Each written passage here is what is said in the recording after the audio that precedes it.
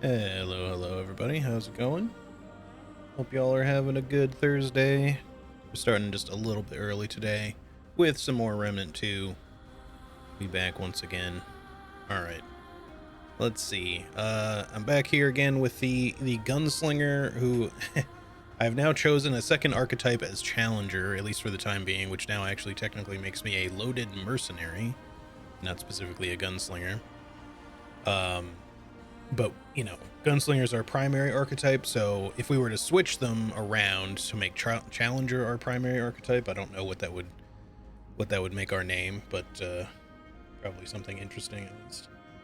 Hello, Cisco. What's up, buddy? I'm leaving my door open again so he can roam freely, and it can be a little bit cooler in here, I hope. I guess we'll just have to kind of wait and see how that goes. Usually I like to keep my door closed for streaming, whether the puppy's in with me or not.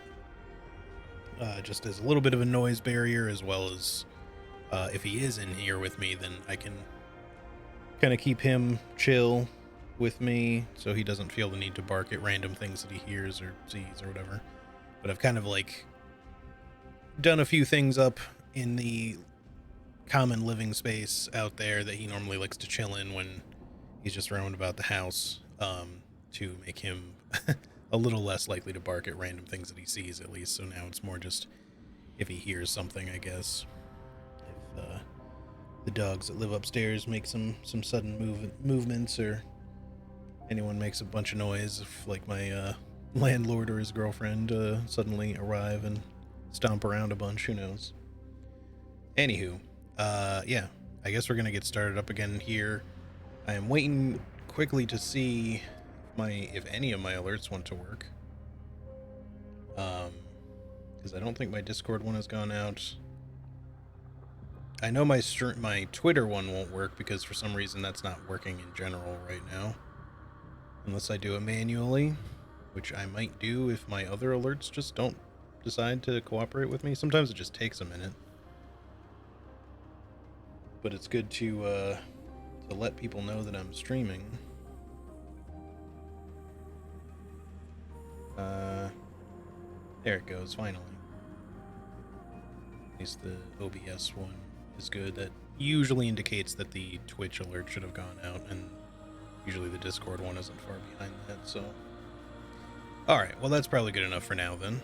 I don't really like spamming people on Twitter with alerts anyways, at least not automated ones, so I don't necessarily mind that it's disconnected right now, despite the fact that I would like it if it was at least working, and I just had the option to not have it be connected. But every once in a while it just breaks, and it just doesn't want to be able to be fixed for like months sometimes. I don't know what causes that, because it seems like no matter what I do, it doesn't seem to ever want to fix itself. But that's okay. Like I said, I'm not a big fan of spamming Twitter with going live notifications. I prefer to just kind of like put something out there when I'm starting a new game, or if I'm doing something a little bit more important. You know, during the week I don't mind like the occasional little reminder of just, hey, I'm live playing this today. But or, you know, like if Charlie and I are doing co-op stuff, feels like it's a little bit more worth an announcement. But yeah, we'll see. Anyways, let's jump back in.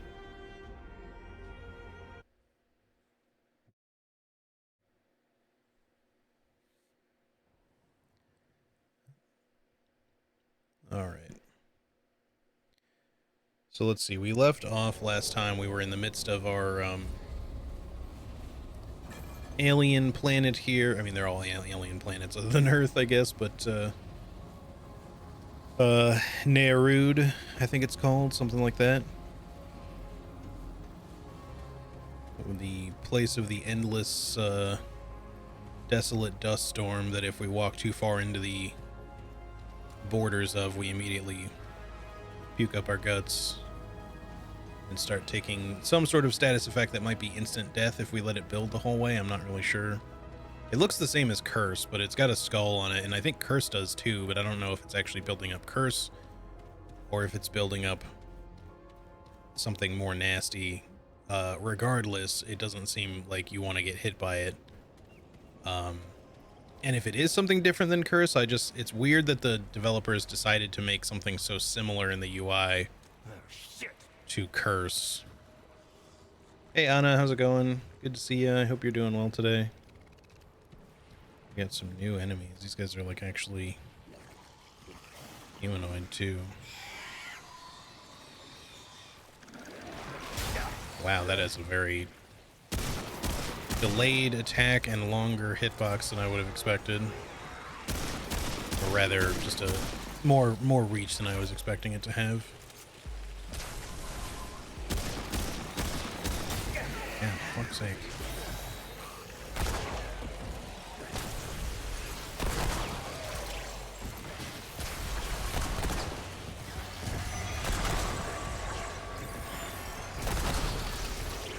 I'm being shot at by a lot of things right now. There we go. We got another ghost elite thing. I don't know what this one did. Ow, Jesus Christ. Why are they all so difficult to dodge?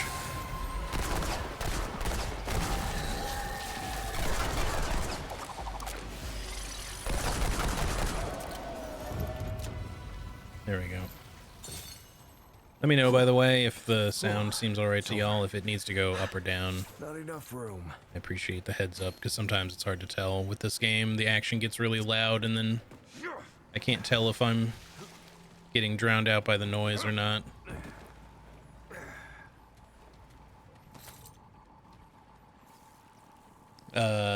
Likewise, today I'm picking plants for the bunnies. Nice. Sounds like fun. Alright, what ring did we just pick up? Vacuum seal. Increases automatic pickup range for scrap by 100%. Picking up scrap, iron, or ammo grants a shield for 10% of max health for 10 seconds. Does not stack. That's kind of cool. I really like loot vacuums, like Sekiro style. It's nice to have the ability to pick up loot from farther away without having to like stoop down in some sort of animation or get super close to individually pick every little item up. This will just double the range of automatic pickup for scrap, ammo, and iron. Which is weird because I normally can't automatically pick up iron, I think. Even when it's been dropped, I usually have to go manually pick it up, I think, like by pressing a button when I get close to it. Scrap, like, you can manually pick up scrap and ammo too, but like, at least with scrap, it like auto picks up when you walk close enough to it. At least when it's dropped from an enemy.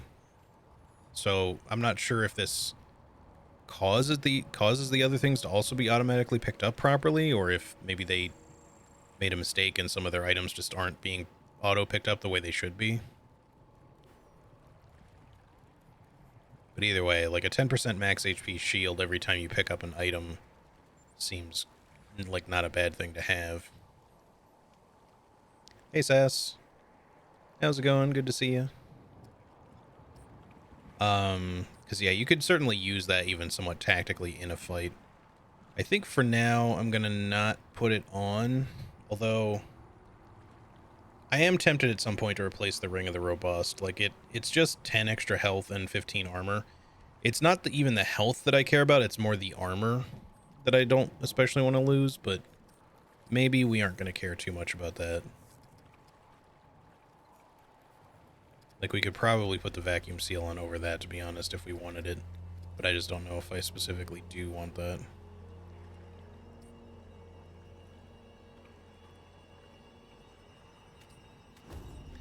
Let's think about it for a little bit.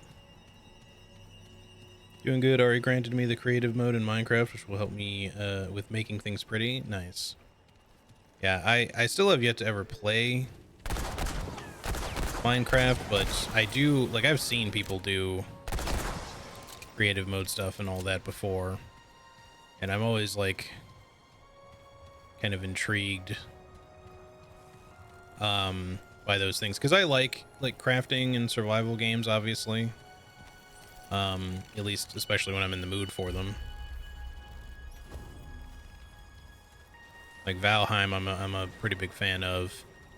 And I've always figured I would eventually get around to playing Minecraft, and then I just seem to never get there. Mainly just because that game has been around for so long that it just feels like such a giant thing to get into now. Because there's just so much you can do in that game. Here they come.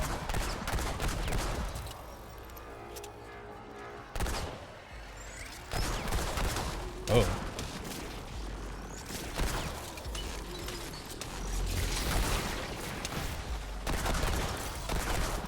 I don't know why that robot looked like... For some reason, he looked like he was bigger than he was. So the green ghosts we've learned can possess robots. The orange ones, I guess, can possess fleshy targets.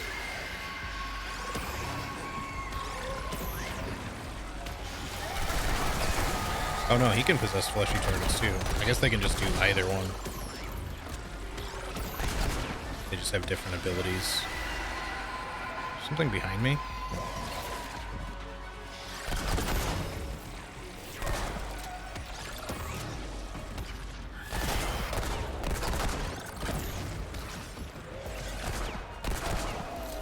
There we go. These guys seem like they take way longer to kill than they should. I don't know if my skill automatically hits weak spot or just counts as weak spot damage because of something I'm using right now, like a mutator or even a ring effect. Because for those guys, I seem to have a hard time finding where their supposed weak spot is, but maybe it's because I've got some synergy that just makes it count as weak spot damage.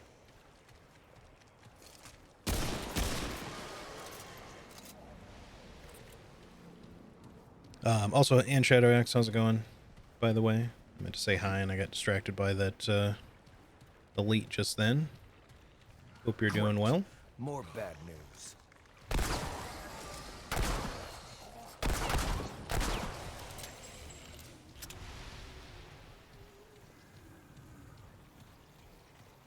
Alright, where are we at here? Still got a lot of stuff we can explore. I don't think we can get on top of that one little plateau there. You usually can't climb on top of any of them here. These maps just be... they be kind of big.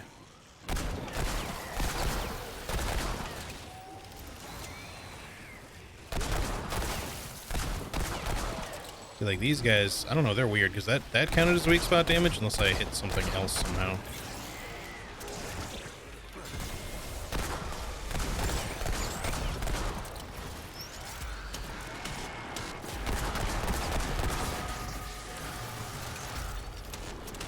I swear I keep hearing stuff like behind me, but I think it's just the sound design being a little weird. Oh no, don't use that. I was holding L1 to use this, and then I accidentally let go of L1 too quickly and it used my heal instead, because it's the same button. Oh, those guys... Yeah, see, all of the status effects have like a little skull on them, which is confusing. Okay, not all of them, but at least some of them.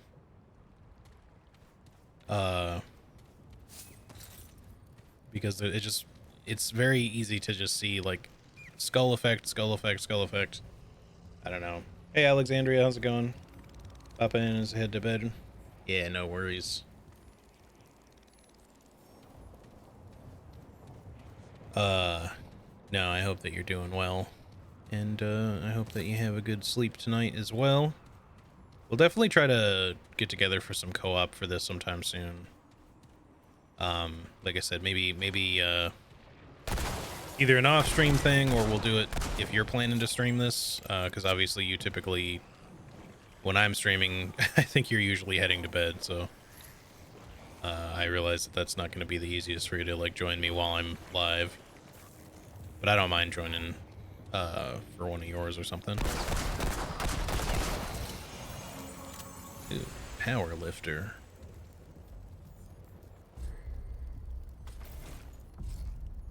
Let's see, what does this one do? Stamina cost increase for each weight bracket is reduced by 50%. Oh, well, that's good, because that should mean that even though we're in medium load, that should make All right, come and get some. that should make our rolling cost less stamina now. Even if we switch to light roll, it should cost less stamina than it normally does. It says each weight bracket, not just medium and heavy.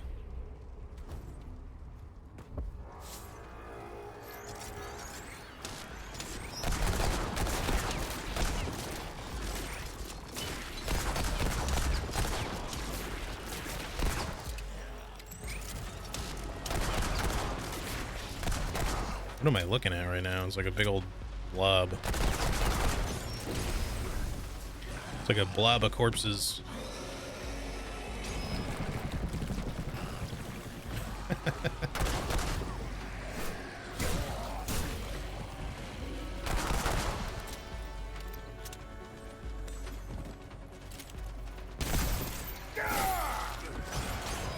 Still bleeds though.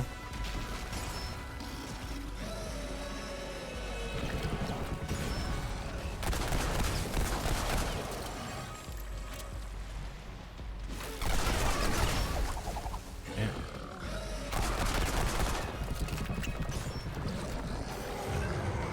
Wonder if the metal bit that they're fused to on the back takes any extra damage than the front does, because I'm having a hard time identifying a weak spot on that big old blob. Sounds like a plan. I'm going to stream it at some point, so I have to do the makeup. All I have to do to make your streams is to stay up late. Yeah, I gotcha. Yeah, we'll see how things go. Whatever feels like a good fit, you know.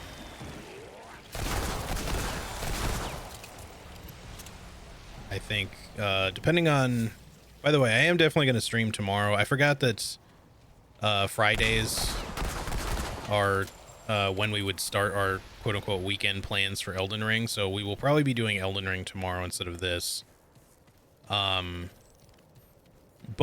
if the recent update in Elden Ring should prevent us from doing Elden Ring co-op because of the mods not working for whatever reason, we might actually play this instead.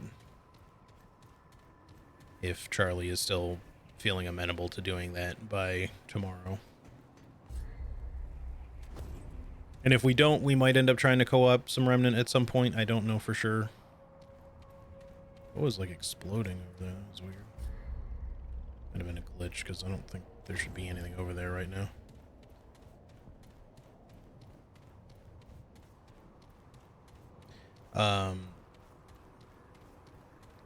Sorry, I missed what you said, Sass. It absolutely is, but a lot of the newer systems you never really got into. Yeah, I guess that's fair. You do all the basic stuff and building pretty things just fine without the more complicated stuff. Yeah, I mean, that's good that that's still all, you know, available as, you know, normal. This isn't looking good.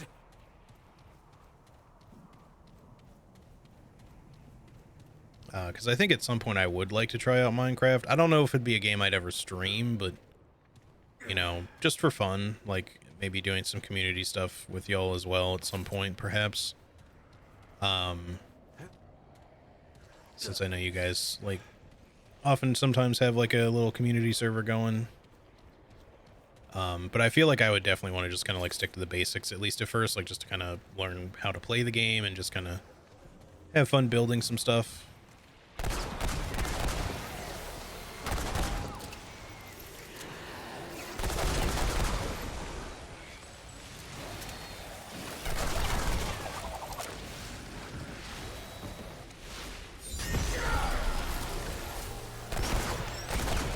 Man, Ground Stomp is actually, like, really good. Or, sorry, War Stomp, I think it's called. War Stomp is actually, like, really good.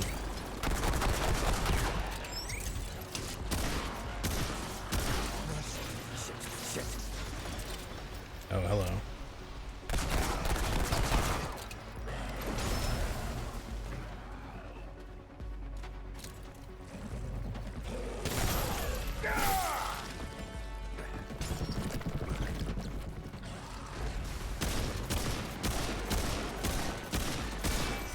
Oh, you can, like, shoot their armor bits off? Still don't know that that actually caused me to do any extra damage. Maybe there's like a little glowy point on the one side there that might be a weak spot, potentially. And the bleed works well enough, as long as it lands, you know? Because that mod seems to just miss for whatever reason half the time. I was lost on this map for over an hour yesterday. No worries. I feel like that's pretty easy to do. But how are you doing, Insane Hoarder? Welcome in. And yes, I am doing pretty good.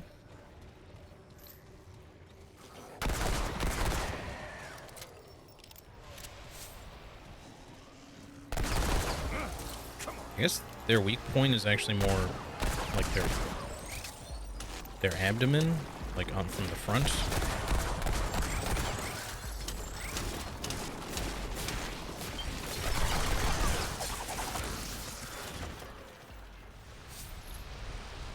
And if I do end up playing co-op with Charlie or whomever, if I'm starting like a new character in this game, I don't know what I'm gonna play. I might start with Challenger just to try doing like more of a melee build situation.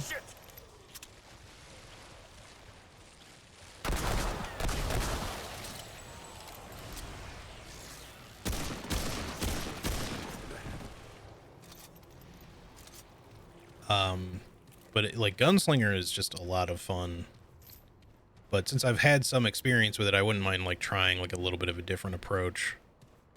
And I know she'll want to be like probably pretty shooter precision focused, so like I already recommended to her that she try either Hunter or Gunslinger as a starting archetype, because not only are they gonna obviously be fun, but they're much more about capitalizing on, you know, DPS with shooting, you know.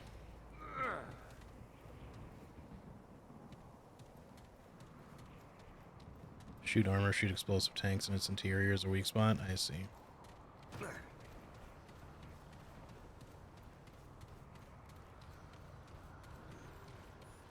I always welcome, just have to tell Ari to boot up the server since it's a free one and it's not always turned on. Yeah, that makes sense.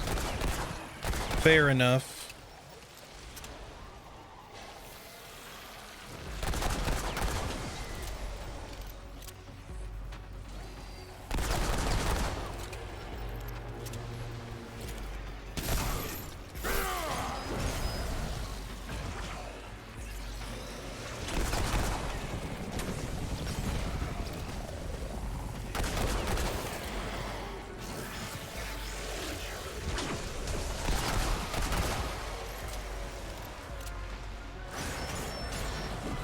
Ow.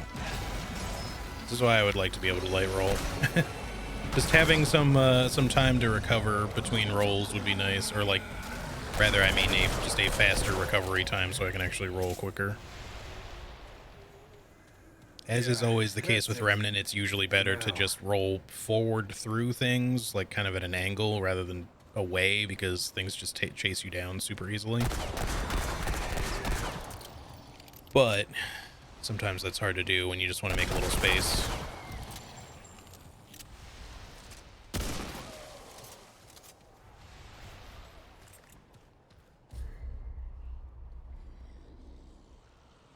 The Nerude planetary maps are just freaking huge. Like, it's not surprising that people would get lost in these. I'm pretty picky about art styles, and I like more photoreal stuff.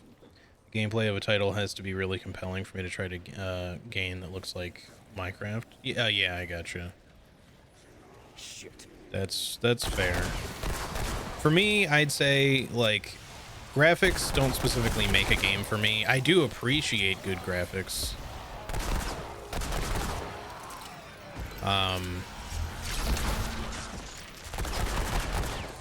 But yeah, I've always kind of been that, like, you know, gameplay is what I'm like most particular about.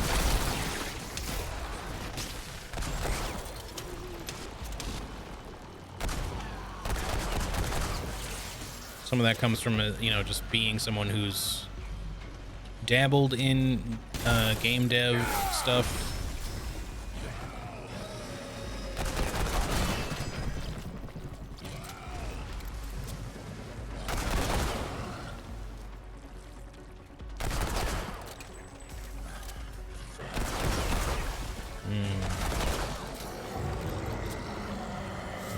I get it. Okay. Glad that's I don't know. Like, my general approach with a lot of video games, like, I pay a lot of attention to game design a lot of the time.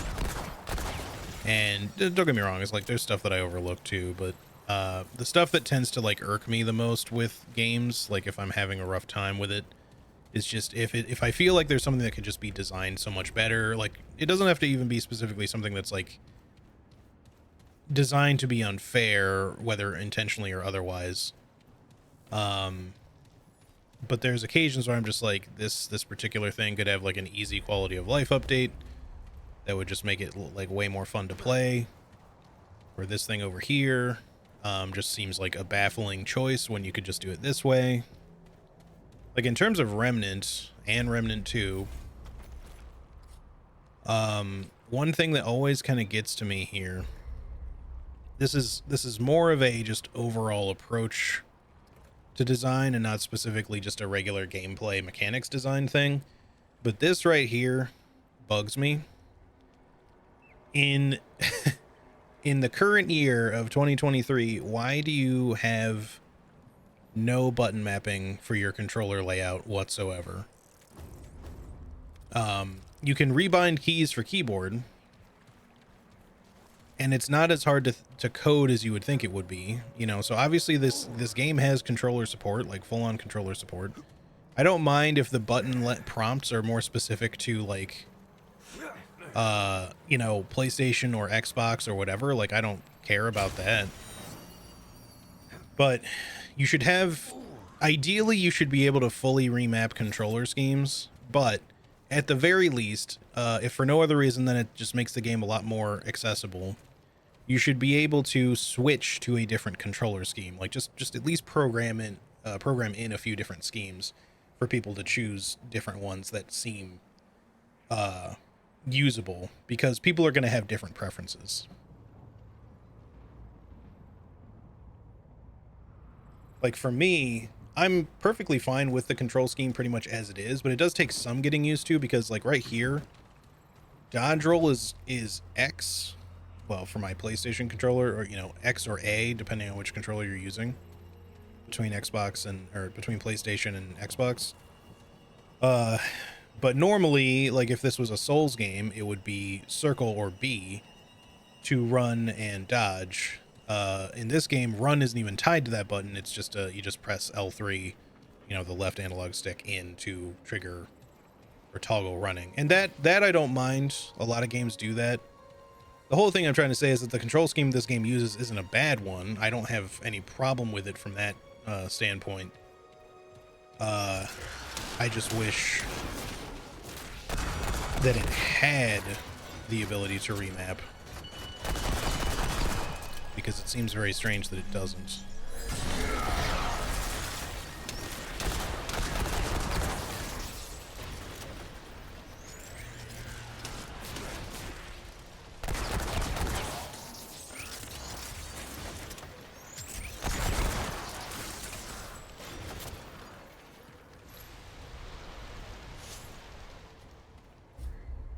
All right.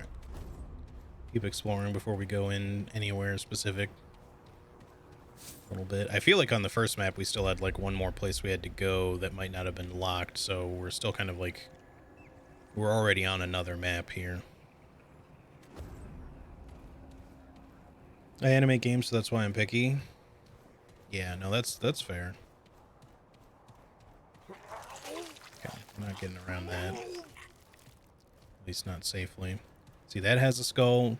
That's again, it's more, this is more of an observation than a gripe, but like, why do so many of the status effects have skull symbols? I mean, it may just be that it's just like they're using a skull symbol because they want you to know that if this fills up, it is going to result in a death.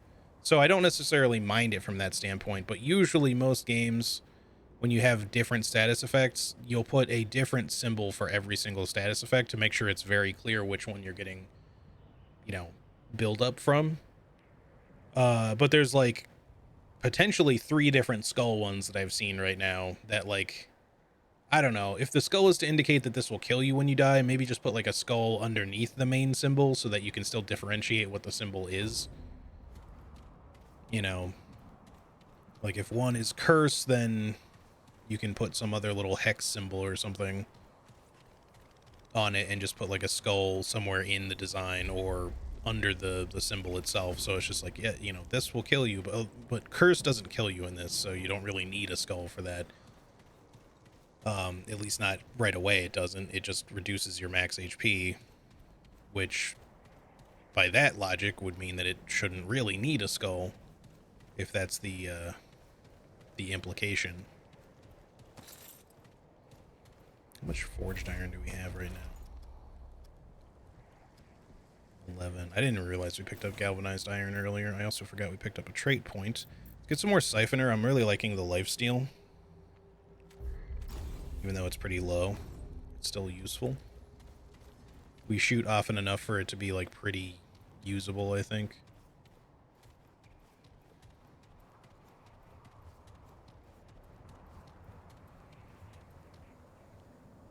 They want you to buy the Elite Series 2 for that. Yeah, maybe.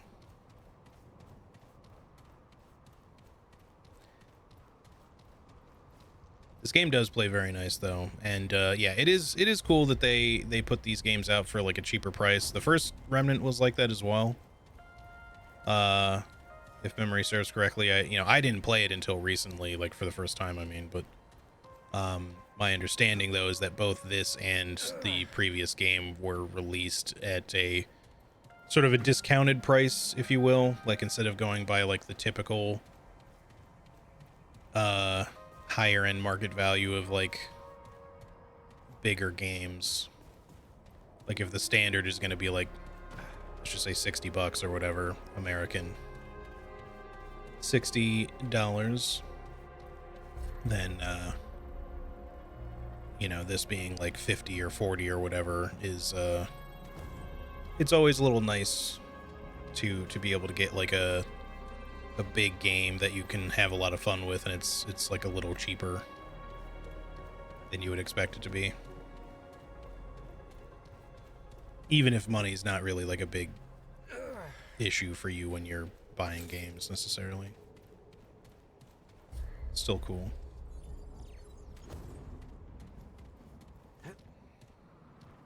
Man, these maps are freaking huge. We're still not I still haven't gone in anywhere because I like fully exploring the maps first.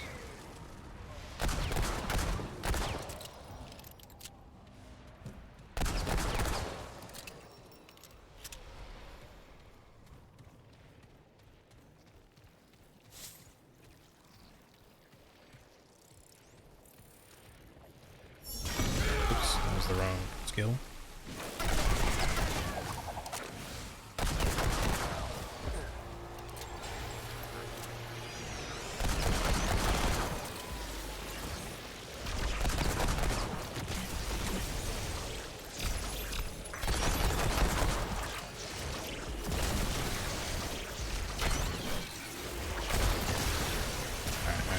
We're getting attacked by a lot of things all at once here. I need y'all to chill for just a second. That's not really chill. That's kind of the opposite of chill. I might die because I'm just running out of stamina right now.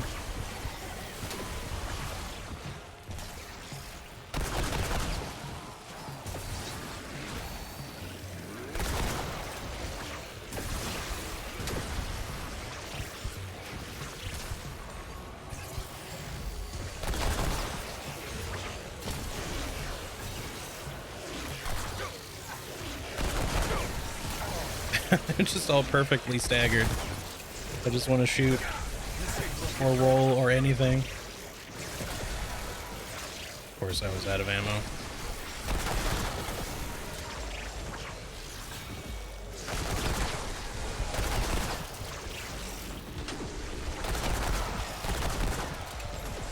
Good God. Like an onslaught of different shit. Okay. I could have approached that like way better. I just was not expecting it to have like 6 or 7 enemies that were all gonna shoot at me. And be like perfectly staggered about doing it, where like you dodge one hit and then the next one's coming right in, so your only option is to dodge again immediately or get hit. We're just running out of stamina like crazy.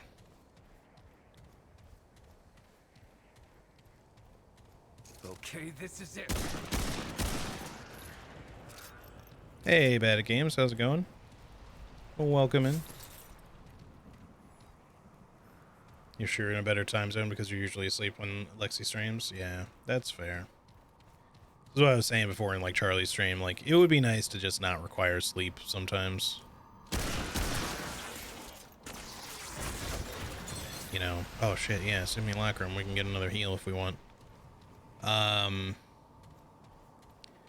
Generally speaking, like, I don't mind sleep. I think sometimes sleep can be good, but when you hit a point in your life where, you know, you just got a lot of work and, you know, you have friends that you hang out with that are, you know, online or whatever, they're all in different time zones, and you want to be able to do stuff together, whether they're streaming or you want to be able to play games together or what have you.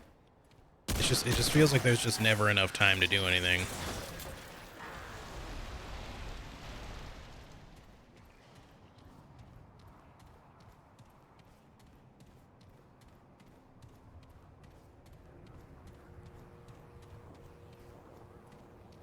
That seems to be all nastiness down there, but I think that's just the edge of the map anyways. I don't see anything else down there. Hold on. Is there anything else in that little side room there? I just want to make sure I'm not missing, like, an item. It's probably nothing, but we're still trying to find, like, maybe some special keys. Oh, there's an elevator here. Okay. Well, that's going to lead to another thing, so let's just put a pin in that, because we got a checkpoint over there, so there's probably, like, an elevator or something in the middle of all that. There's an elevator there. It's just so much, man. And I think there might be something here yet to the side.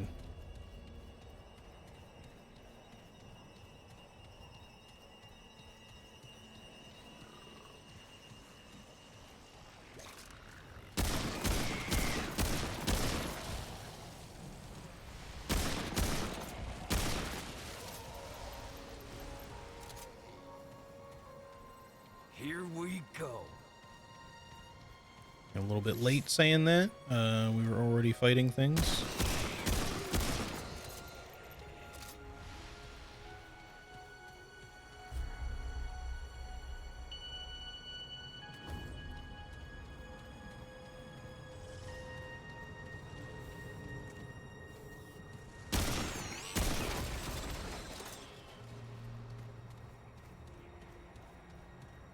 Again, that's all edge of the map that way, so I think, so we can probably just ignore that.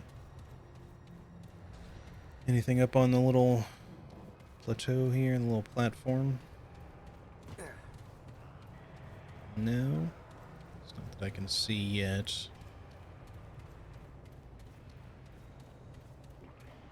We're going to be able to mantle up to that. It's a little bit too high up. Alright, so that's uncovered.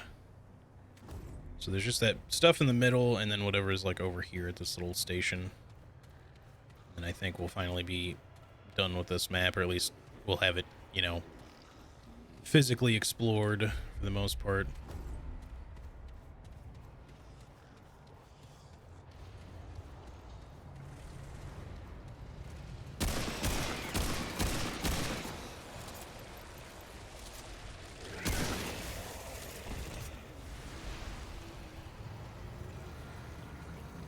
So foggy.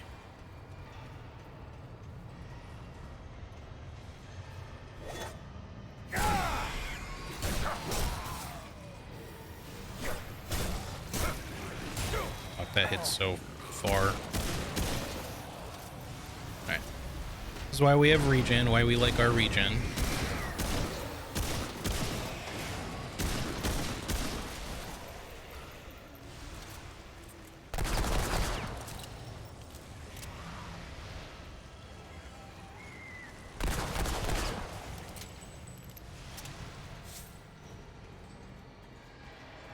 Got one heal left, so I'm trying to just rely on regenerating unless we absolutely have to use that last heal. We'll probably stop back at the ward and actually go ahead and get our 5th heal with that simulacrum we just picked up. I imagine you can still use simulacrums to get the max level of weapons still, but I don't know that I'm gonna prioritize that at all.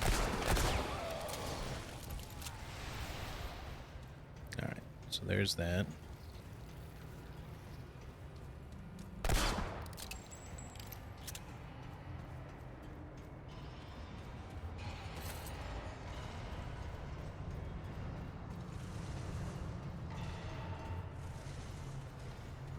Okay.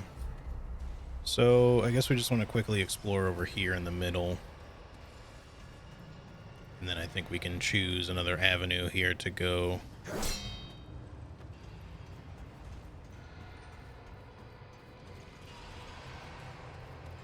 You have 3 weeks off work right now and you kind of miss work. Can I ask what you do? It's okay if you don't want to say, but I'm just curious.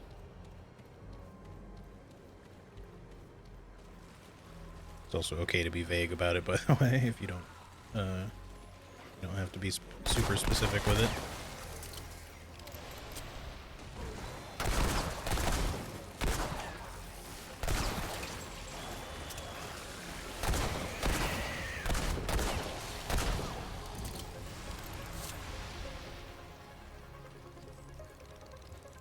I am very much enjoying like a break right now. I've been streaming, which is still, you know, it's still kind of work. I don't put as much effort into streaming as some people do when it comes to like all the other extra side stuff. Some of that stuff I would like to eventually maybe do a little bit more of, just to kind of help the channel out a little bit, you know, just editing some videos into more digestible sizes to put on YouTube and stuff like that. You know, actually being a little bit more active on social media, which I hate doing, by the way, but just because I'm not really a big social media person. But you know, it's just part of the territory, really. But as far as like what I've been doing for work, I'm trying to get back into some other stuff again for my business, but just because I had been putting things off for a while. But the Elden Ring and Horizon Forbidden West strategy guide work that I was doing for so long. Okay. Interesting. Hardcore metal band. That stuff I'm taking a break from right now because we had finished everything, so I'm very much enjoying that break because it left me no time. That work left me no time to do like literally anything else, because it is much more than a full-time job.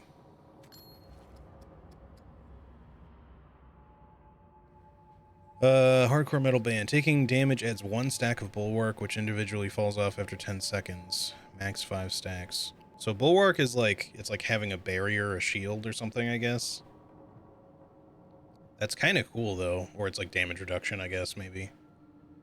So if you take like any sort of hit, you get bulwark, or even maybe just any sort of damage, like falling or walking into like some sort of poison or something, or burn.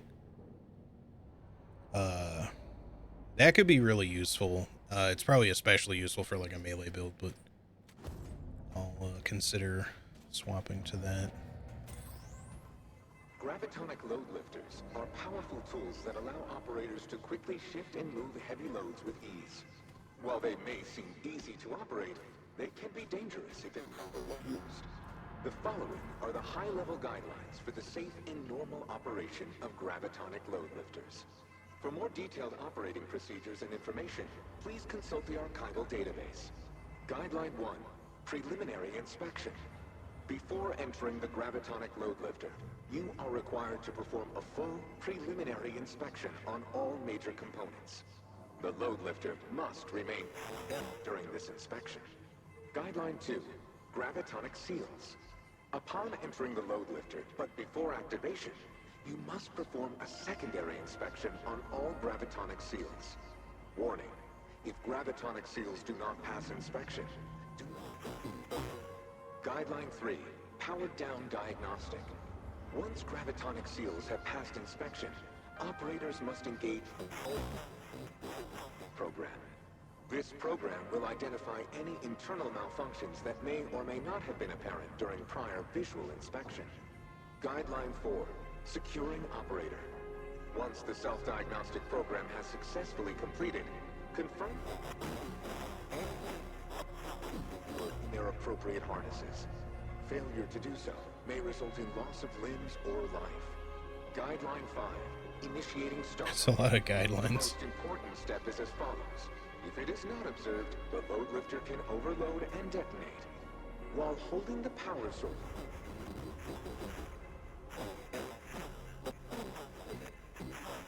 Mode. Once power is flowing, engage the operational self-diagnostic program. Guideline 6. Operation. After operational self-diagnostic program has successfully completed, disengage.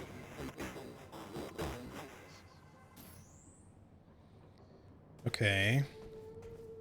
So I don't know if this is about getting through this door, maybe. It might be. The question is going to be if we need... If this thing has to identify us in some specific way and we need to be wearing something or not wearing something. Or if... It did say something about safety bolts at the end there. I'm not sure, because I don't know that we can inspect anything that's going to, like, cause any difference there, but... I wonder if there's, like, some bolts we can destroy or some shit. That would somehow cause that to become open afterwards, but I'll have to think about that one. Do I have anything? I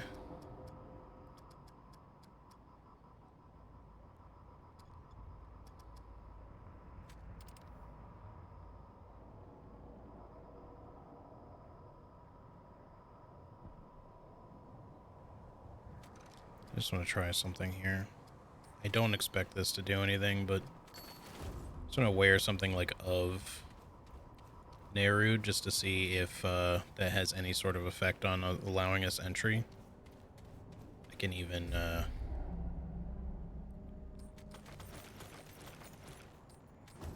don't know if taking our armor off will make any difference, but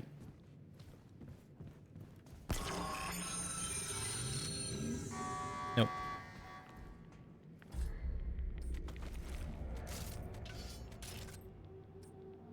Ring of Grace, Timekeepers, Fey Shaman.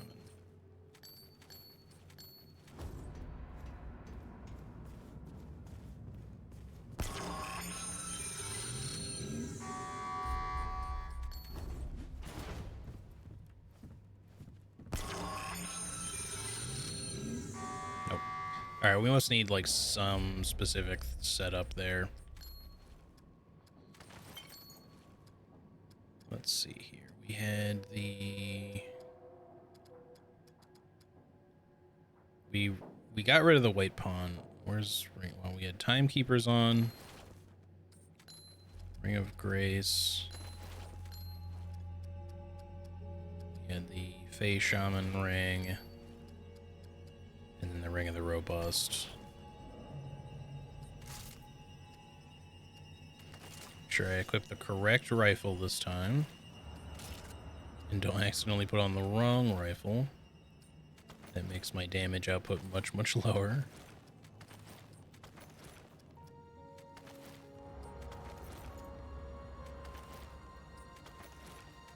There we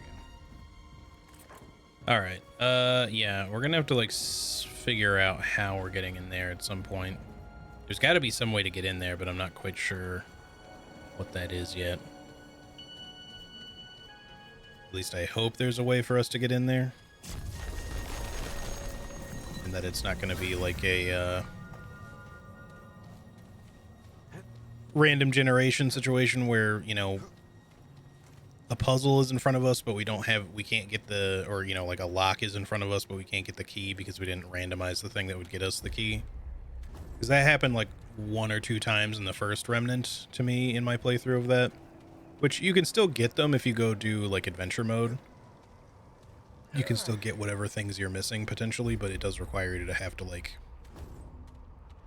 take that extra step if you get that sort of situation.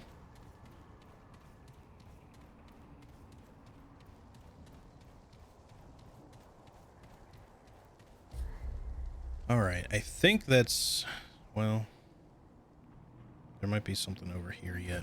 But then other than that, I think that's the map explored, because I don't think we're going into this corner. It looks like it's literally just a corner, though. And everything else looks explored, I think. Just quickly go check if we can actually go any further this way. Then we gotta decide where we're going. I might teleport back to the other map just to see if there's anything else we can get to from there too before we start exploring destinations on this map, because I know there was a locked door that we can't go through on the other map, but there might still be some other thing that we could do there too.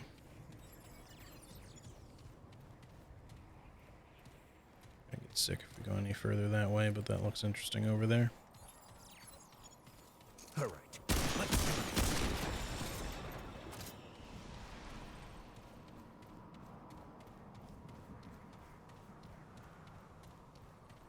Okay, so the rest of that is nothing, I think, but we can go down there.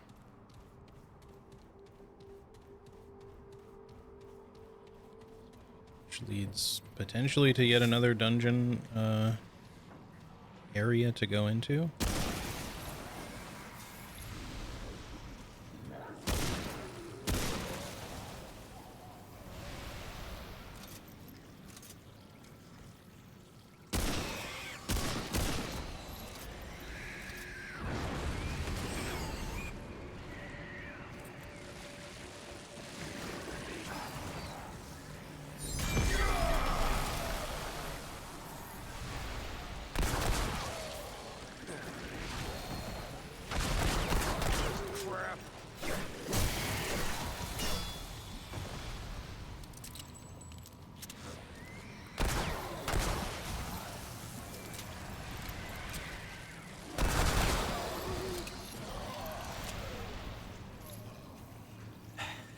Holy hell.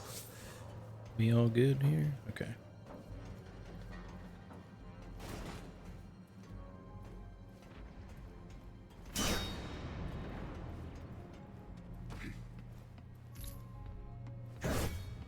Whoa. I think we're like standing on like a force field.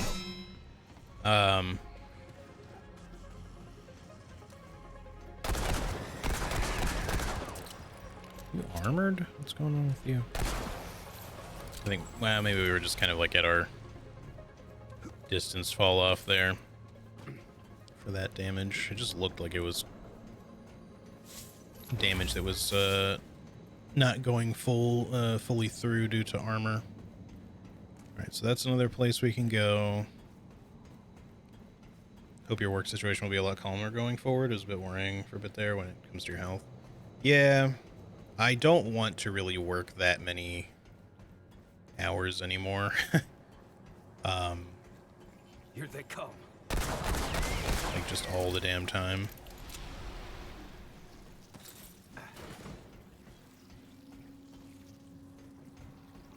And I did say yes to like another project for something that's coming up later on. There was the possibility of working as well. All right, we could I guess we could go there first. But I'm tempted to check the other map first. And let's just go there while we've already got the enemies cleared out. We should do at least one thing that way first.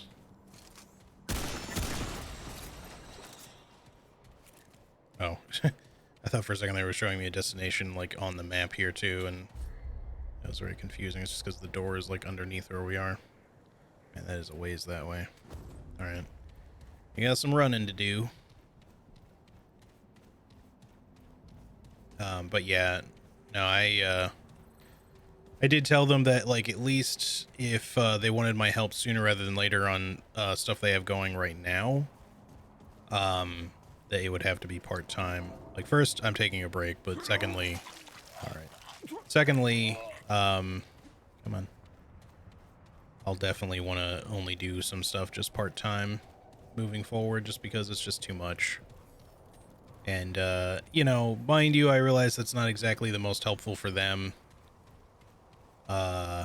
Because obviously they prefer when people can commit, like, as much time as they can to it, but it's just not really feasible. And I'll be perfectly honest with you, like, I'm not going to say too much about the inner workings of those. Like, it's not like they're not good people to work for, but it's a job that requires a lot of time and effort, and you really have to be passionate about it, and it's just really not for everyone. Like, it's genuinely just not a job everyone can do. It's a lot. It's just a lot. It's very hard. just because of the nature of what it is, and it doesn't like the amount of hours that, you know, they'd like to be able to request from you. You know, it's not like they aren't understanding that, you know, people have limitations, but the problem is people regularly get burnt out doing these jobs because they want you to work as much as possible in a very small team of people, which requires, you know, which applies more and more work because there's just so few people working on these projects that with sometimes have a massive scope. Granted, not everything's going to be like Elden Ring. And you know, the pay doesn't exactly reflect that kind of job either. Like, it's not a matter of them wanting to be unfair about it. It's more just what, you know, because it's more about what's affordable. Like, Future Press is not a huge company. They don't have like tons of money. It's not like you're not getting paid for your work, but I wouldn't say it pays like especially well. Let's just put it that way. You know, not to make them sound bad or anything like that. It's not really how it is. It's just, you know, it just has difficulties.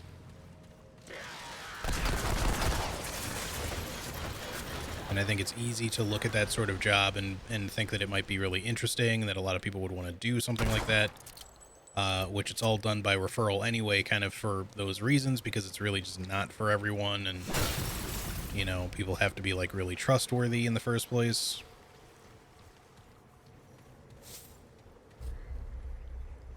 We're gonna fight a boss or something over here? Does the map just sort of end on this side? I guess it just sort of ends. But now we're kind of forced to go down this elevator, or up if it takes us up, but I think, well, no, it might take us up. Yep. Is there anything below? I don't think so. Okay, game. I got caught on the lip of something and it forced me down. Okay, well, that was annoying. I wish stuff like that would happen a little bit less often. I'm not saying that it's where I was standing was a normal place to be standing, but I was just trying to see if there was anything below the elevator. And it's not like I was standing off the elevator, I was just slightly at the edge of it. Alright, I'm gonna try to speedrun my way over there and not try to fight literally everything on the way, except for stuff that's like really in the way.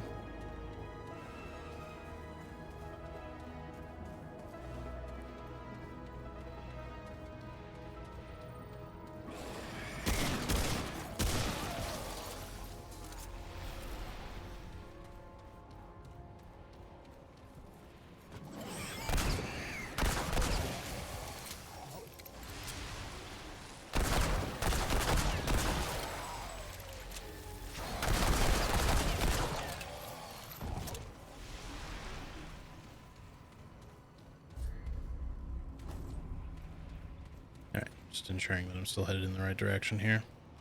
Okay, let's try to avoid that giant pile of enemies over there if we can.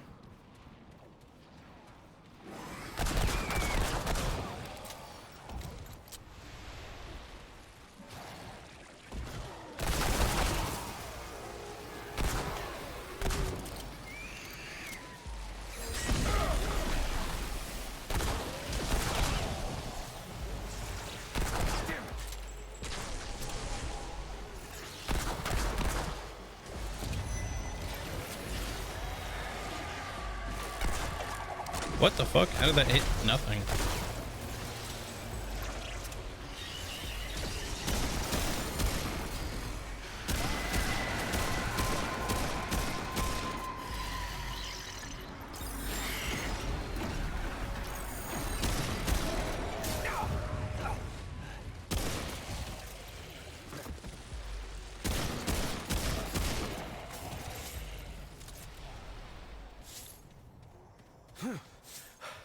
Holy hell.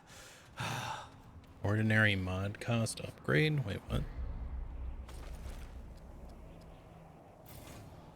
Maybe that was an upgrade to a relic mod that we already had.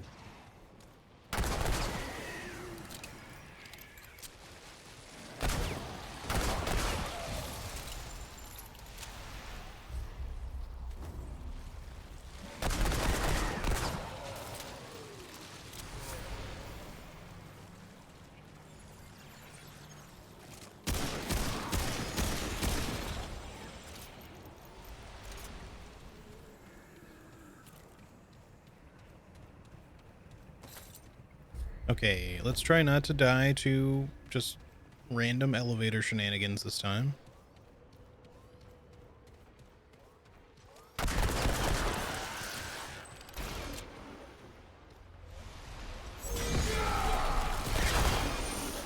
Oops, he's not dead.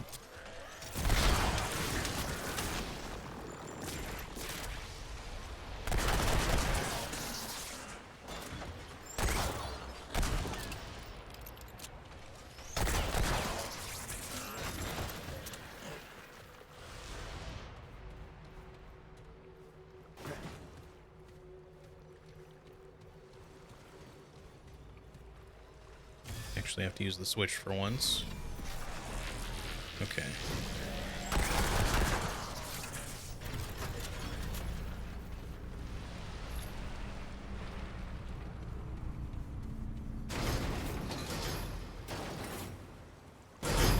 Anyway,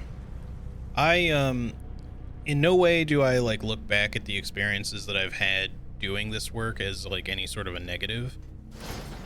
Just to be clear. This isn't looking good. Like, it's just good to be kind of like upfront with like how things are in this when it comes to guide work.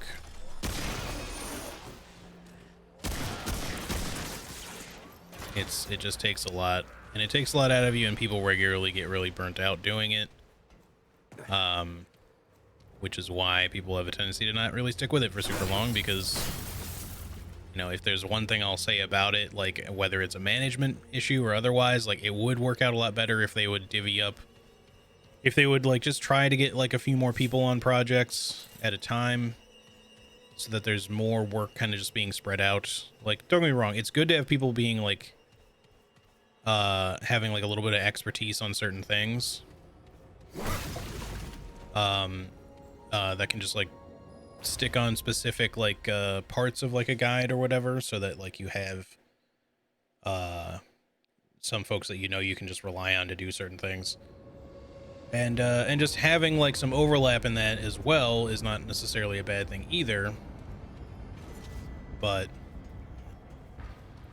you know, it just ends up being like a lot. And with stuff like Elden Ring, not only is the scope massive, but we just had, you know, a lot of things happen with that. And of course, people got burnt out over the course of the project, because we started with actually like a decently sized group, and it just slowly dwindled to very few people by the end of it.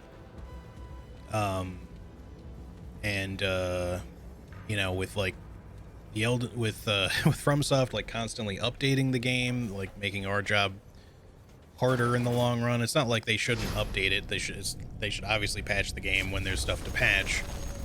But it's just that with every patch, instead of just like fixing bugs or whatever, they're like, okay, well, we're also changing how poise works in this patch. We're changing how this works in this patch. So we have to like then redo a whole ton of shit that we've already done. And there just comes a point eventually where you have to just be like, look, this is never going to be fully up to date in printed form. So we have to just kind of like get everything done as best we can and then pull the trigger on it. And yeah, today's patch, or yesterday, whatever it was, the 1.10 is like great. The book is literally in like distribution right now. Like, I know some people don't have their books yet. It's too late to change anything, but already like before the book is even hitting shelves, like some parts of it are going to already be slightly out of date unless we reprint some things. And it's possible there could be a reprint later and that stuff might get fixed or updated. But yeah, it's just always how this stuff goes with things like that. You know, if things are being regularly updated, it's just so hard to like release things and not have like something be like slightly out of date. It's not going to be a huge difference. It's not like the book is not worth getting just because of that.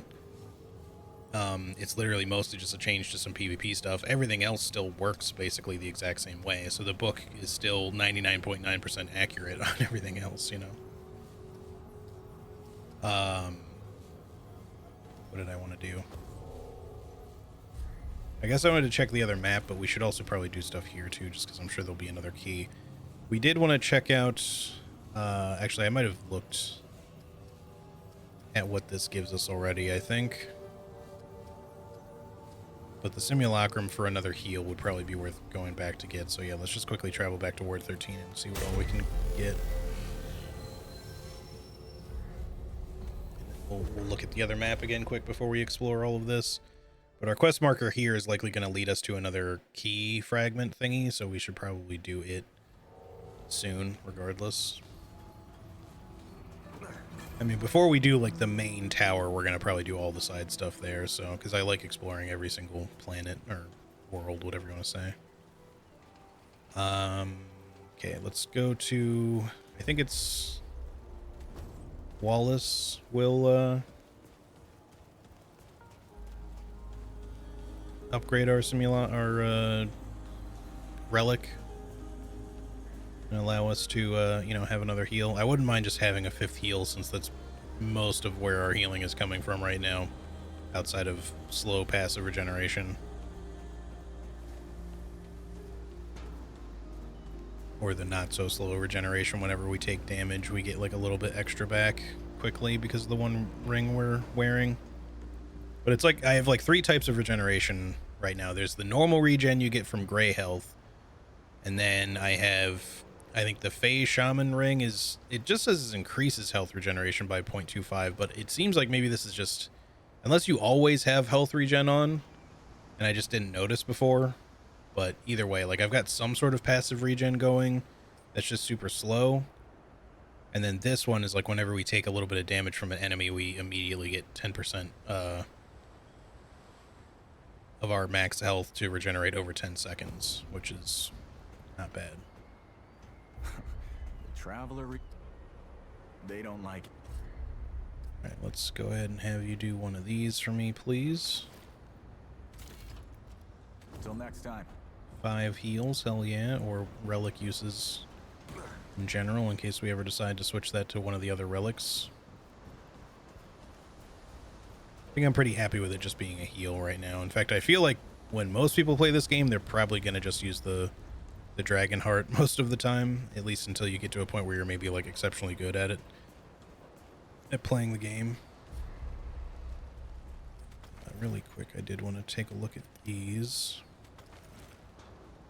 Blatant resistance, I don't care about. So yeah, mod cost. I guess instead of getting like a second one, so you have like cracked and ordinary, I guess when you get another relic fragment of the same type or something, it just gets upgraded, maybe? I'm not sure. Because I don't see another one that's just regular mod cost that's cracked. I think this just became ordinary, it upgraded itself. It's, you know, when we picked it up again or something. Which is cool. But I guess we'll have to see if that's how any of these work, like with them already equipped, if they'll just become ordinary after we like pick up another one or something. Okay. I wanted to just quickly visit McCabe real fast. We should upgrade weapons, mutators, etc., etc. I don't have tons of scrap though right now. At least not after buying that Dragon Heart. What do you need? Right, so what is this? Because I don't think we actually looked at it yet. Space crabs. Launch an alien egg that bursts on impact, releasing 5 space crabs. Crabs follow the caster, leaping towards enemies within 4 meters and exploding, dealing 60 damage each. That's kind of funny. Yeah, maybe we'll mess around with that later, just to see what that's like.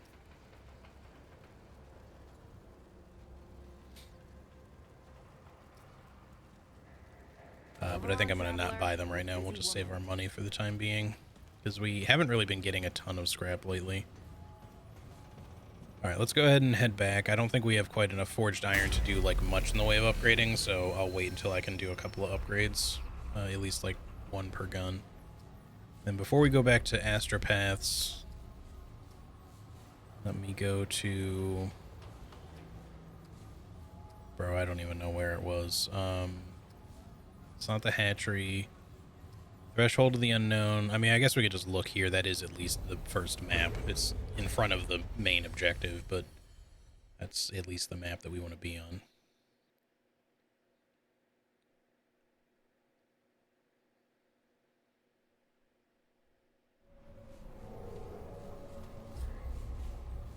So let's see, from way back over there. So we've been in there. We have not been in there, but this is the main objective. But it looks like we visited all the other 3 that we can, and then there was like a locked one here, but I don't have the key for that one yet, I don't think. So it looks like, yeah, this is where we came from, I'm pretty sure. But I think we've done all the other 3. Or all the other ones that we can do, aside from the main one and the locked one. I can quickly go over here and check just to make sure it's still locked. And it didn't just like unlock by doing something.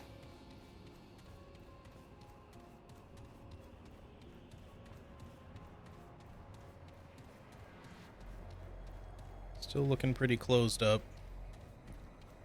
I don't have any idea how we open these yet, but I hope we'll figure it out. Or that we'll acquire whatever we need to acquire to get them to open up. Because there's no interaction for like a quest item to use these, so it feels like we need to like power them somehow. But the one thing about this game that gets a little confusing with stuff like that is that sometimes in order to open locked doors, you just have to progress and do certain things, but then the game doesn't really let you know exactly that you've opened a door somewhere. It just sort of happens. And so you just have to try to keep in mind to like regularly backtrack to certain things, I guess. And just double check to see if they've unlocked for you or not. Because that's how it was in like the palace. There were like some locked wooden doors that just at certain points of my progression through that palace just suddenly were no longer locked, you know.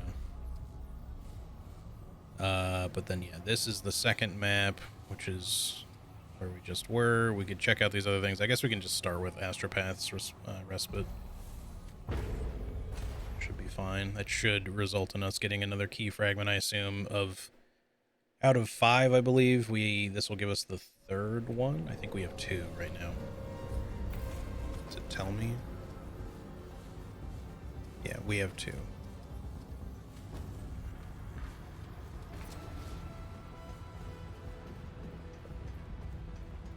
All right, let's get back into the action here. Here they come.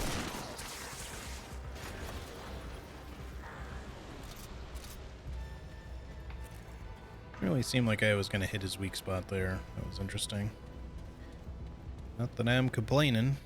1 shot, 1 kill. Always nice. 28 forged iron. I think we have to wait until we get up to about like 30 or 40, and then we should be able to do another like 1 or 2 upgrades at least.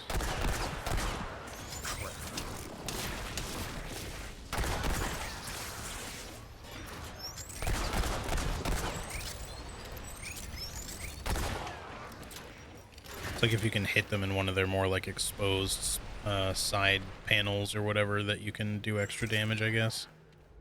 Hit them for weak spot damage.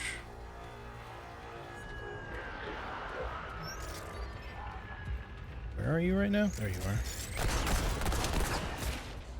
I thought there might be one behind me too.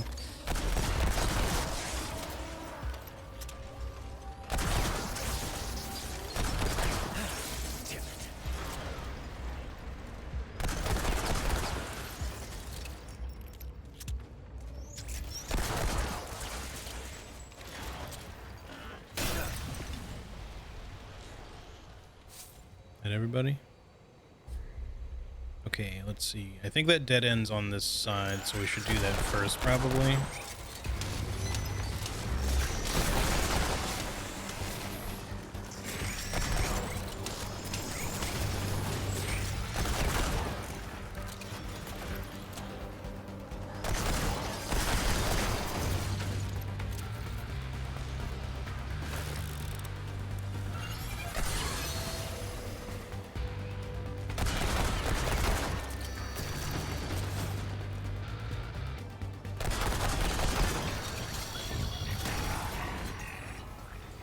Get F laser bot. Okay. Here we go.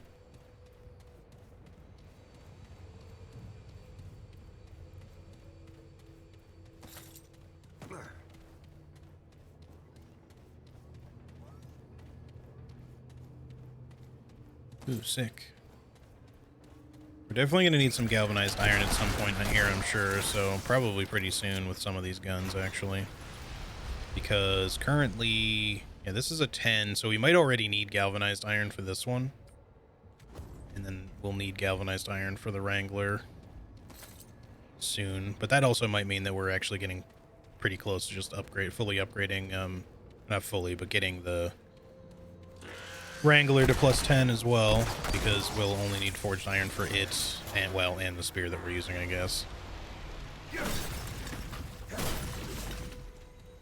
I definitely don't mind upgrading this the spear, because it's been actually a really solid weapon so far, despite the fact that I was not really a fan of any spears in the first game.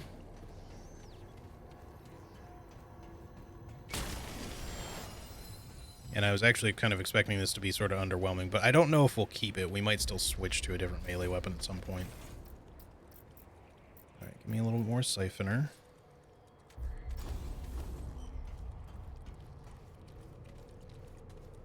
Alright, suck here. I hope I picked enough plants now. I've been foraging for 2.5 hours. A certain amount I pick up every time, but I need to rinse it and lay it out to dry before I can see if it's enough, because it should take up the whole bath towel I dry it on. I gotcha. That makes sense. Well, hopefully you had a decent haul then, and it's all pretty good quality for the bunnies. Give me just like 1 second, guys. I like have to run to the bathroom like really quickly. But yeah, it should only take me like just a minute, so I'm not going to bother with the BRB screen or anything. But yeah, give me like 1 sec. BRB.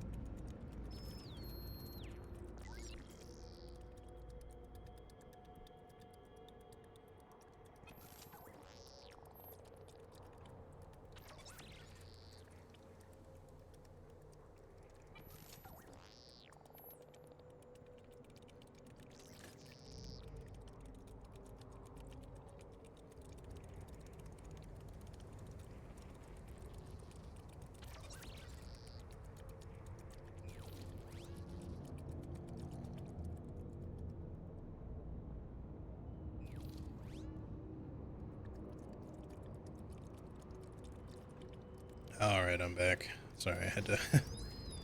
wanted to stop and pet the puppy dog. He's just chilling on the couch.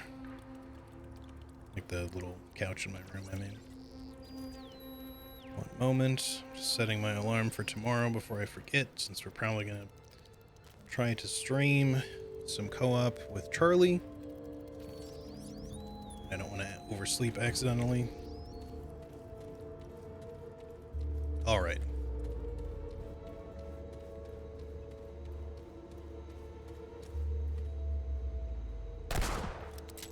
Weird little lighting system you got there. I guess we're good to move on this way.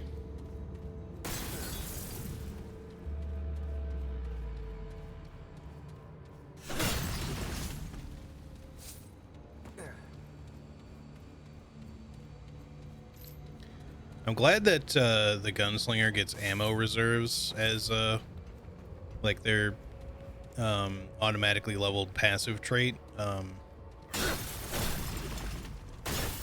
their like key archetype trait, whatever it's supposed to be called. Because I was really concerned that we wouldn't have much ammo going forward with this setup as the gunslinger. Because I was pretty partial to using just the regular old repeater pistol in the first game, mainly because you could tap shoot it really quickly and it had plenty of ammo and didn't really suffer in terms of damage. So it just felt like a really solid pistol. But I was, it felt a little lame that I used literally like the starting gun throughout the entire game. uh, because I did want to switch it up from time to time, but like nothing just seemed to really quite be as good of a fit for what I was trying to do. So I really wanted to stick with the Western Classic for this one, but I was concerned that like our ammo capacity, well, not just the capacity of 6, but just how much ammo we can carry in reserve for it being excuse me, being just a lot lower would end up kind of feeling a little punishingly difficult at times if we just weren't getting ammo back quickly enough.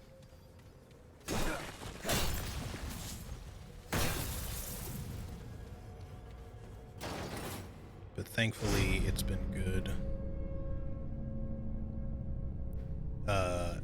It was good already. I feel like a decent balance, but Yeah. hello. Okay.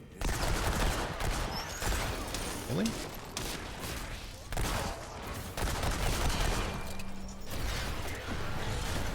Stuck, sir. Hold on.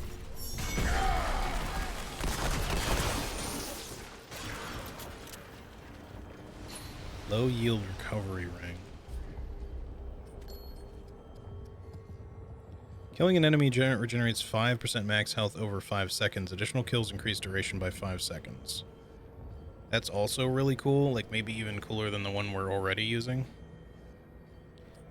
Maybe we keep them both, but we ditch the Ring of the Robust. Like the extra 10 health and armor might not be that big of a deal. Let's give it a try, I guess.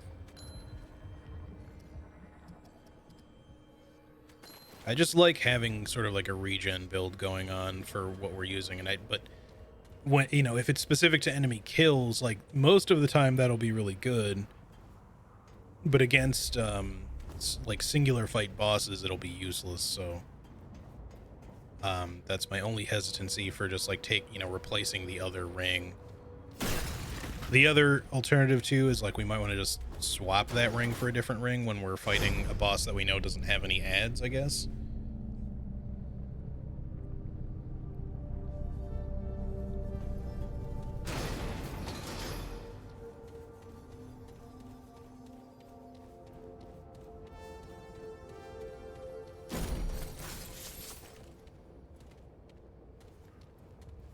Cracked ammo reserves went up. Yeah, I think that the stones just upgrade or something. It's kind of weird, the relic fragments, I mean. Rather than you having to do anything manual to upgrade them specifically. I assumed originally we'd have to just like find upgraded versions of them and then they just get replaced, but I guess the stones themselves just upgrade when you find duplicates or something.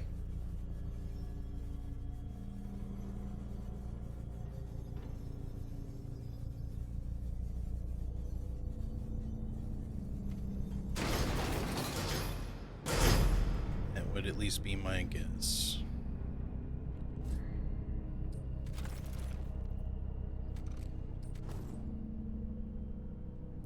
Have we actually, hang on, have we gotten anything better for... I think this is actually perhaps better than it used to be. They do say like +1, +2, +3. I don't think they started off that way. They might start at +1, but these we've probably actually gotten better versions, or we've gotten duplicates of, and that's why they're getting the pluses that they are, because they've been getting upgrades. It's just hard to notice sometimes when you do. All right, I don't think there was any other secret off the side of that elevator. We already made the one jump, so probably okay.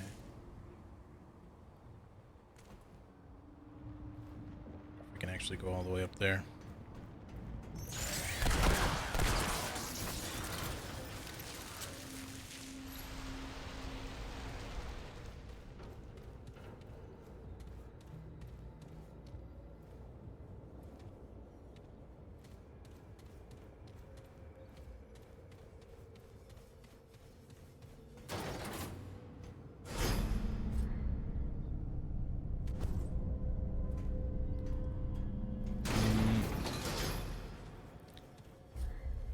Is this progress or was the other way progress?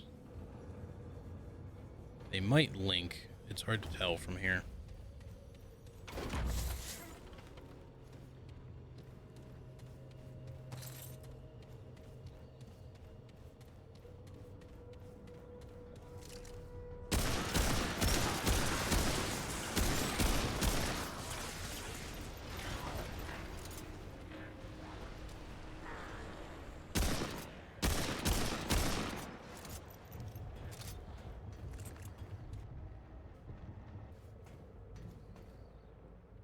No special items there. Okay. Let's see here.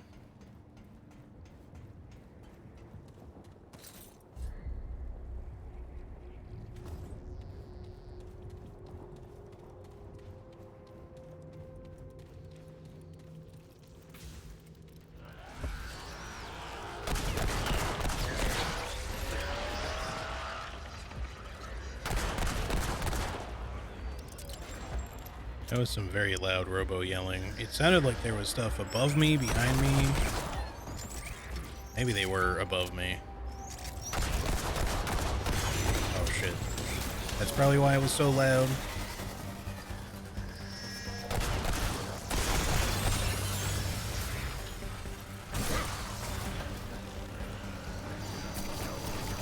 Oh boy, I need to be out of I need to be not here. This is a bad place to fight you.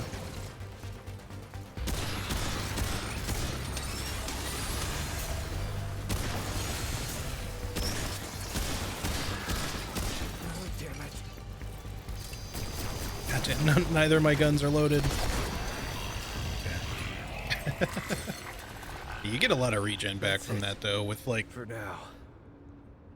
with taking damage, then killing an enemy and having Siphoner plus the Shaman ring. I'm getting just like a lot of health regen. Just so like I only took the one little hit. It's not like it was a lot of health that needed recovering, but that's still really nice.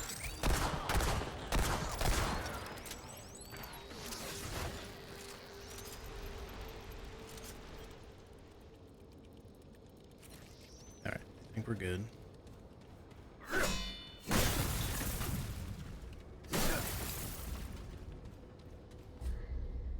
Let's see. Where was... Yeah, this is backwards over this way. Just want to double check all this over here to make sure that there wasn't anything that we missed. It's not anything important. I'll take that. Okay. Looks like that's good. Is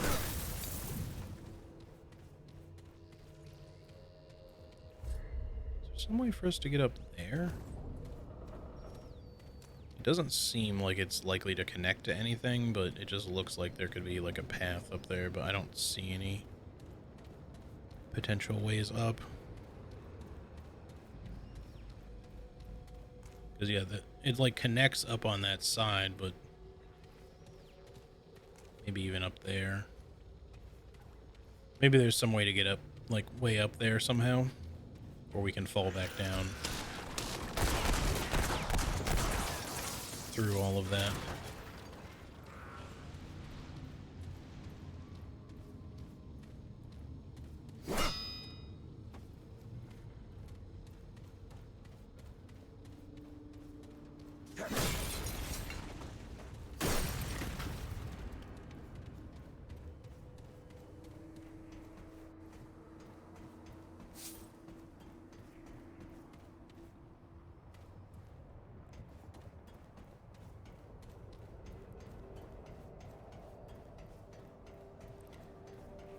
I don't know. I'm really liking Nereid so far.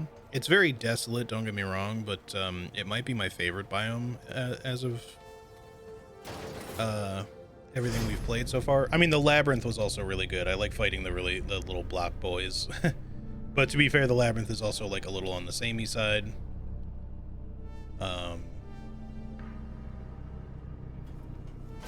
think I missed anything on the elevator there. I was trying to look for any like side paths, but I'm just gonna write it down and back up one more time just to make sure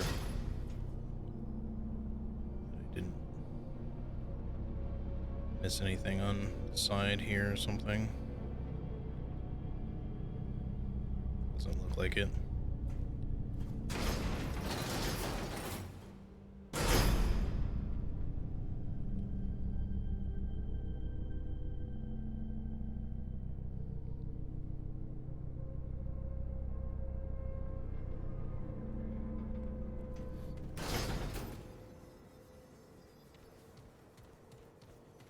But yeah, the labyrinth was a lot of fun. I just feel like the palace was kind of, I don't know. The palace plus like Bloodborne Land was funny. Don't get me wrong. But I probably had the most like frustration out of all the stuff in all of that as well.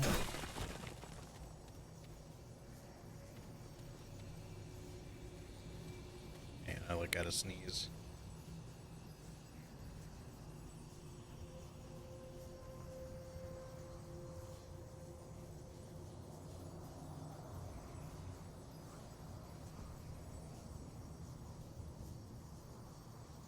You get one of those one of those sneezes that just like it's threatening to come out but then doesn't. You know, the procrastinating sneeze, the procrasta sneeze. Then you're just like, no, I'm gonna sneeze. It's gonna happen.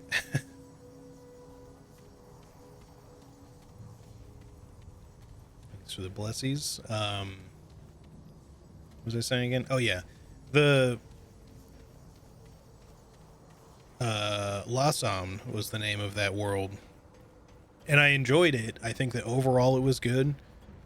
The only boss fight that got under my skin a little bit was that stupid corrupted elite, because it just, for whatever reason, it just seemed unbalanced, at least for solo play. Every other corrupted elite that I've fought has been, if anything, easy, and that's kind of how I expect them to be, like not as hard as traditional bosses, because they're just like elites that have been given some special powers. So you'd think they wouldn't be that hard, but that one in particular, like, it was just because it was like one too many little things.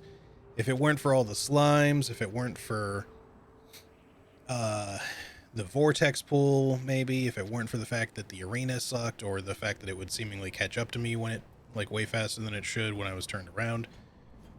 Yeah, I mean, we got through it, but it just, things were just not going well in that fight. And every other one that I've done since then, like, granted, there's been like some part of the environment where I've been able to use the arena's environment to my advantage.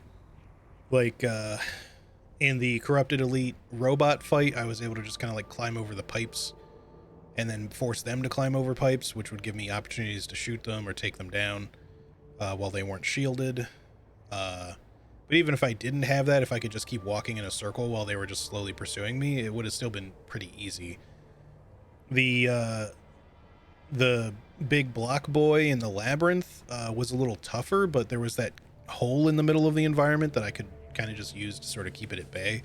And again, even if I didn't have that, I don't think it would have been that bad if I would have just like knew how to evade some of the more difficult to evade attacks. Like if I just got to the point where I'd learned to do that a little bit better, like the shockwaves that it does repeatedly, if you just roll through and past around it, it seems to have a hard time turning while it's doing those. So as long as you get past it, I feel like that would make the fight a lot easier. So either way, with those two, I never felt like they felt particularly hard, and certainly not unfair. That's odd.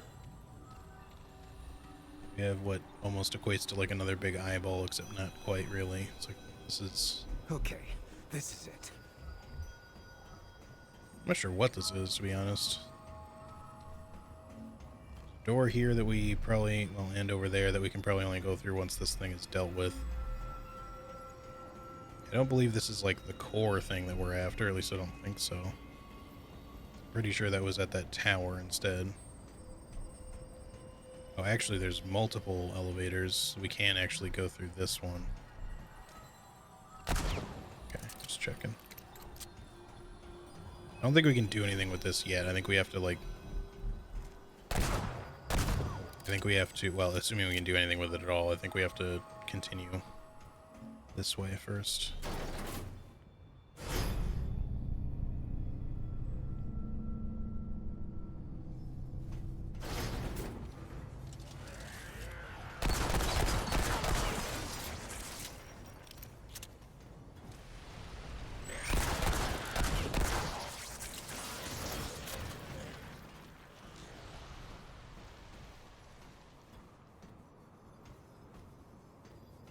Just making sure there's nothing we're supposed to jump to here.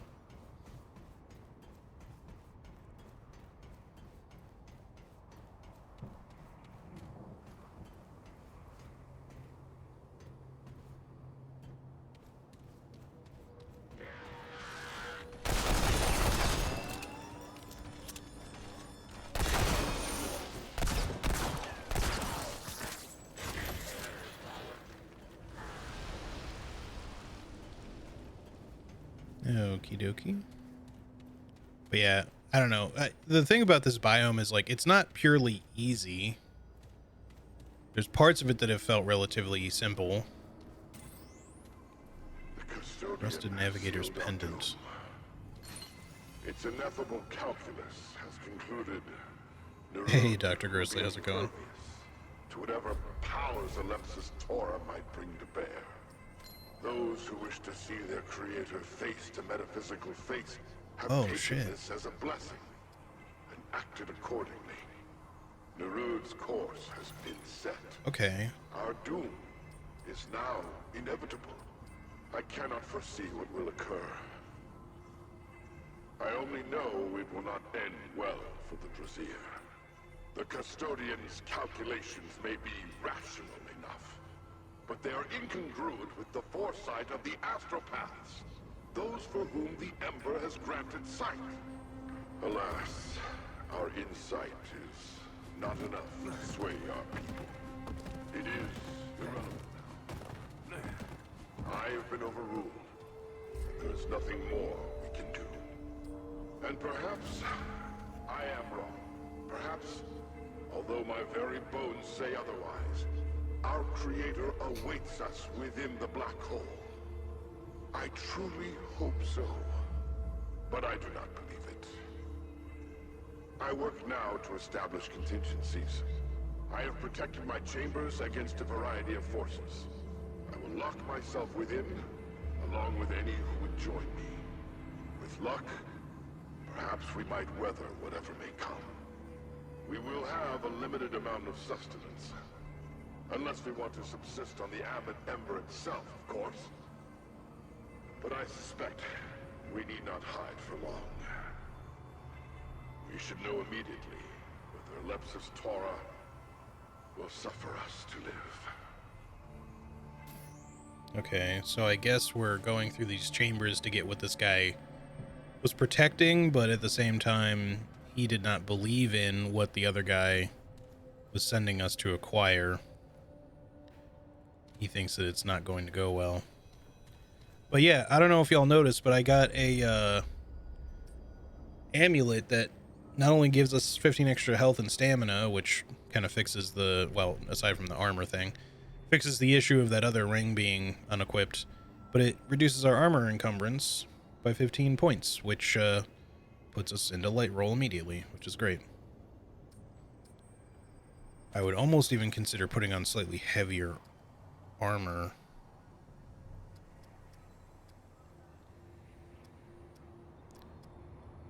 Something like just a little bit more protective, although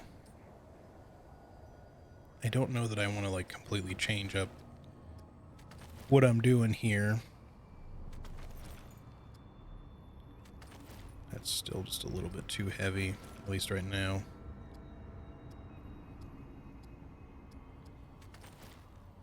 It doesn't look too good. All right, let's just stick with what we've got. The thing about that, though, the potential downside is that we took Challenger partly to get a lower encumbrance in the first place, which that might not be particularly necessary now. like with this removed, like if we go to with a different archetype, I mean, it does at least allow us to use a different archetype immediately if we want to. If we decide to switch to a different archetype, we will regain 5 encumbrance, but I believe that should just put us at 25, which would still be good enough for us to wear what we're wearing currently and not have to worry about our encumbrance still being above light load, as long as we keep this amulet on.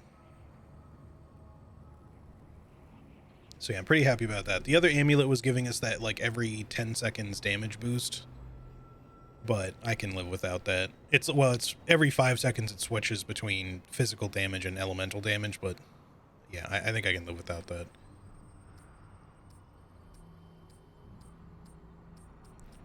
I feel like as long as we're hitting our shots okay, our damage is pretty good, but I'll stick with this for now. We still get some cool stuff for Challenger. I also really like the War Stomp ability. At some point, we should also get another... Once we hit like level 5 maybe in our archetype, we should get our second skill. Become nearly unstoppable, gaining 3 stacks of Bulwark, 15% increases movement and melee speed, and 50% increased melee damage. So that's what Bulwark does. Or no, I'm sorry, it's Bulwark plus those things. I think Bulwark is just defense. Like damage reduction or just a straight up shield that blocks damage for a little bit. How's the Fun Slinger build going? Pretty good. We just picked up the Rusted Navigator's Pendant here, which now has me in light load, which is nice. I'll still stick with the Challenger archetype for now, but we might switch it out for something later, since we won't necessarily need the encumbrance thing from it and still be able to stay in light load with this equipment. I think that should put us like just at 25 if we were to switch now. All right. Yeah, I think this is our only option right now, so let's see what's going to happen here. Gonna jack into the Matrix.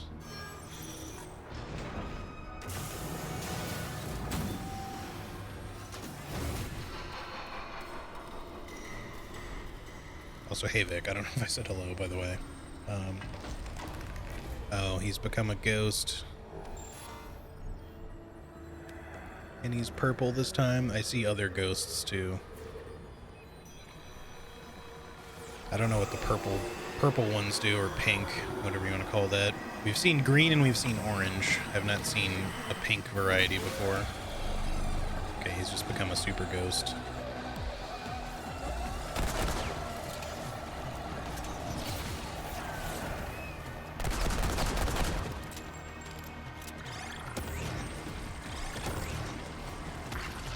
Wow, that does a lot.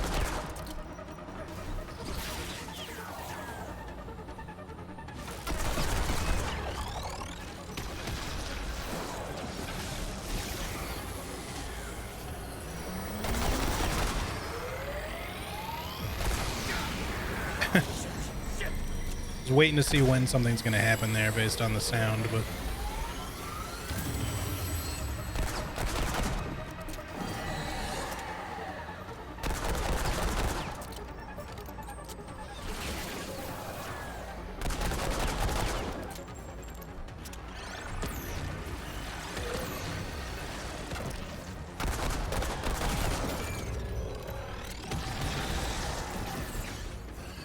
Oh, I see another ghost.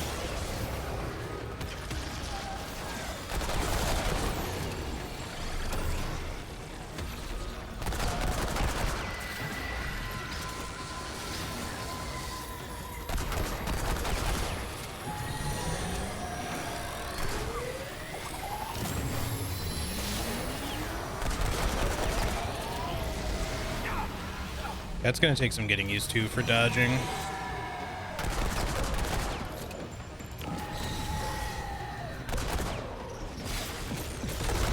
Shit. It's right next to me. I don't want that. God damn. No. I don't want to be out of ammo right now.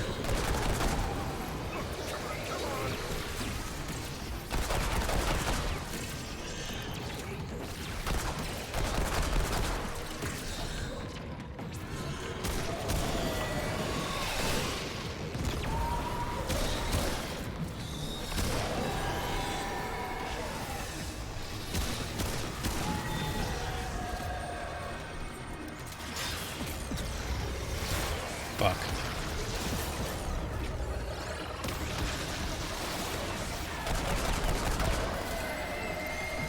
Really banking on this regen to do a lot of heavy lifting for me right now.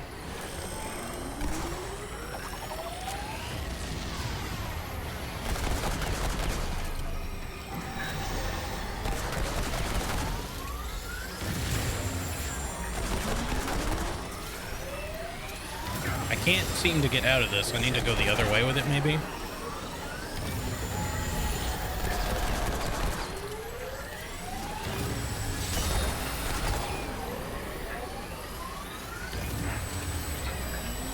course, my dog has chosen to bark right now. You guys probably can't hear him anyways, but...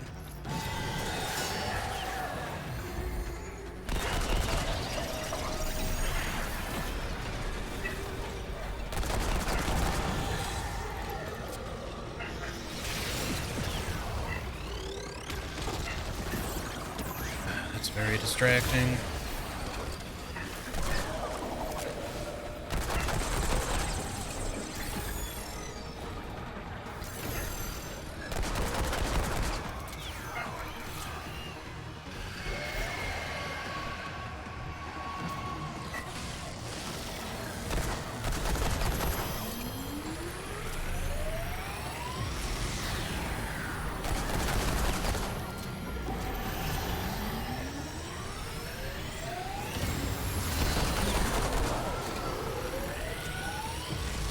I rolled, come on.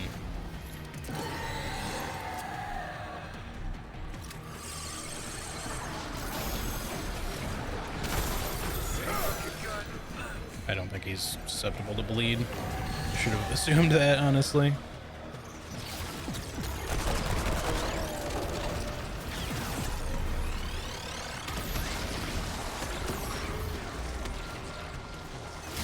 Fucking a new attack suddenly? Okay.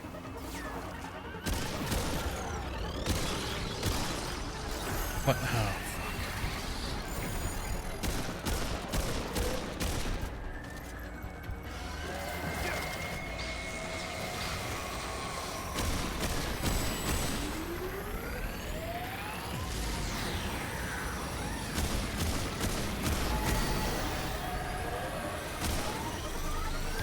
No! Are you kidding me? I can't believe I rolled right into the edge of that. Like, I had to roll, but it somehow was, like, right there. Fuck. I feel like we were getting close on that one. We still had a lot of HP to go, but that was getting ammo intensive, too. Like, I was, like, almost out, like, a couple of times there. Alright. Doggos are coming out during the boss fights today. Yeah, I'm assuming my landlord's girlfriend just got back, so he, like, always wants to bark whenever he hears her, like, coming in and running up the stairs. It was just very distracting in the moment, made it very hard to pay attention to what I was doing, or focus on what I was doing. Why does that happen, dude? Just finish your fucking skill shot, please.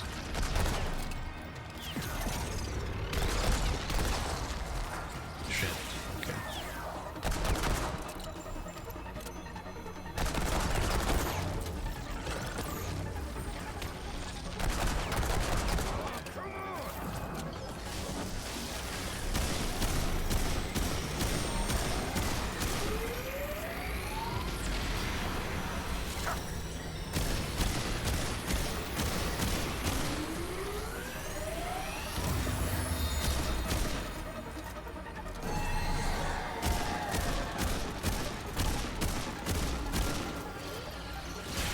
What?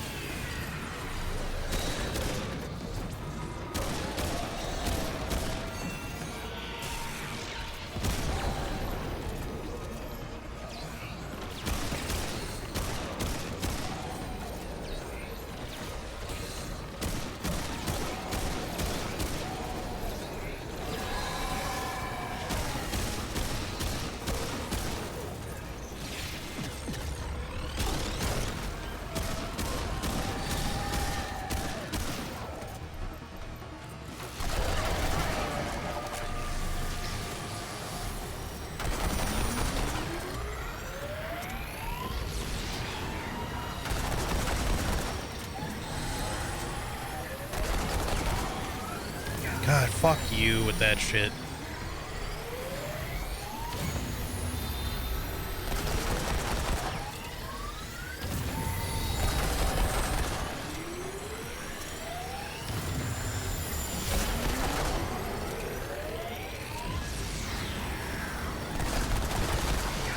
Oh, that has a follow-up now? Okay.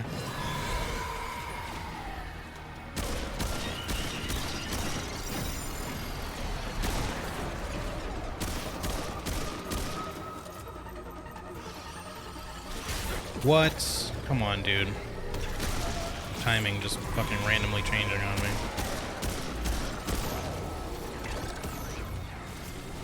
Could definitely dodge that. Fuck off, game. We had that in the bag. That was some absolute RNG bullshit.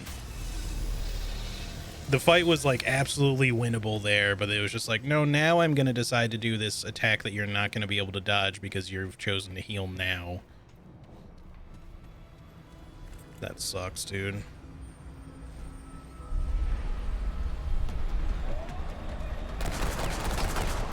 This fight is not very hard, honestly. It's just... I fucked up a little bit on the first one because we were just still learning. Okay, just don't shoot, I guess. I should not have been hit there, but okay.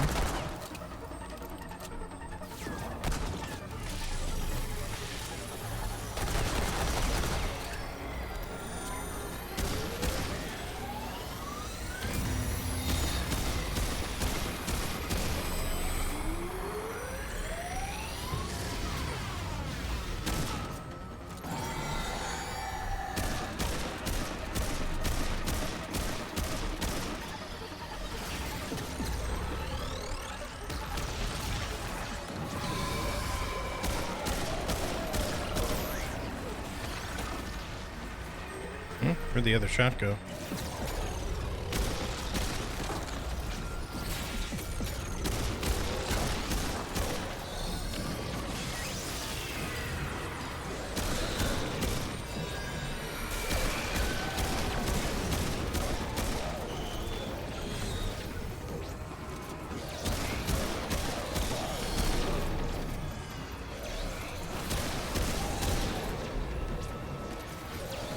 I feel like killing these things should be hurting him. Like, maybe that's just me, but...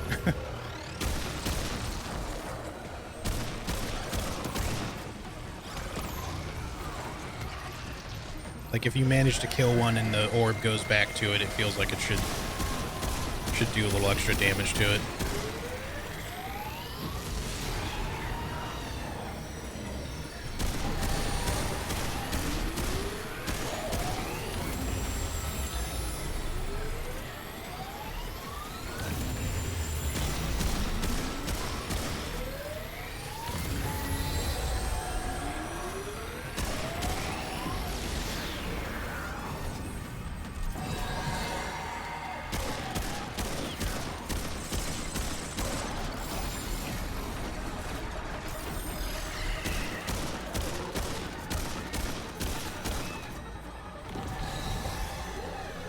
Oh, I'm out of ammo.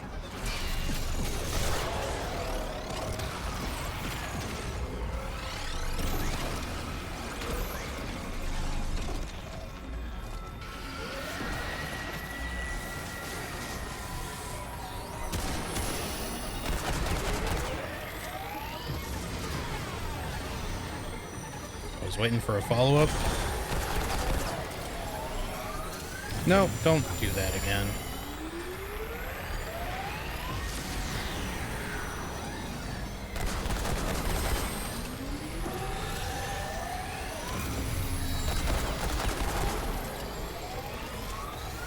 What?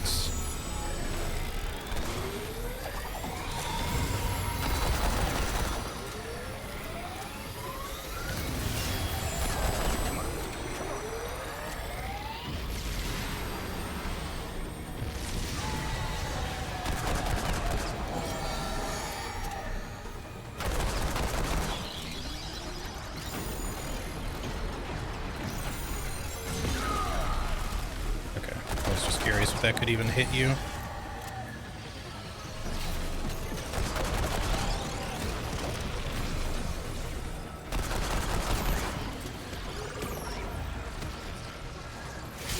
That fucking attack is so hard to dodge. It just comes out so quickly. What? What'd I get hit by there? Did that much damage.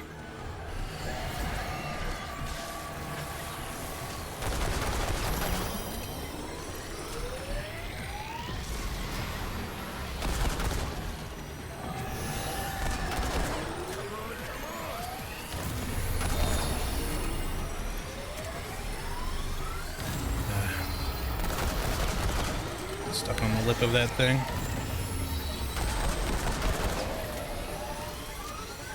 What? I fucking rolled, dude.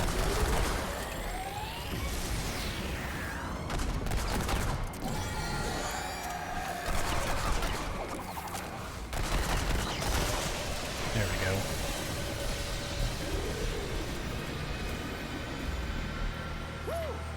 Yeah, that's right. Oh, you scrapped with the wrong guy. You scrapped with the wrong guy. Alright. That was not too bad. I do feel like I got a little bit robbed on that last time I died. Just because if he hadn't done that one attack when I went to heal, I would have been okay. It was just that one attack. Anything else I could have healed or even potentially canceled out in time to dodge, but I just wasn't really able to react in time to get out of the way. Alright, I think we had a couple of avenues we could go here originally. There's an elevator. No. Just the one, I guess. They've all linked up. Thanks for the GGs, by the way.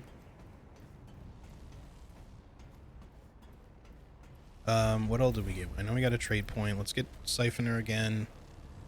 I don't know if we need to get Siphoner to max, but I do like having this regen and lifesteal build that we got going on right now.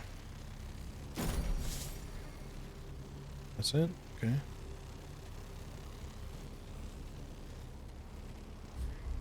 We also picked up the Seeker Residue. Phantoms of the Strange World have substance, weight. I mean, obviously, a spirit or whatever wouldn't have packed a punch like that. Oh,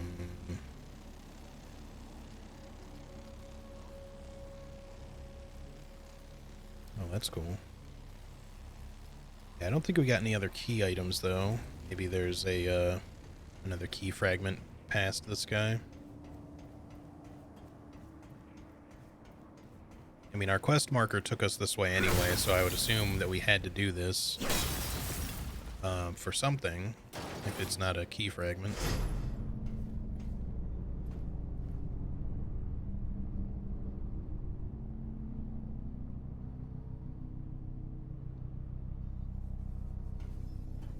Yep, here we go.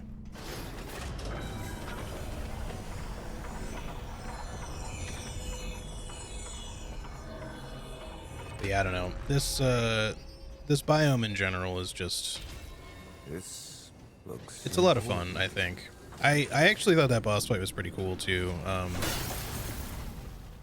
Learning how to dodge some of those attacks was a little spicy, but they weren't too bad. I just don't really know how to, like, dodge that quick one, that quick melee slash that he does consistently, because he does it so rarely that I just didn't really have a good chance to get the timing down. And it would just, he'd just be suddenly doing it sometimes.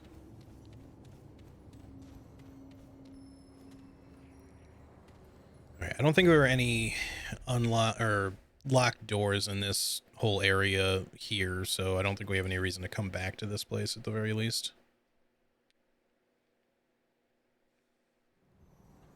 Which is good, because that's just something we can then check off the... Oh, does this... Oh, did this brought me back to the first map? Okay, so this is the other side of this locked one. Okay, so all of these just kind of... Well, I shouldn't say they unlocked from the other side. It just sort of unlocked via progression. I still need to find out if the doors in the hatchery can be opened. Maybe they can be opened now, even, that we've done that. I'd still like to figure out how the hell you get up there, because I have not figured that out yet. Like, it literally looks like something you could jump up to, but I don't think I could figure out. We could go check again really quick just to make sure that I'm not just missing something. But...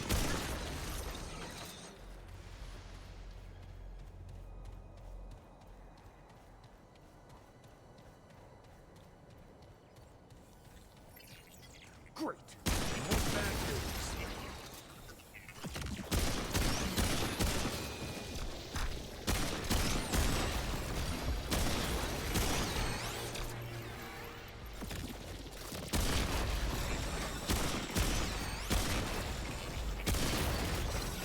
It's a lot of roboys.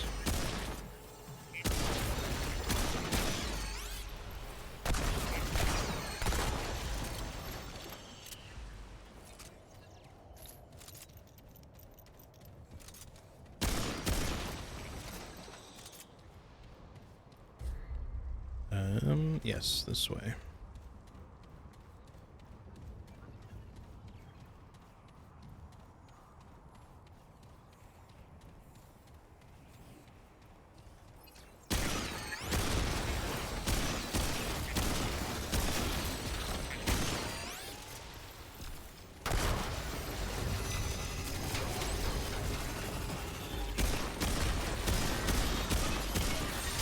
I rolled. I pressed the button.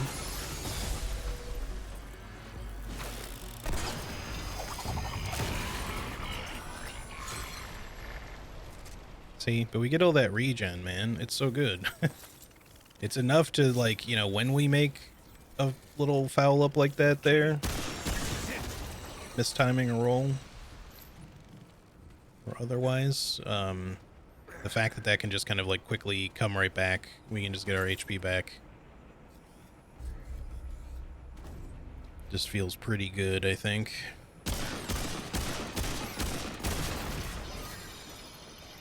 I'm not sure there's even anything up here, but aside from what that just dropped, maybe we can somehow jump to it from there, but I don't think that looks likely. It's too short.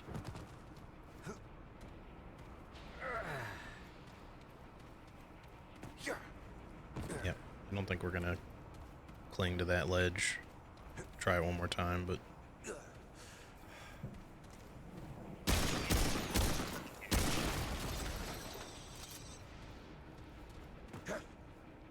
nope. All right. It's possible there's also just literally nothing up there. It just looks like there could be. It may just be one of those plateaus that you can't traverse, but it's just weird because it just looks like there should be something that we can get to from here. But I can't get onto that even lowest of ledges there. And I went through all the stuff down there and I couldn't find any way that would lead us back up to that I could tell. Unless I missed something down there. But there'd have to be something that would lead us back up through it, not just have stuff down there. I could just quickly double check, I guess. Can't climb on this, although that would make that a lot easier if you could.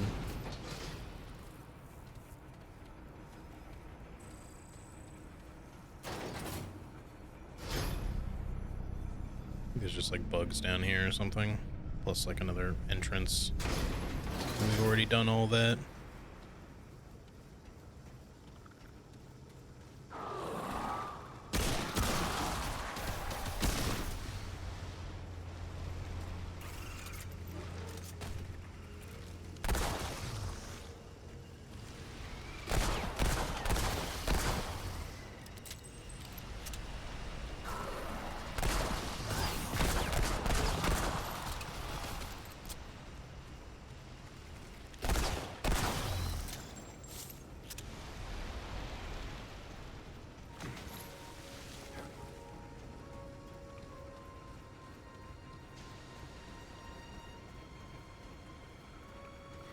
Like, if there was a way for us to climb up onto this, then maybe there'd be some way to get up there. but I don't see any way to do that either. Yeah, I don't think so. I think it's probably, unless some other dungeon we do will suddenly pop us out up there somehow. I'm gonna guess that it's just another one of those like unreachable plateaus or something, but yeah. We'll just ignore it for now.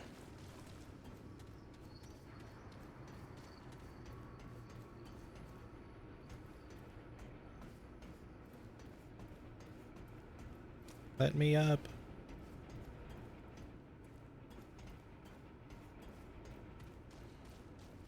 All right.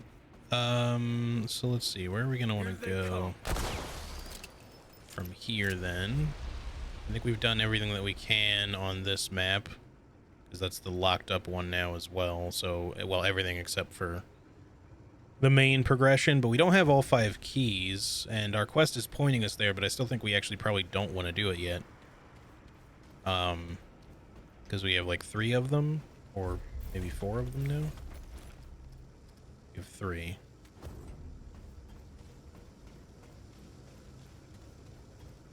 So yeah, and either way, I do like completing side stuff first if I can. I kind of want to check the hatchery just to see if those other doors are open now that that one door opened up, but I don't know that that would be likely. There was also, where was that other locked door that we found? There was one inside one of the dungeons that had like a symbol on it, but I couldn't figure out how that one would potentially be unlocked either. That might have been in there, maybe.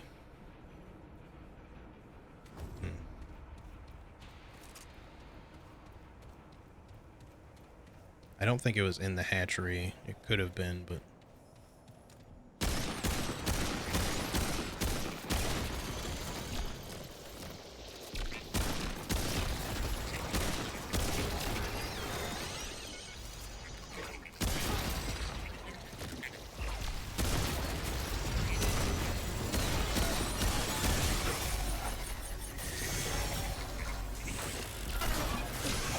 Ow.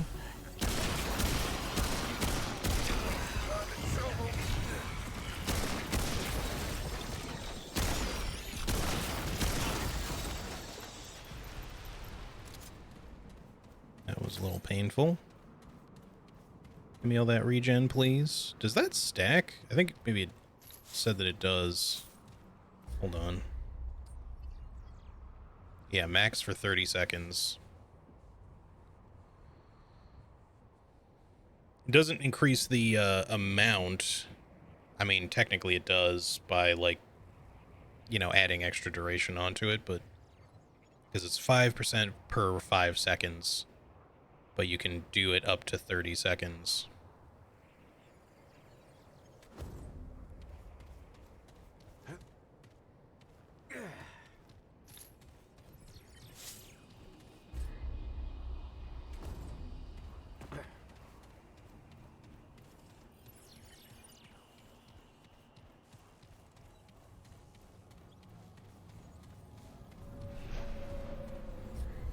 Alright, okay. Let's see where we're going to from here. I'd like to figure out what that other locked door was, but we'll just have to, like, search through some stuff. I'm pretty sure it was near the beginning of one of the dungeons early on, so that's something we can figure out later. It's probably in the dormant facility. I don't think it was Seeker's Rest. It's either in the hatchery with the other locked doors or in the dormant facility. So let's see, we've done Astropath's Respite. That was the thing we just did. Just head back to Titan's Reach, I guess, and then we'll just see what else we can do there now. Finally got enough greens? Nice.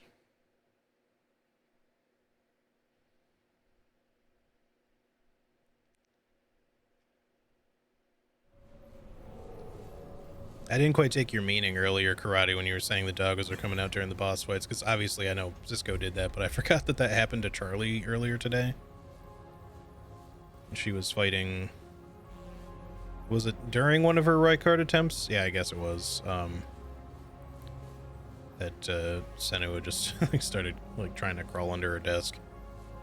Yeah, and she had almost beat him at the time too. Well, that's just how it goes. Sometimes the doggos be a little distracting like that. I don't know which one I want to go to. I guess we're closer to this one, so we'll just go to this one first. I would like to figure out what we can do, if anything, with the gravitonic loader machine thingy, if we can somehow figure that out at some point. I think that was here at this ship, but maybe it's not this space. No, this should be it. You can just quickly check it, I guess, just to see if anything's different, but I'm assuming it's not. It's probably still going to be all locked up for us.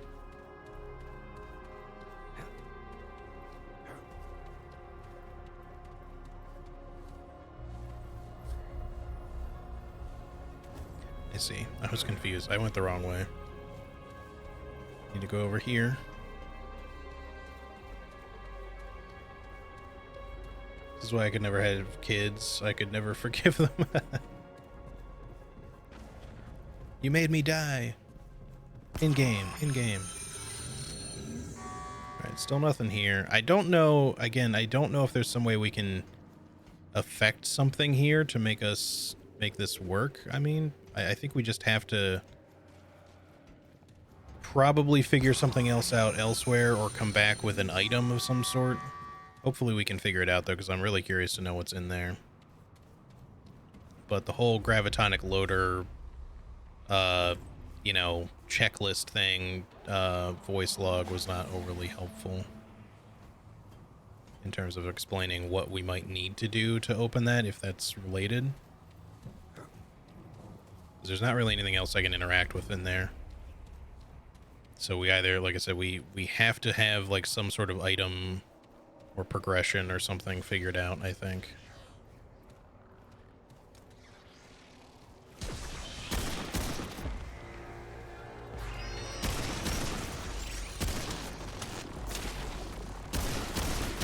Where did all y'all come from? What the hell? I mean, I knew that one was chasing me, but where did y'all come from, though?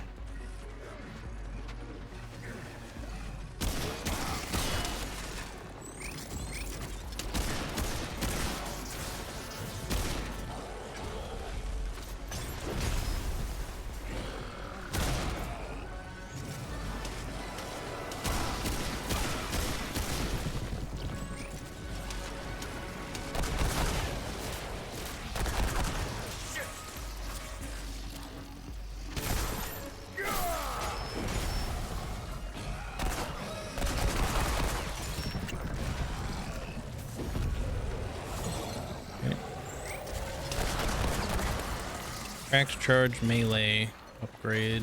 Not super useful for me right now, but I don't mind getting upgrades. Maybe we'll switch things around at some point.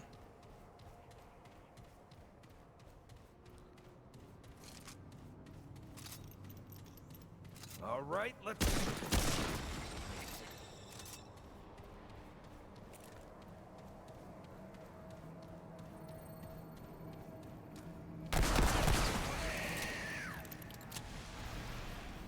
Hurry!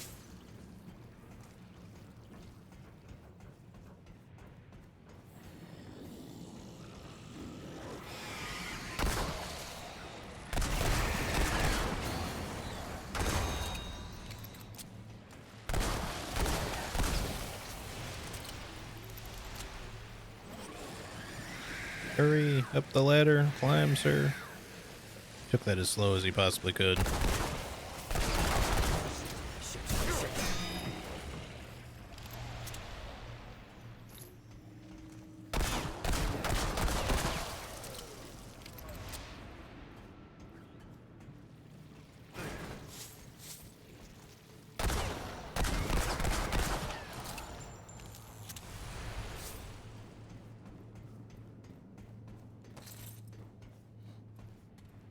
Alright, the entrance is... oh, it actually is up above. All right.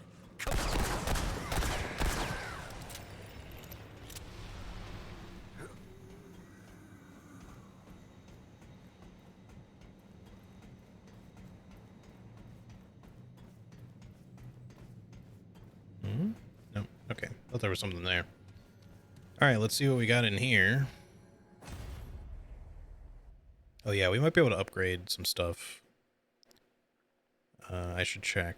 We might only be able to upgrade the rifle right now, but that would still be worthwhile to upgrade. We have 44 forged iron and 5 galvanized. That might be enough to get 1 level on our pistol. Let's get to the checkpoint. Void vessel facility.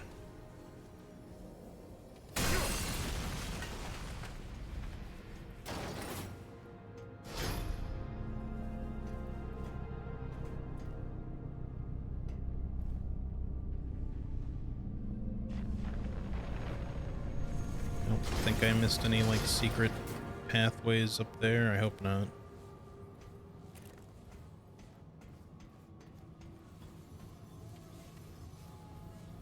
Now let's go back real fast.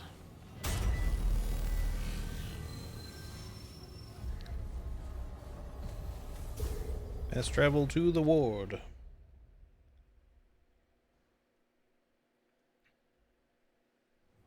News from the front.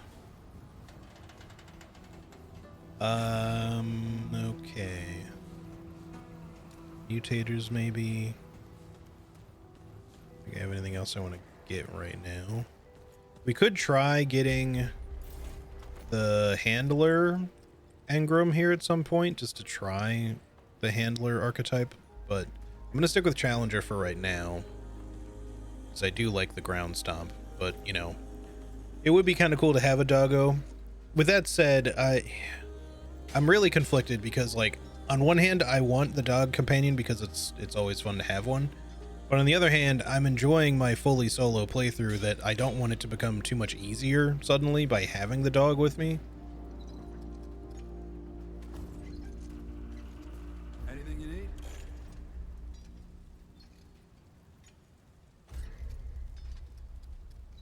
Yep, we have just enough for this, so let's make that a plus 11.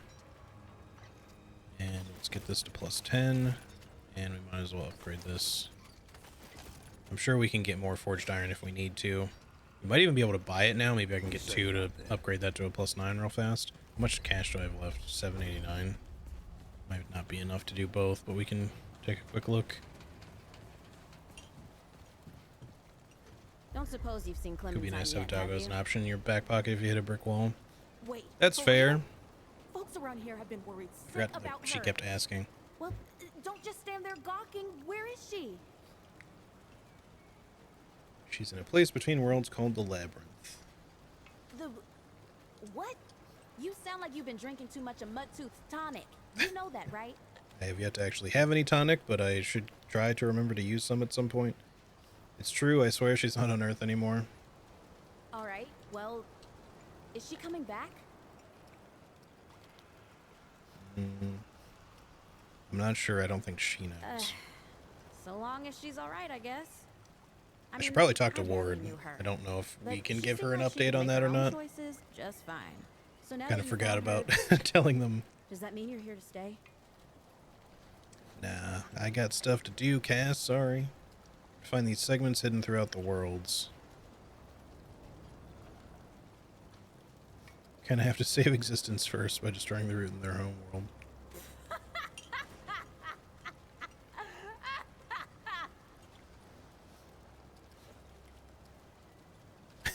I'm not joking. I'm sorry. I just can't believe all those words were put into the same sentence, or that I even understood some of it. Our lives got pretty weird, huh? How do you feel about interdimensional long-distance I relationships? guess we were Yeah. asking for it, looking for fairy tales and all. Well, I ain't going nowhere. Yeah, I can always get the I'll be here handler when you need engram me, and or just when you're install, done, you know, like activate that whichever comes archetype first. later if Just I make sure you come if I back. do run into a Okay? brick wall. Don't get me wrong, it'll obviously work better if it's leveled up a bit. But as of right now, I think I'm going to stick with what I've got. We could also we could make it save it for an adventure mode thing, like adventures of dog and man and dog. You know, we'll just, once we either complete the game or start feeling like doing adventure mode, we could just pop in that archetype as our secondary one or whatever and just go on some adventures with the pupper. Oh right, I wanted to actually see if you had forged iron for sale. Hey, you're back. Two. I'll just take 2 for now, because that's all I need. Come back if you need anything. I should check some of these other people to see if they've gotten any increased inventory. I'm gonna just do this first because I don't want to buy anything else, but... How goes it, friend? Take care, my friend. What does this new item even unlock, by the way? This better be. I probably should have checked this first, because who knows if it's like extra good or something. Helix weapon mod shoots a helix of missiles, dealing 120 damage. On contact, divides into 6 smaller rockets, which seek additional targets, dealing 30 damage on contact. That could be pretty cool. I think at some point we might want to swap out our chain shot one. I really like the chain shot, but you know, not only is it a little slow, it just seems to bug sometimes. Like, it just misses when you definitely shouldn't be missing. Like, you're aiming right at your target, you fire, and it does nothing. You know, hitting something that's immune to bleed is one thing, and just being like, oh, okay, it just doesn't really work on that. But having it hit something, or seemingly hit something, and do literally nothing because it just quote-unquote missed, even though it clearly didn't or shouldn't have, that's more of a, like, an issue that I have with it overall. The bleed from it is really strong, which is why it's been hard to kind of give up.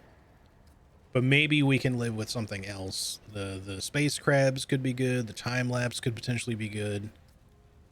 The shock orb thing, I think is... No, that's just a thing from this, I guess. Helix could potentially be good.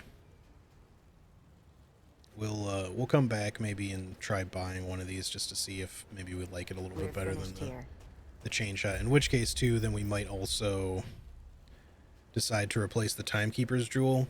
Because this was really good to start off when I cared about using my mods a lot. I'm at the point right now where I feel like I'm not using the mods as often as I could be using them, because my raw damage is already really good. So I don't necessarily need the longer duration of bleed and hotshot damage, or burn, you know, fire, whatever. And even more so, or I'll need it even less so if I switch like the chain shot out for something else that just does direct damage, which would also potentially give us an argument to say, hey, maybe even hotshot should get replaced with something. Which, as much as I love hotshot, I do feel like it might be a good idea to switch it, just because I used it so much in the first game, like literally the entire first game practically, that at least for boss fights, that it might be good to do something other than just hotshot, you know. But admittedly, that damage over time, especially if you do 2 things of damage over time against a boss, that can be pretty powerful. So it certainly saved my ass a couple of times. Like, I've killed bosses from them just burning to death or bleeding to death at one time or another, so... Who else did I want to check? I guess I just wanted to look at people's inventories to see if they had anything expanded at this point. How's the what? What you looking for? Your stuff appears to be the same. Yeah, 2 shots center mass and 1 to the head. Cinemass. Oops. Greetings. Of course.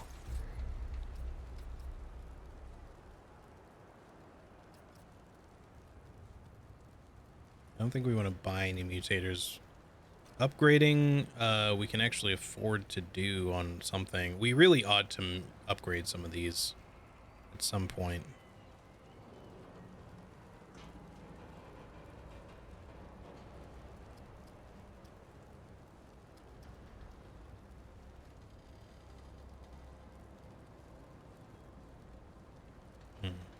Farewell.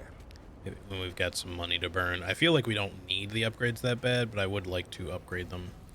I still just don't know for sure if I'll be keeping Lithely and this pistol was the only, or if I'll replace it with something else. It's kind of the only thing. Let's see here. Who else could we talk to? Maybe you have some other armor to buy, possibly? Hello?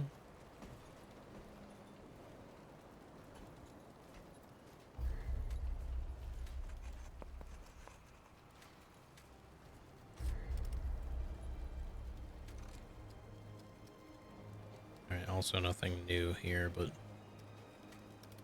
I do like that you can inspect this to see kind of what it looks like on you. I love the dinosaur museum, I guess, shirt. Underneath the rest of the Night Stalker jacket and everything. That is a pretty nice looking coat, not gonna lie.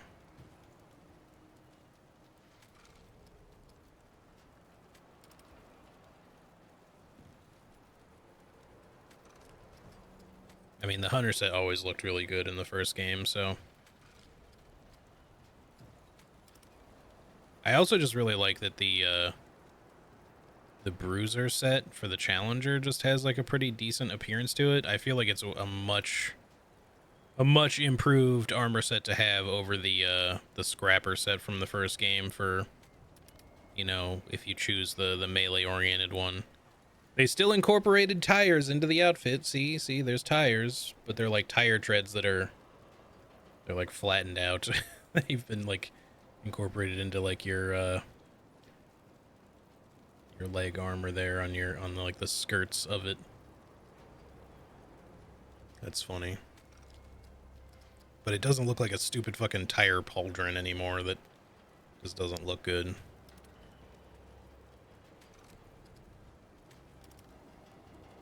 I'd say all the sets look pretty good. I mean, the medic set makes you look a little bug-eyed, I guess, but I still like the overall appearance of it. Plus, you can use just the field medic hat if you want, which is probably a better look, honestly.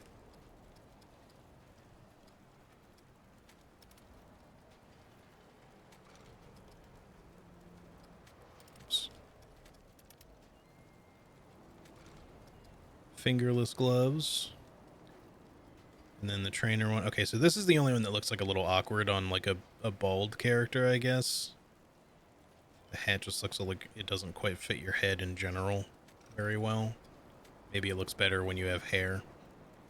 The rest of the outfit, I'd say, is decent.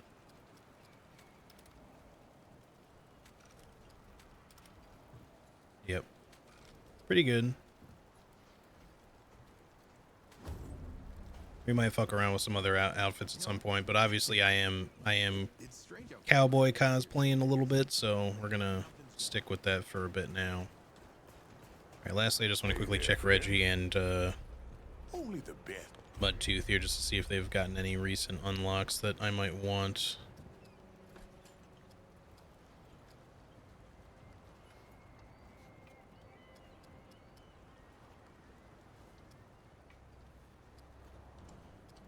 These rings could also be nice to have at some point, but I don't feel like I need them. We don't specifically do any of these elemental damages with our current setup except for fire with Hotshot, but it's only when we're using that. I can't even afford more than one of these. It's actually pricier than I thought it was, so I'm not even going to buy one. I was thinking about just getting maybe some explosives to throw or something, because they were kind of useful in the sewers in a couple of spots, but the black tar one isn't even like a firebomb the way in the traditional sense that I thought it was. It's just you throw it and then you gotta shoot it to light it on fire. It's like an oil pot sort of, but it lights things on fire for like kind of a while though. It's pretty decent. Be sure to come back for some stew. For some stew. Yeah, I don't think I see anything else. I guess we should tell Ward that we found Clementine, you know. That's weird. Floor disappeared there. Traveler. Because I kind of forgot to update everybody on this.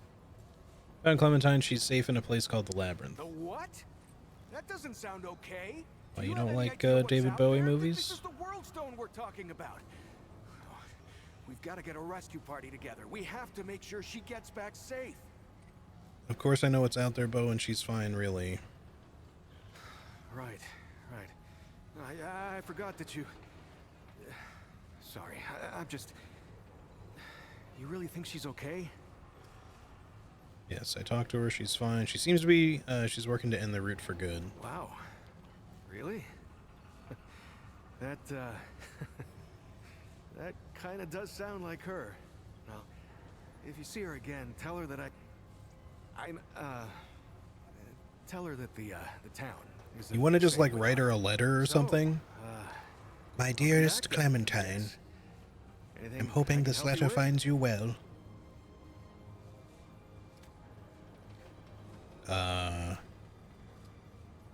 Where did you think she was before I told you?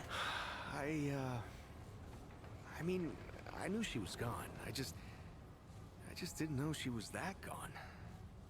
Clem takes off from time to time, you know? It's just, I've actually heard this dialogue already, so and she I'm pretty sure we always asked him look. about Ford too. He's just gonna say the same shit, like, nah, he's got his own thing to do, blah blah blah. Alright, I don't think there's anything else we care about doing in here. We already opened that and got the key, which got us to the machine pistol, whatever it's called. I don't care about the journals right now.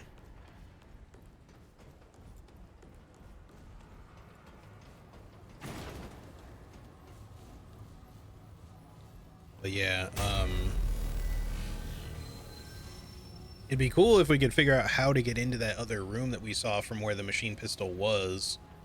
Because there's like a portal door that you would theoretically get to from the labyrinth, but I don't know how we open it. I think it might be the glitching door in the labyrinth, but I don't know how we activate the glitching door.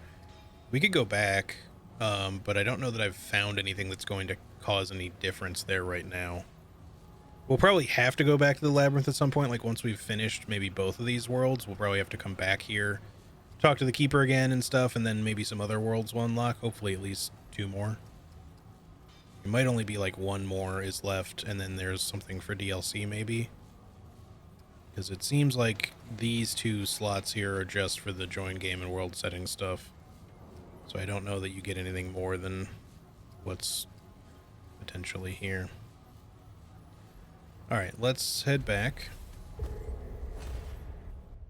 I mean, obviously, like, that doesn't, you know, even if the game feels like it could be a little short seeming to you, just because there might not be, like, a lot of worlds. Like, we're barely through, I shouldn't say barely, we're a ways into this world now, but there's still probably plenty to do. And this will only be, like, not including the labyrinth, this will only be the second world that we've completed once we're done with it. We still have all of Yasha to do. There's potentially, you know, 1 or 2 more worlds left. Possibly more, I don't know.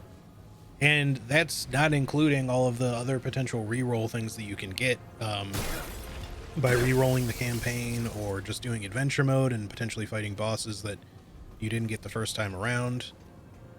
I hope there's a survival mode that will come up, you know, maybe post-game or something, because that's usually when I prefer to do stuff like that anyways. But I still haven't seen anything about survival mode yet, so I don't know if it's in the game yet or not, or if they have plans for it to be. But I know people really enjoyed survival mode in the first game.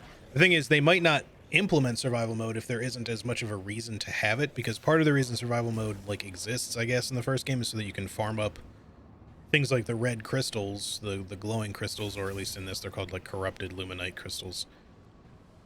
But since you get those, you know, you used to need like hundreds of those or thousands of those if you wanted to unlock some of the special items, whereas in this they're just used for like upgrading mutators and stuff like that, so I don't know that you really need that many. Doesn't mean that there won't be a survival mode though, because there might still be like a good reason to farm for things.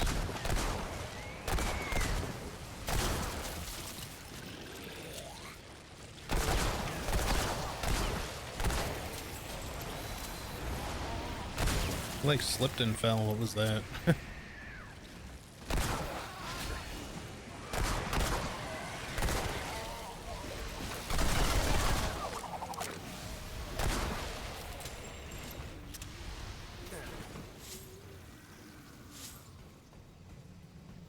feel like my frame rate's a little lower in this. Well, now it's fine, but like in this one spot coming in, it just seemed ever so slightly less smooth than it should be. Not glitching teleporter lowered frame rate, but just maybe slightly lower than I'd normally have it. What does this do?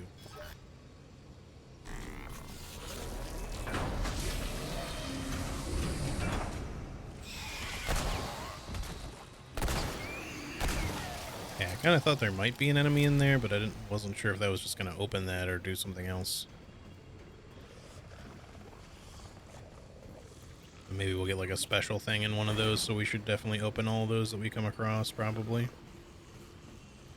Alright, the map in this place is a little overlappy, so we should definitely take our time with this to make sure that we're getting everything.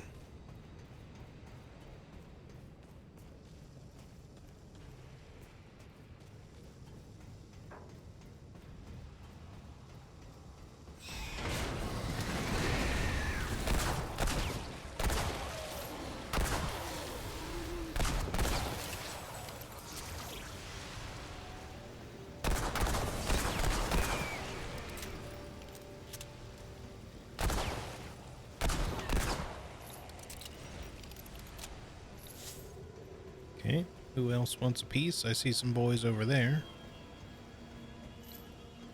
Here's another symbol locked door, but again, we don't have...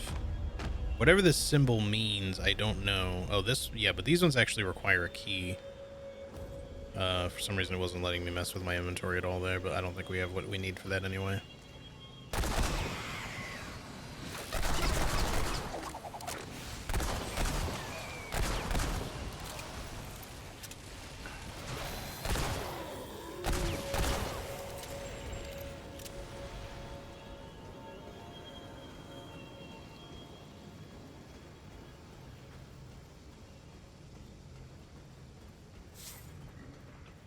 Can't go in there right now. I'm sure that we should have a way to open that.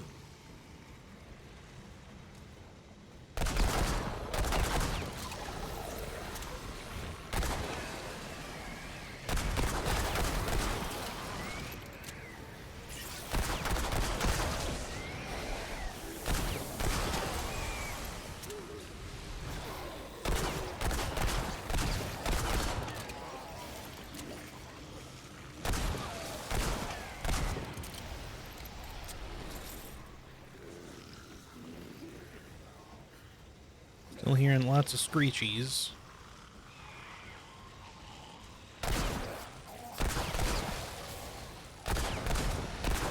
I just like that they like slip and fall in the little puddles sometimes.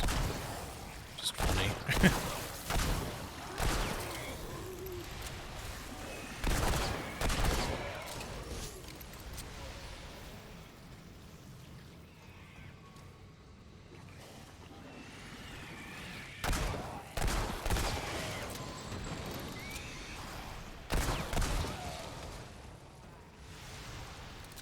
Is that the only boy? Okay. No one else? There could be some stuff in there if we can figure out a way to get through that. I mean, it looks like it, because there's a map over that way.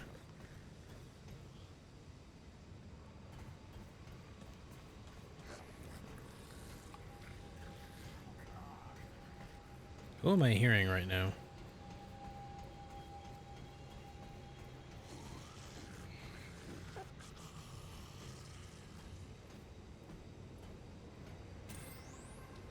Received from House Nithla 5 prototypes of what the Sioux call the Axion Dream Cells. Prototypes have been inspected and installed for preliminary evaluation. Initial inspection revealed weak accretion seals on 2 of the cells. The custodian and crafters all assure me that, even so, specifications remain well above what will be required to withstand Alepsis Tora. Verification is impossible, but prefatory unit tests support these claims. Accretion seals were not replaced for the remainder of the evaluation, but it is recommended that the Sioux improve their quality assurance processes before the houses come to a decision. Polysomnographic tests confirm the claims. Dream states were achieved on a regular cycle at the 5th, 8th, and 11th markers. Vital signs showed an average improvement of 17% above previous cell models, and all subjects scored high in post-stasis physical and mental tests. Alright. I don't know that that really told me anything particularly important, but...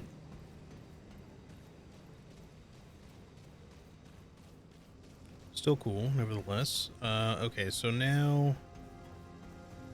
Who was grumbling during all that? It just sounded like there was something like right on top of where we were standing, or below, possibly.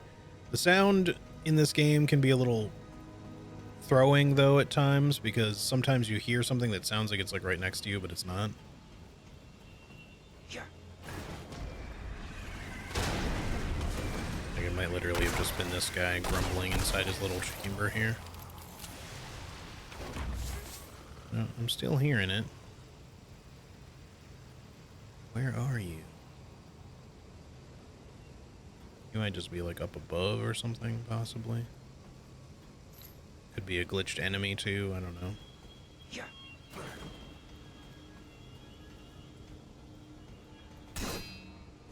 Let me in. I want to know what's in there and... Even anything in particularly special in there? I do see like a weird robot maybe? It's like glowing.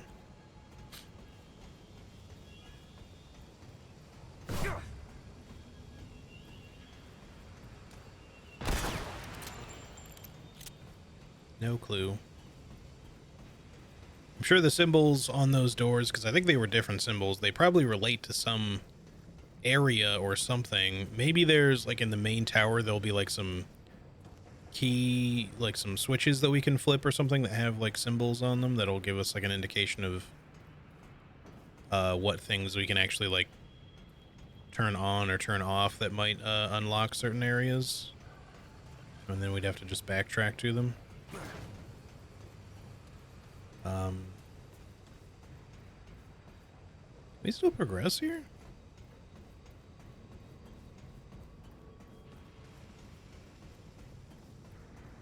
We gotta be able to, right? Unless this is the bugged thing that somebody, I forget who, Shadok probably, was telling me about.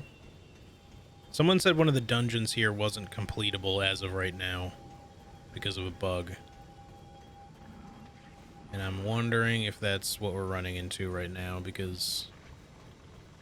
I mean, I could just be missing something, but I'm looking around and I don't see a way to go.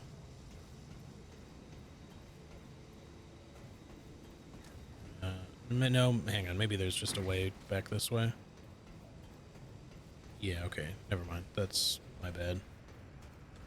I did not notice this little side path over here. Hopefully, whatever that bug is, either we don't run into that dungeon due to randomization, or they'll have it fixed, like, by the time we get there or something.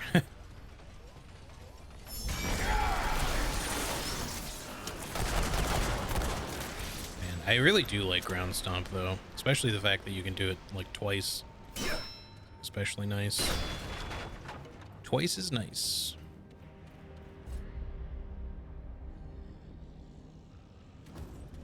I guess let's go this way first. I don't know which way we should really go.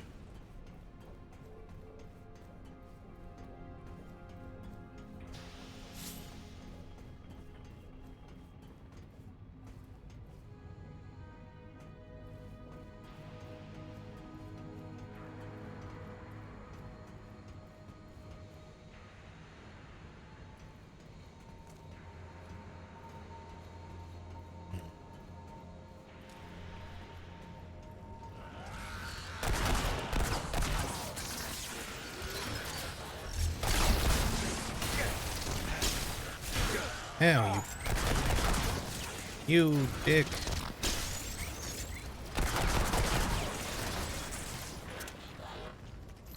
Give me my regeneration.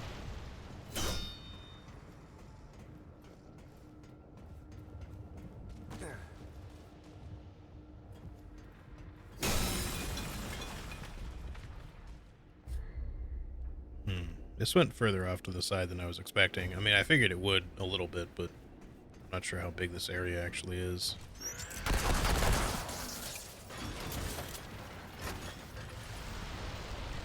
Let's give me more boys to kill. I want more regen. That's a little suspicious. Am I hitting the fence still? It's a weird orb down there.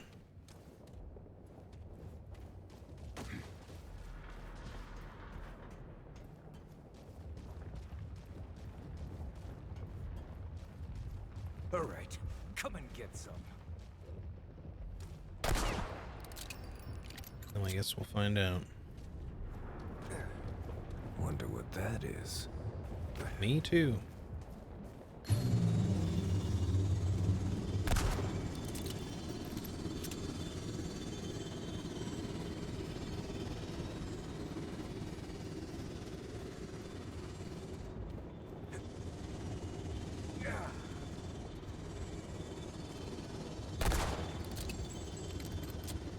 Not sure if it can keep following me this way or not. It seems kind of confined over there.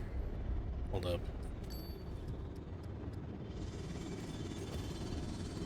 It's not confined. I want to read that, but... Oh, God. It's right there. It's pulling me in. Whee!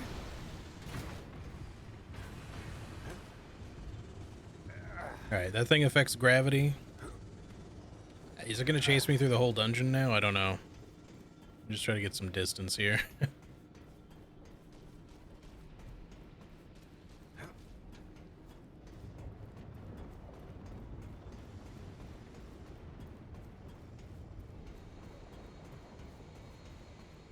Okay, hopefully this is safe enough over here. Let's take a look at that now. Got 2 rings. Are you... Whoa, okay, it is gonna chase me through the whole dungeon. Well, I guess we'll look later. Probably would have been good to do that after we had completed the rest of the dungeon. If I had known that's what was gonna happen, I would have, for sure.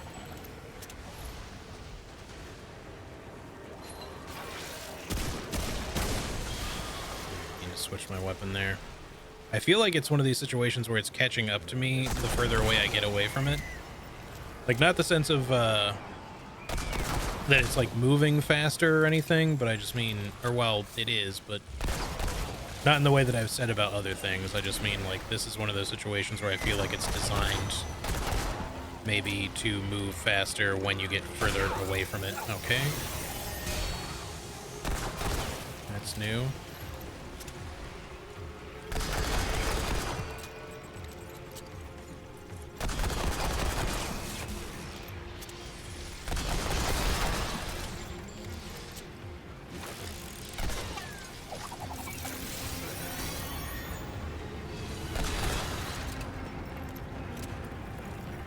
May have stopped chasing me. No, don't run. Come back.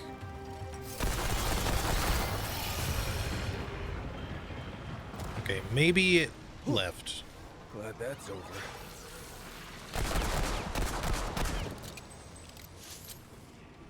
Because I feel like it's not chasing me now. But like every time I go in my inventory to look at the rings, it just suddenly is there again. All right, are we good now? Can I have a second? Emergency switch. When below 50% health, chance to consume relic on use is reduced to 35%. Final relic charge is not consumed on use, but effect cannot be triggered again. Okay. And then rings. We have the focusing shard. Reduces recoil by 25%. Aiming down sights gradually reduces spread by 35% over 3.5 seconds. And then the other was the ring of deflection or something like that.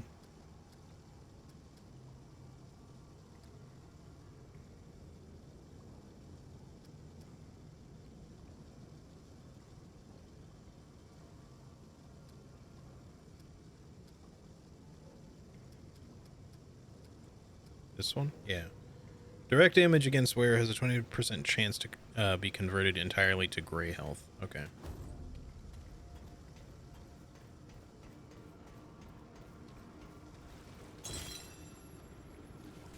Well, it seems to have left me alone for now. Maybe I got hung up somewhere or it just went home.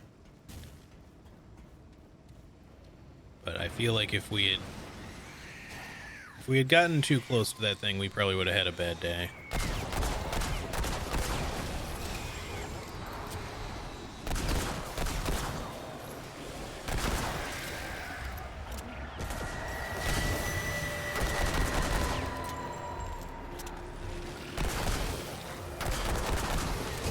still think my frame rate's like a little low through here. Oh shit, I am standing right in a puddle.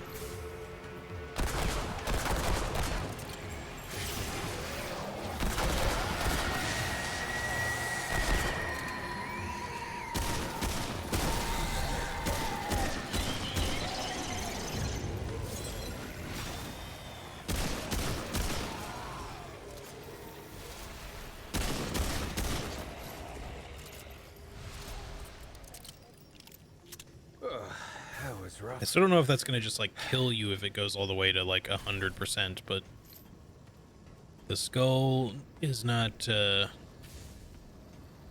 making me think that it's likely to be a good thing, because other than slowing you a little bit, nothing else seems to really happen. So that makes me think that if you let it build the whole way that you might just die.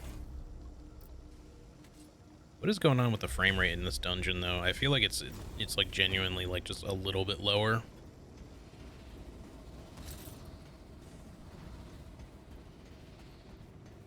Like in small corridors, it's fine, but like just a lot of areas in this dungeon, the frame rate just seems to not be so great. It's not like horribly framey or anything. It's just, you can just tell that it's like a little less smooth.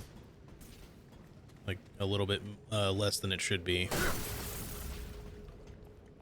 Like I'm getting, it's like dropping to 30 FPS instead of 60.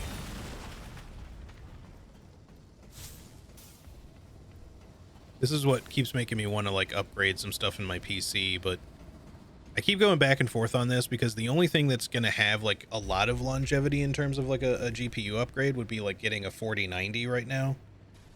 But if I was going to get a 4090, especially like a good 4090, it would cost me upwards of like $2,000 probably. They're still just really expensive, and I just don't really think that's a justifiable expense. On the other hand, because I'm still using a 2070 Super, on the other hand, if I swap up to like a 30 something, right, like a 3080, 3090, for a lot less money, yes, because games keep pushing the envelope, I'll probably have to replace it in a shorter amount of time. But if it's not costing me so much, that might be okay. But I also want to upgrade like my CPU and my power supply anyways, so trying to do all of that in one fell swoop instead of like, I mean, trying to do all of that in one go basically will cost a lot less if I'm not trying to also afford like a ridiculously expensive GPU on top of all that. As much as it would be cool to have a 4090 and just have like the least likely amount of problems with troubleshooting graphics stuff.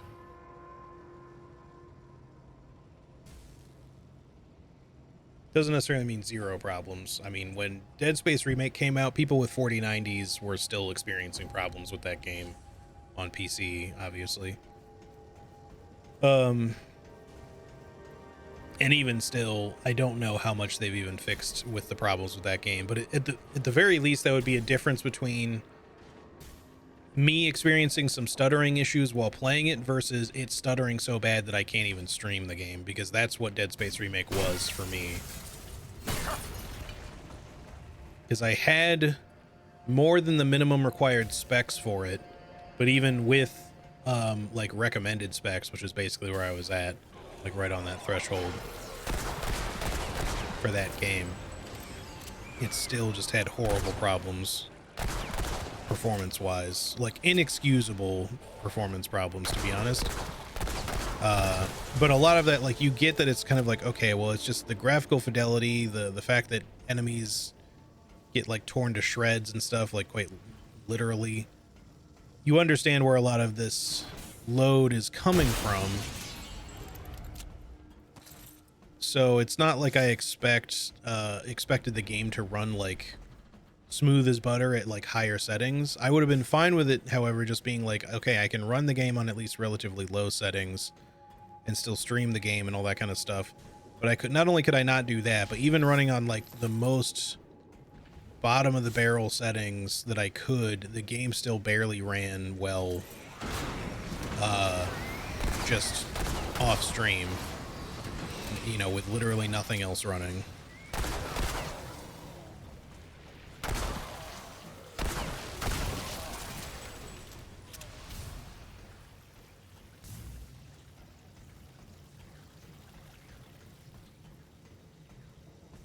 In fact, it was so bad, like most of the game would be okay, but then I'd get like kind of like a less good frame rate in some areas, and then the stutter would kick up traversing certain areas. But the worst of it was literally the end boss fight. It would become so framey that it was like playing a slideshow.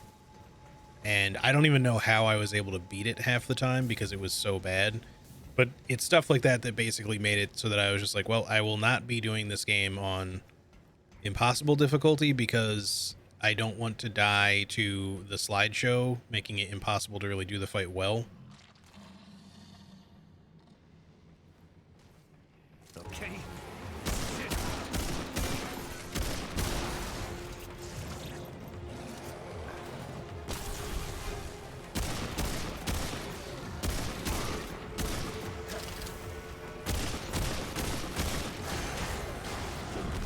Okay.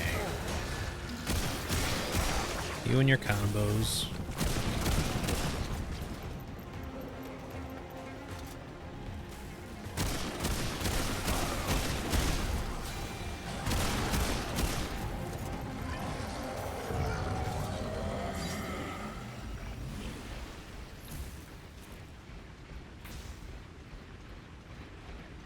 I think I would like to still potentially, if possible, go back and stream Dead Space Remake if I can ever get it to run well on this PC well enough to not only play it well but stream it.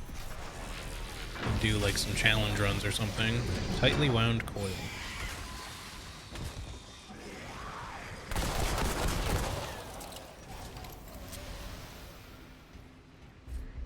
But yeah, I don't know if that's going to be in the cards or not. It's really going to depend entirely on if they ever fix the problems with that game, because it's not just my specs.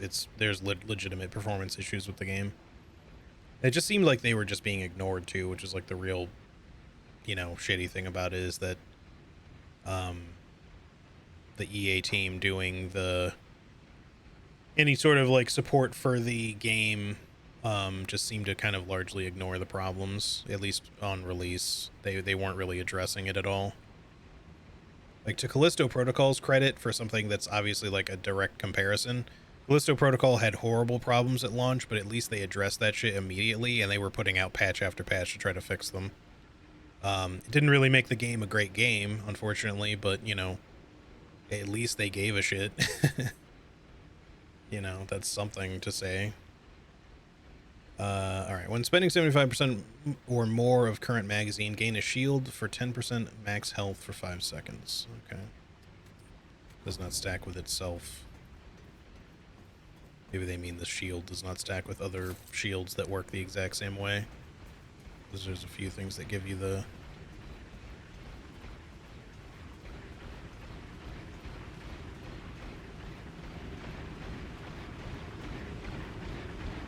Interesting.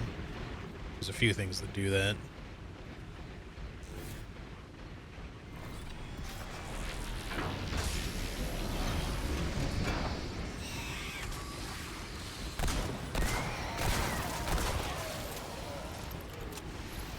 Hope they fixed it because it would be fun to watch. Yeah, I'd really like to play it. Stasis pod glyph. Oh, wait, maybe that'll allow me to go through some of those doors. Hold on. Yeah, because that's that symbol. The key found on the corpse of a corrupted Drazier. That's what it was pronounced. What secret did they take with them? Alright, well, we can open that door at least, so that's cool. That's the one that's in this area, too.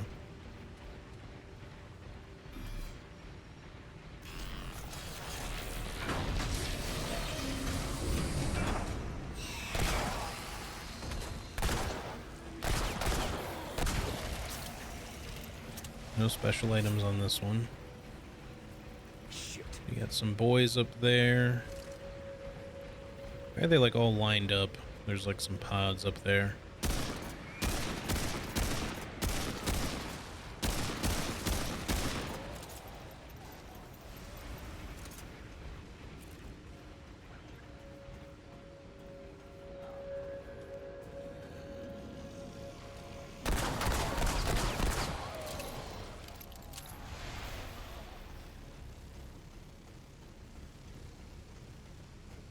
Alright, here's the other side of that locked door. I guess we might as well just open this. Actually, that should let us go back to the thing that we just got to. So let's do that first.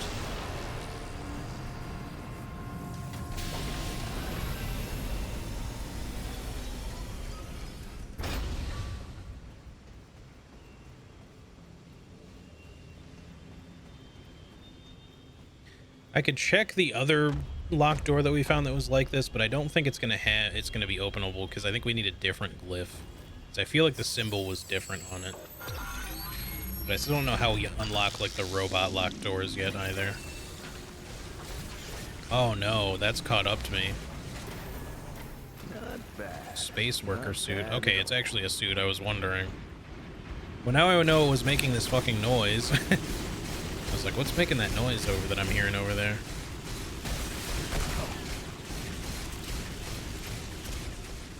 Wish I could lock you out, but you seem to just kind of like go right through shit, I think.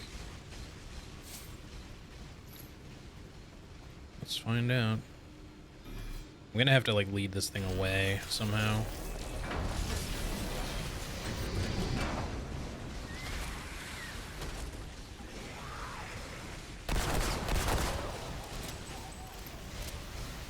What? Oh no, I don't want to go in. Oh, this is not good. Well.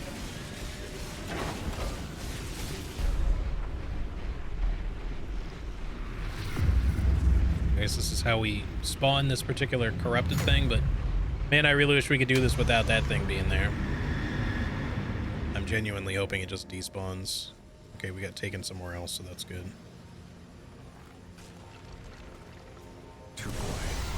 Spiteful and minions. What does spiteful mean? Oh, he's quick. Ow, come on. Just trying to catch my bearings here a little bit, game.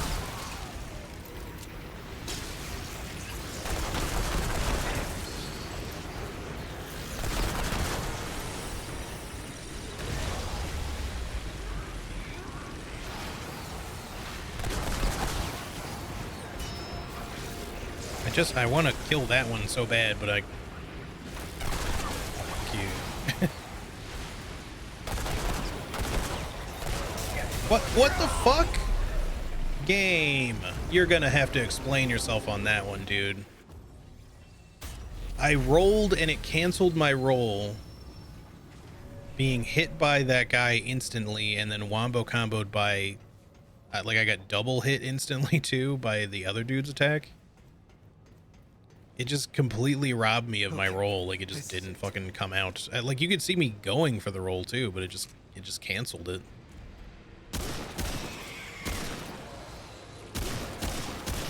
Alright, well, hopefully by dying, we've somehow canceled the, What? How'd that attack miss?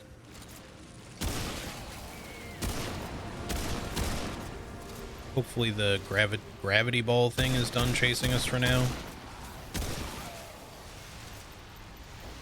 That was some fucking bullshit, though, man. I hope that we didn't lose our chance to do that fight. Yeah, I really dislike one and dones like that.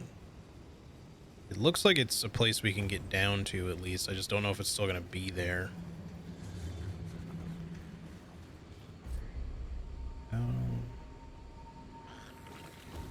Through the locked door, at least.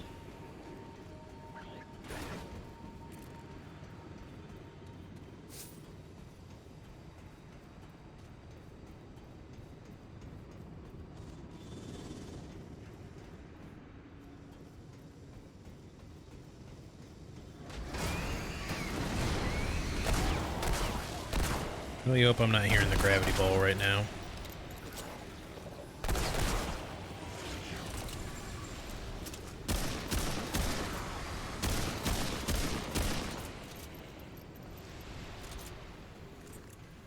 Here they come.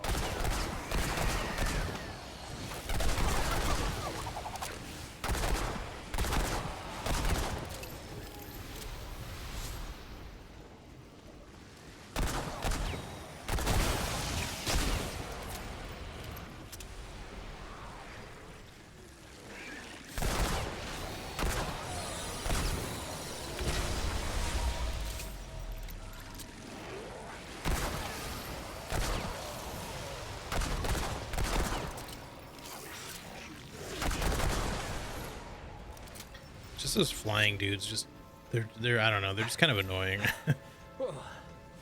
I still think this is like my favorite biome so far, but yeah, shit. Well, I can't get back in at the very least. I'm hoping it'll just let me manually go down there and we can still do the fight, because if not, that fucking sucks. I really dislike that the game just kind of robbed me on that one. I don't think I mistimed the roll. He just didn't do it. Alright, cool. He's still there. Thank fuck.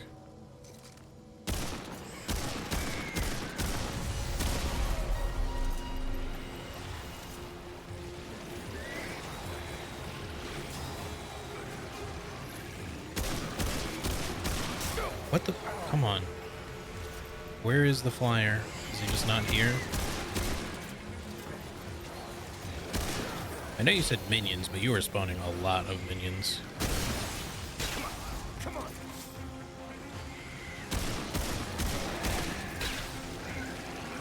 Can we leave this area?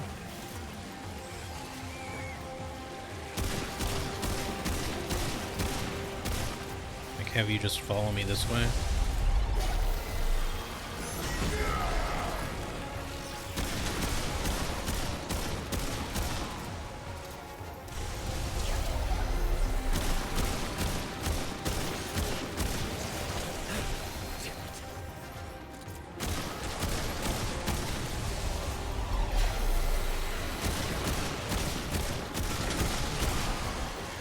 I think the main annoyance right now is he keeps like spawning shit behind me.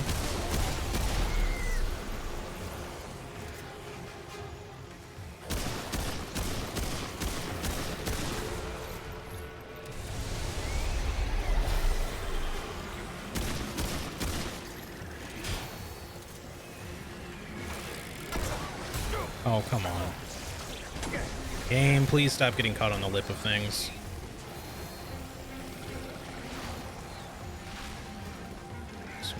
Normal movement.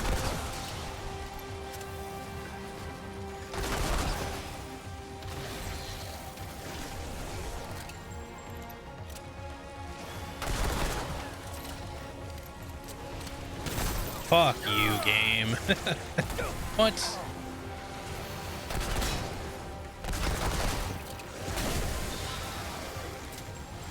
Come on, get out of the puddle. Get off the stuff. Let me move.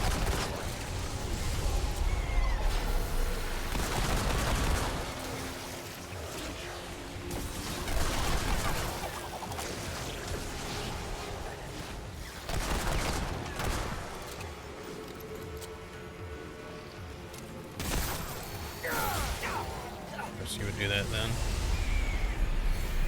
All right. It's all good. There we go. Okay. That guy wasn't too bad, but I kept getting like stuck on just random shit. Still nowhere near as bad as that sewer boss.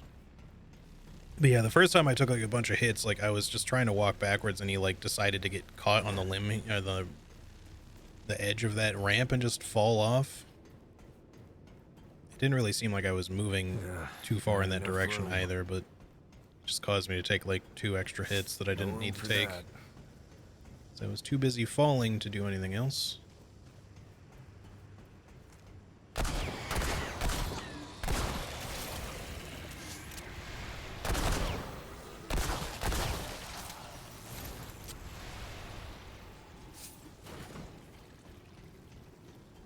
I guess there's not really anything else down here.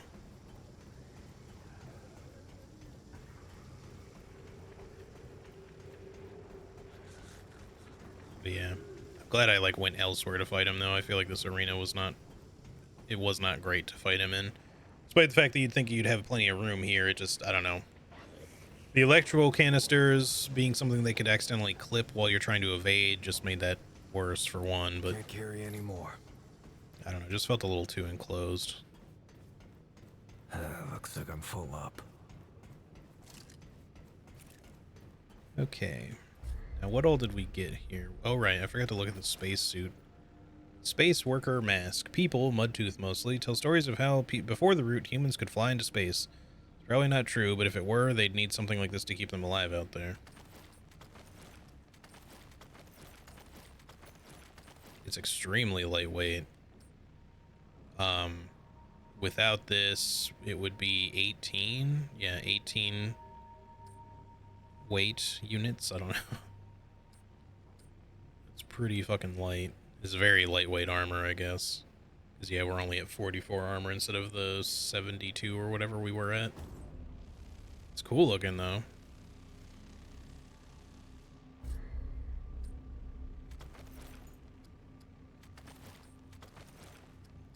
I'm a space cowboy.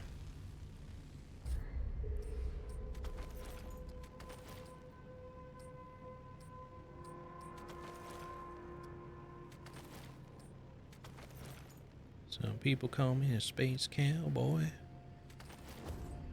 Alright, do I have everything else on properly? I guess because Challenger's gone up a bit. I actually have... I think we were at 20 weight, but now we're at 19. Because of, strong back, which I guess will be fully done. No.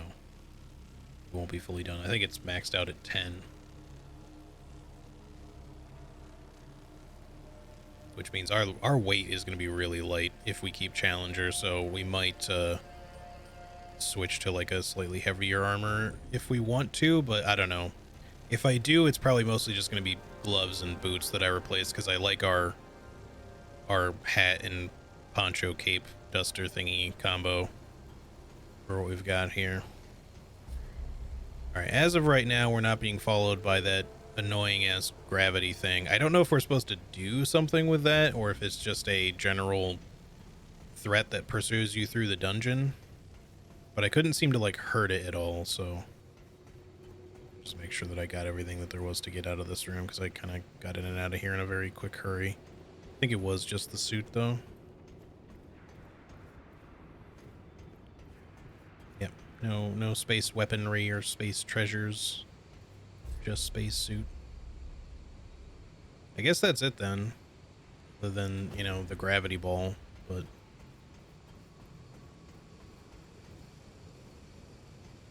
which does make me wonder a little bit, like, what would happen if you just kind of, like... you probably just die if you let it kind of, like... touch you or whatever, and the closer it gets, the more it pulls you. It has its own special gravitational pull, but field of gravity. But yeah, it... what? Combat.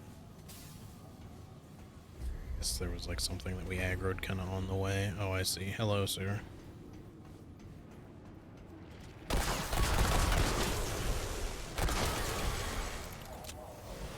Are we out of combat now? Yeah.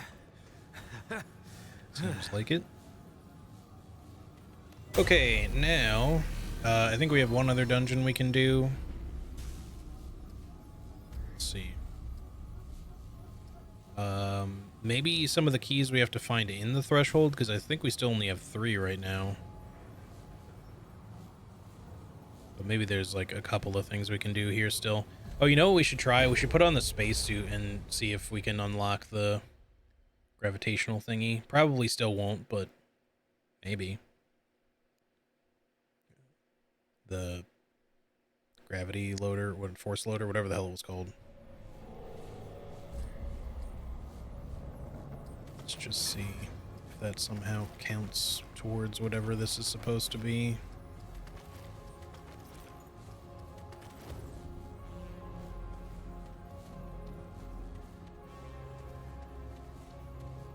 It's me, I'm a space worker.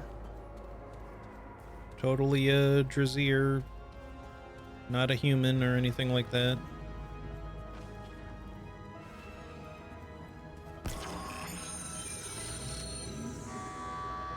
Nope, still not good enough. I don't know what we need.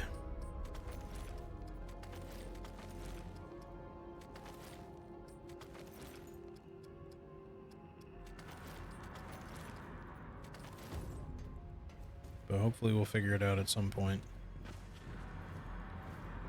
Alright, where else can we go here? That's done. We can go there. I guess that's the only other one right now. There was still the locked doors in the hatchery and the other glyph locked door either in the hatchery or the other dungeon in the first map, but I don't think that the glyph stone that we have unlocks that. I think we need to find a different one. Oh, all right. There's also this elevator here. I forgot about that. So there's actually like maybe two things. I guess let's go to the elevator first, just to see what that leads to. It might lead to another key.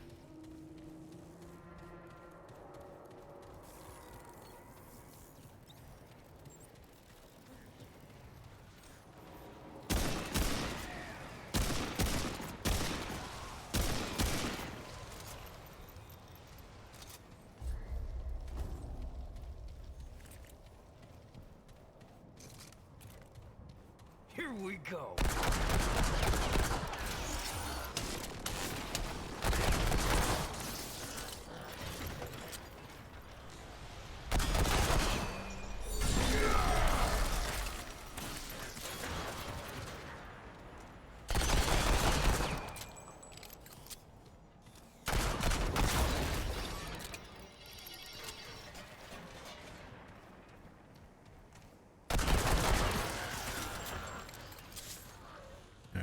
Good. I think so.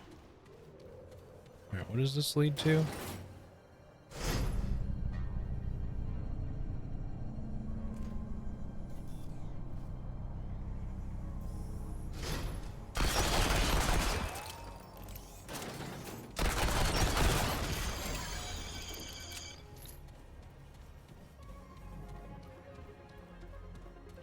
This looks like where a key would have been, but I don't think it's still there. There's just an item.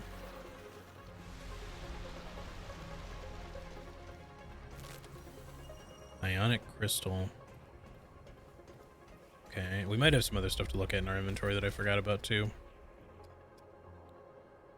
Ionic crystals are common in nature, salt for example, yet each has its own unique conductive and absorptive properties. These crystals, for example, seem to muffle kinetic energy, hardly bouncing even when dropped. Seems like that could be a useful property. Alright, well, we could probably take that back to Cabe.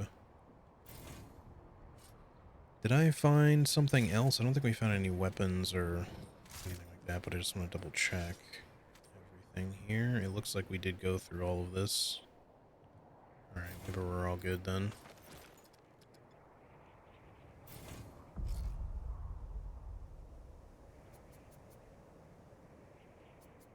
Okay.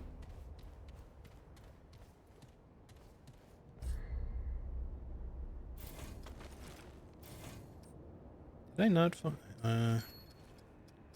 No, okay. I don't know why. I keep thinking that I found like some other item that I just forgot to look at before, but I think I did go through all of it. Alright, so that's just like its own little treasure room. I guess there's nothing else really to find there.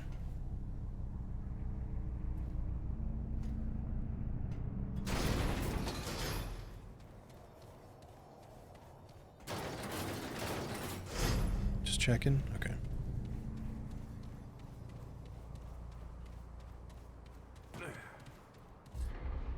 So, yeah, then we just have that dungeon after all over there, whatever that is.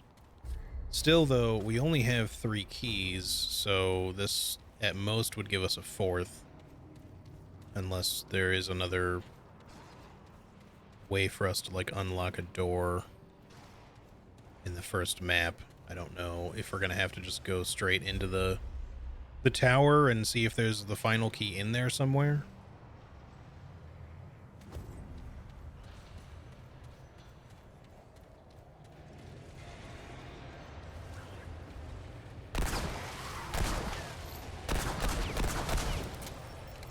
Just hoping we can complete all the dungeons and that there's no bugs. Damn it.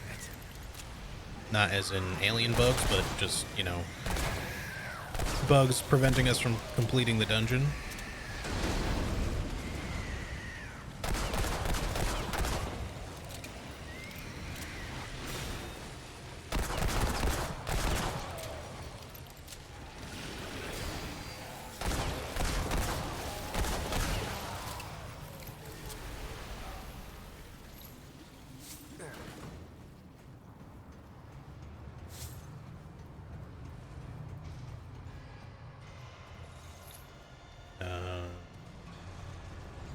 Okay, nobody else here. Oh, hello.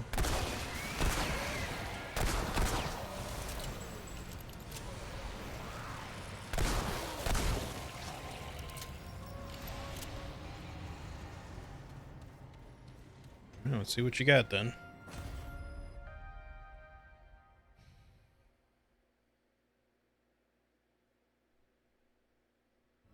Damn, we've been going for almost 3.5 hours already.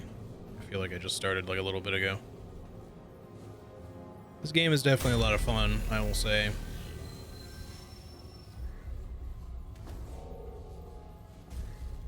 Did we want to go back to do anything specific? I know we have some things we can check.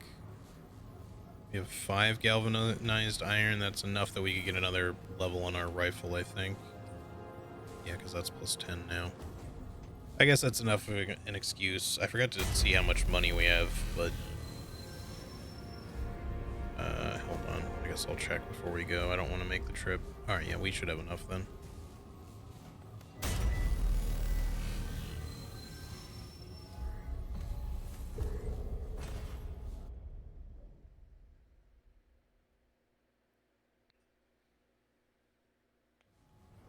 Okie dokie.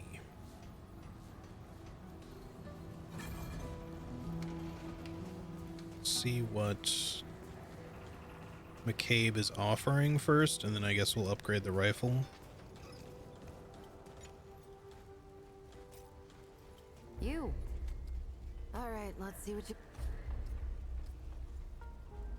Okay, what is this? Energy wall. Deploys an energy barrier on impact with ground.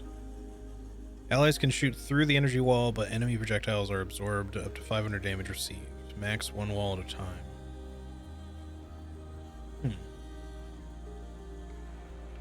That's cool. Probably especially good in co-op, since like multiple players could make use of that, I guess.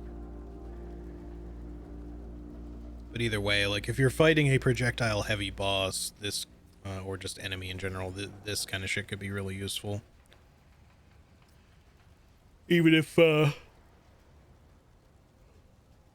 was only going to block like one attack or something like that. I mean, you would hope that not much in this game does 500 or more damage in one shot, because that's a lot more health than I think pretty much any of your players are going to have generally. Any of the characters, player characters. You get damage mitigation from different things, don't get me wrong, but you typically are going to have like somewhere between 1 and 200 health, I think. Probably not 500 or more.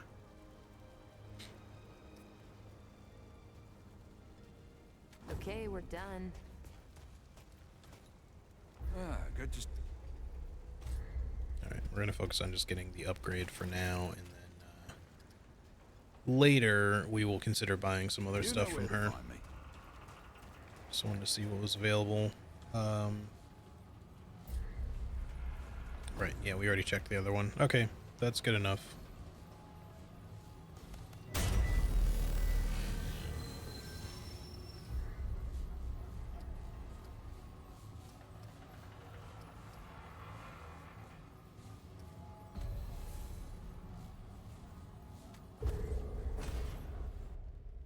I think I do want to buy like all the other items, especially if I ever do any co-op with this character. But just in general, it's fun to like collect all the things. But that also gives us the means to kind of like switch some stuff up later if we want to for adventure mode or otherwise. I do kind of still want to like swap to different guns. Probably not my pistol. I think I'm going to probably potentially use this same pistol throughout the whole playthrough, but just because like you don't need it for your quick draw skill or anything like that. It just uses a Western classic looking gun as your quote unquote side piece. Whenever you do the quick draw ability, that's just kind of how it appears. But since we're cosplaying cowboy and all that, it just seems like it would be weird to not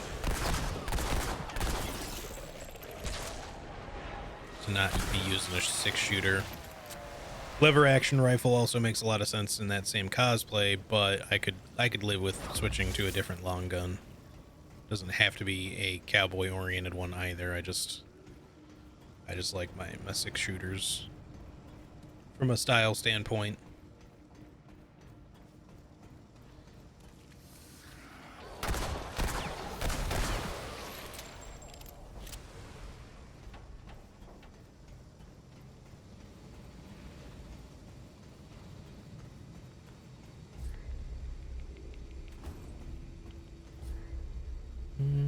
Those look like they connect. I guess we can go this way first.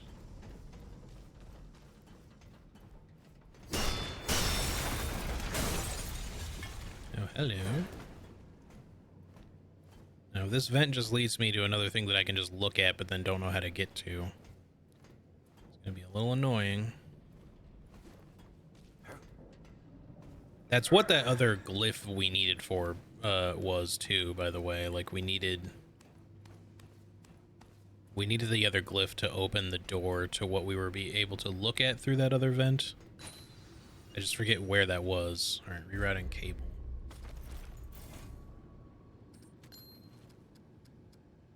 Gain 5% of max health as a shield for 5 seconds after spending 25 stamina. Accumulation resets after 5 seconds of inaction. Max 50% shield.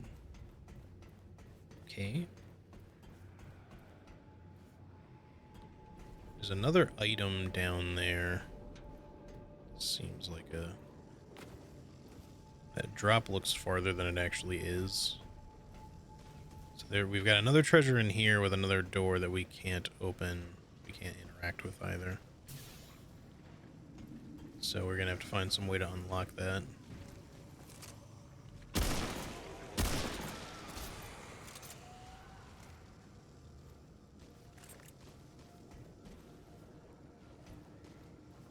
I don't think there was anything else we could do from up above in the vents and stuff to affect that.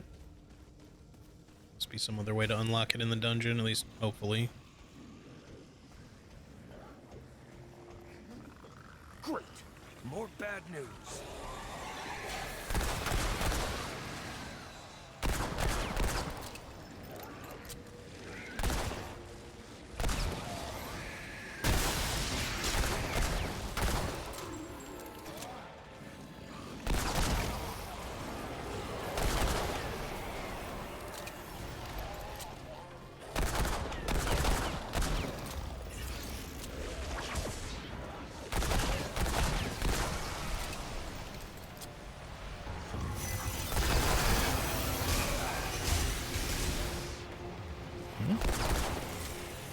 Is it just extra guys, or it looked really weird?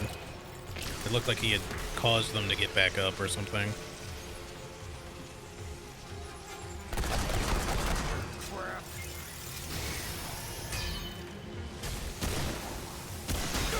Whoa.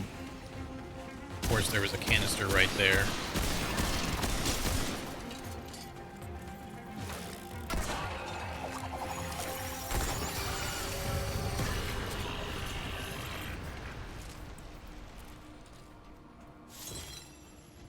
Alright, we good, we Gucci.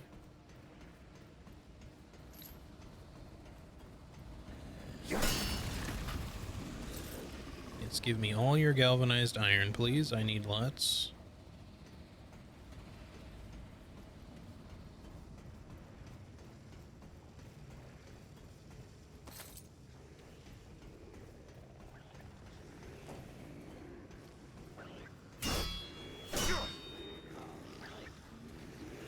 Okay, this is...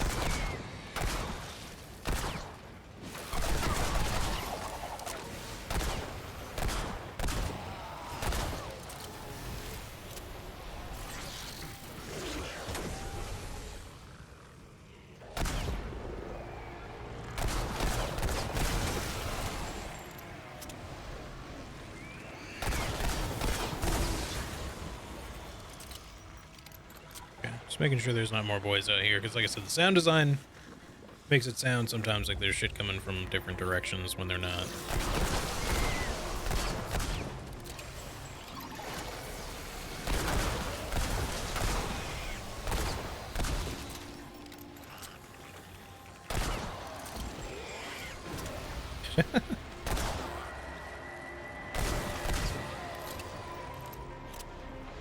Might be an elite coming at us here.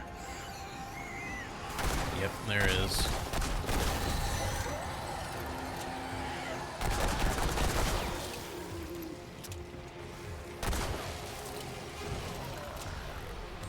No, don't use that. I don't know why he decided to just stand there, or float there rather, but that works for me.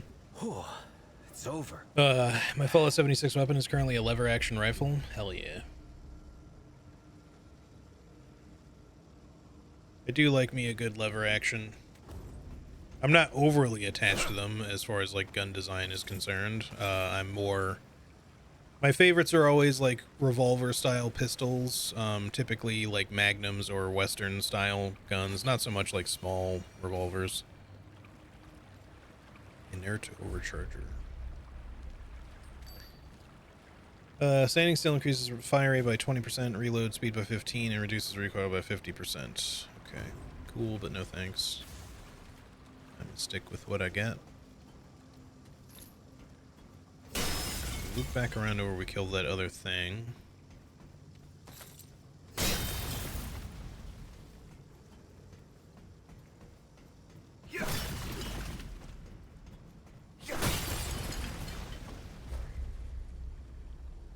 Okay, I guess we'll just progress and hope that something unlocks that door further back so we can see what the other item is.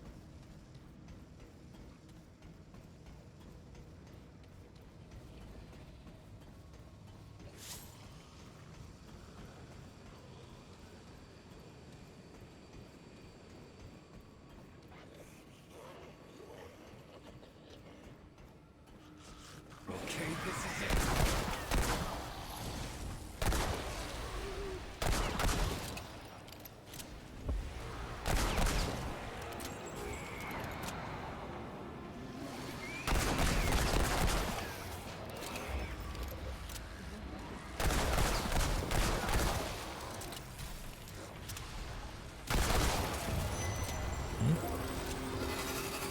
Oh, you appeared behind me somehow. I guess he like came through a vent or some shit.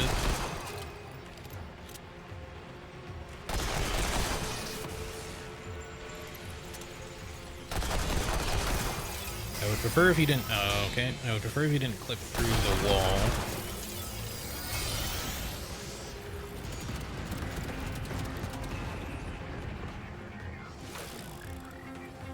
Can you go somewhere that's a little bit more convenient for me to shoot? Oh, okay. No, don't...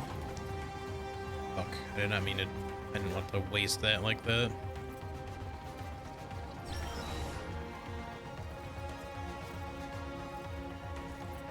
I just heard it, but I don't... I fucking... Why does he keep clipping into the wall? Come on, dude. You gotta get somewhere where I can actually shoot you and also loot the things that you drop when you die. I hope he's not just gonna be stuck in there now.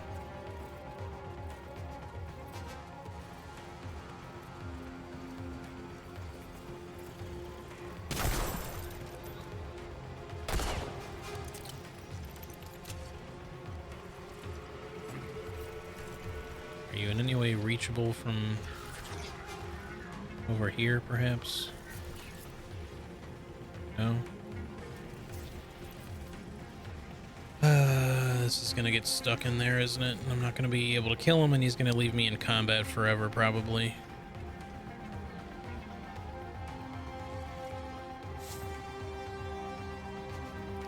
Alright, I'm gonna move this way and see if he, like, repositions at some point.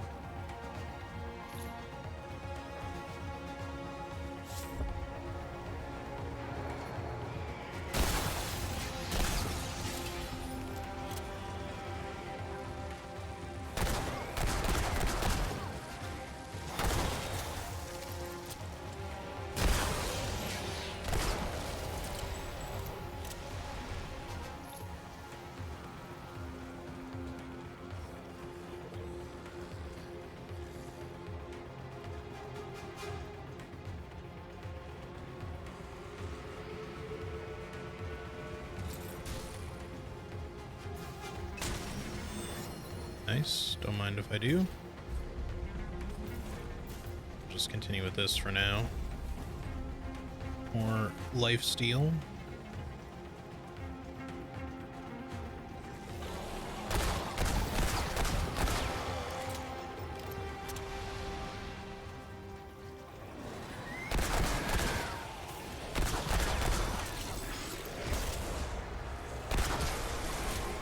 I think the elite may have finally stopped being aggroed.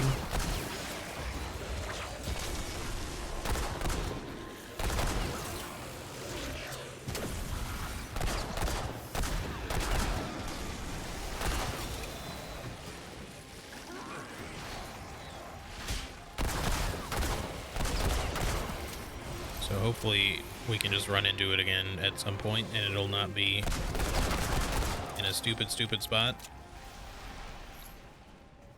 'Cause I was absolutely down to fight that thing and kill it and get the reward for killing it.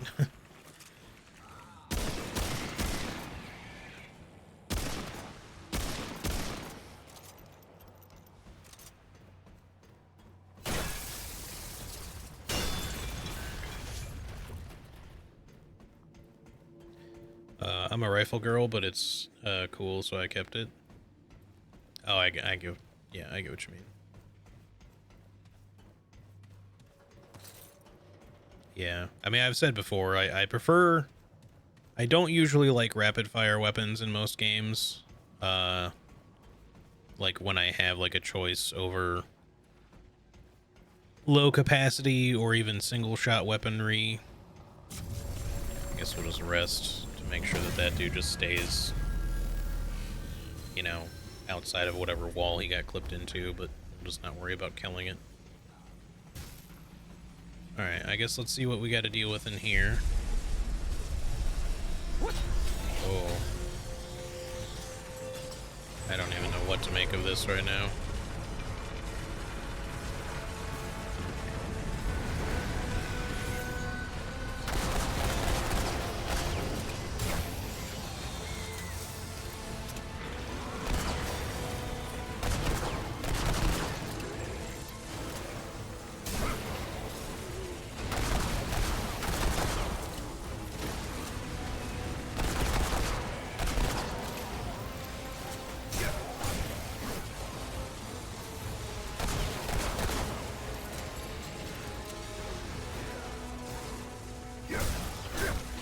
Like, I feel like it's just continuously throwing stuff at me, but I don't know what to...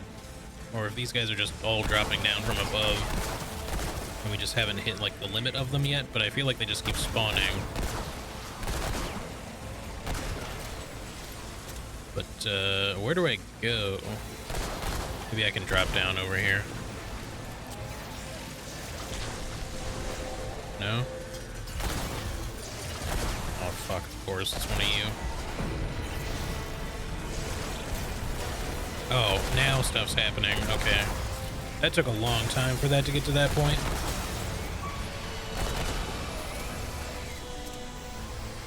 We just gotta get through here.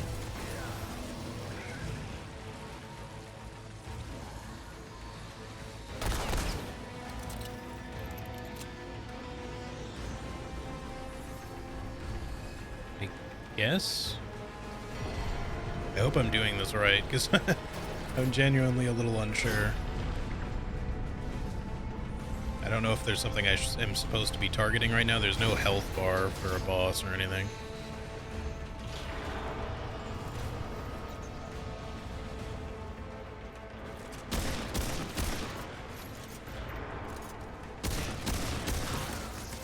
Hey Ari, how's it going? Good to see you. I hope you're doing well.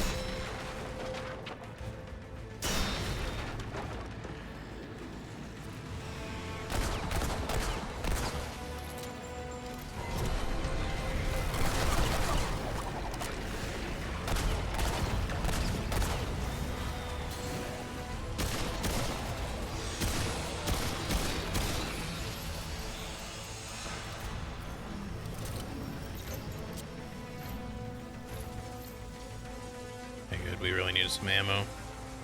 We just have to get to a point where we can traverse this whole thing, I guess. It's just kind of like a gauntlet, I guess.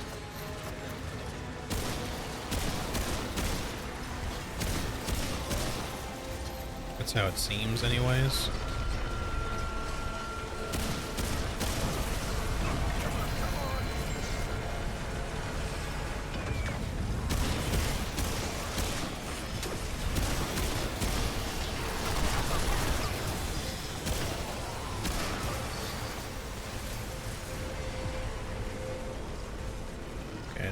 think turning that did anything for me. I need him to turn this one.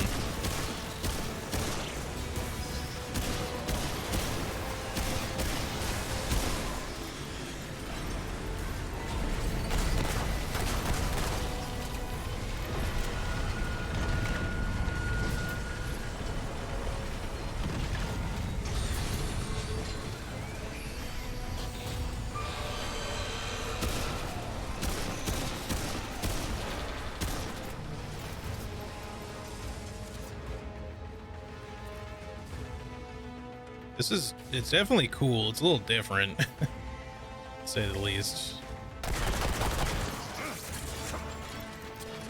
This door open? No, I don't want to just interact with a door that's not going to do anything. There's still guys chasing me.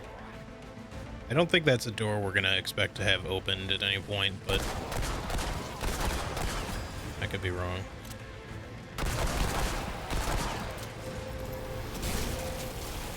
Need to get out of here.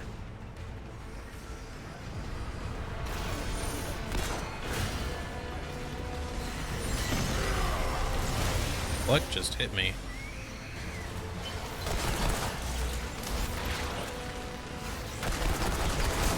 What is still hitting me?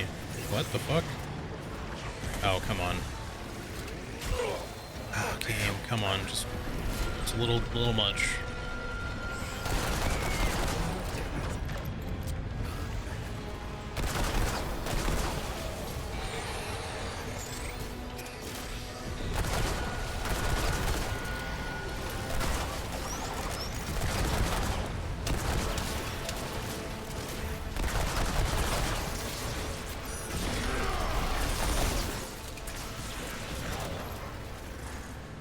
We got a lot of HP regen out of that, at least.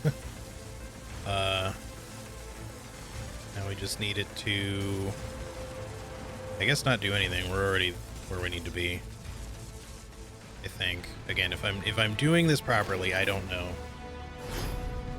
Doing good. Just had dinner and now finishing up some studying. Hopefully, Odin Bongo. Gotcha. Well, I hope the studying goes well.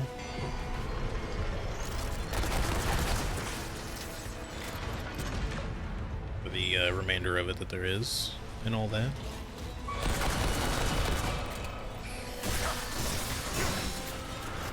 Really glad he dropped some extra ammo. I mean, we are doing okay on ammo, but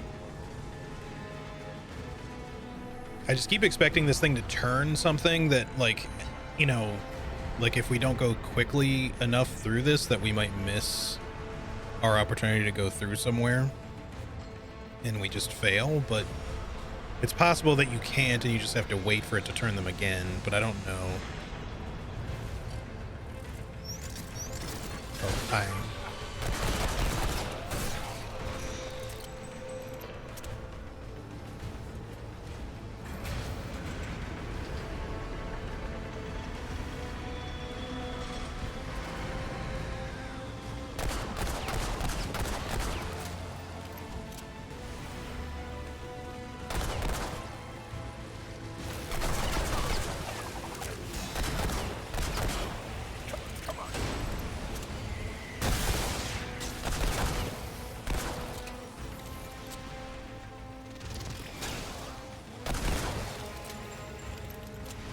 must be a ranged boy somewhere.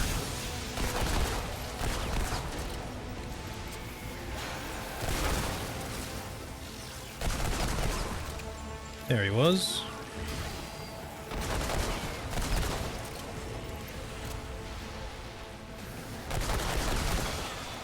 I think he might have, like, fallen to his death or something there. That was strange.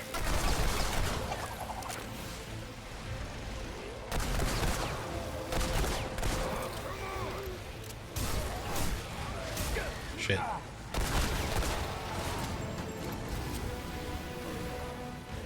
I would like it if this door would open soon. Please, giant claw thingy, open sesame.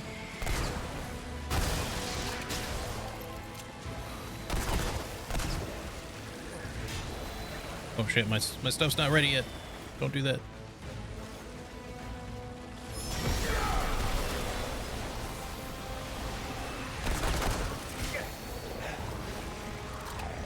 Load the gun. Oh, no. What? You came up very suddenly. Fucking elite out of nowhere. That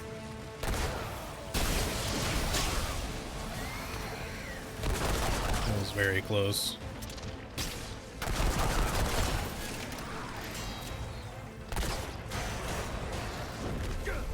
That last attack and that combo is just really hard to avoid.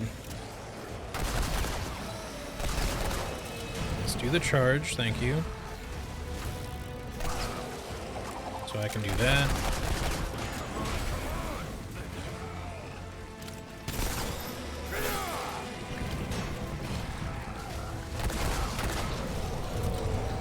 Alright, we just had to beat that thing. We got fitness. A fitness trait. Hooray. Alright.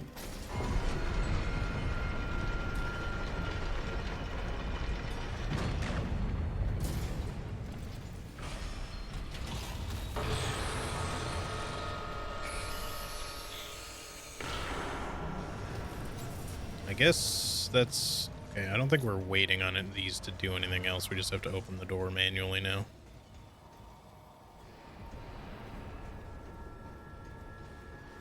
I need that trait IRL. Yeah. I'm trying to get back into my routine. It's slow going, but these things take time. Okay. Yeah, see, like, we don't have this glyph, I don't think. So now we have to come back to another door with yet another glyph.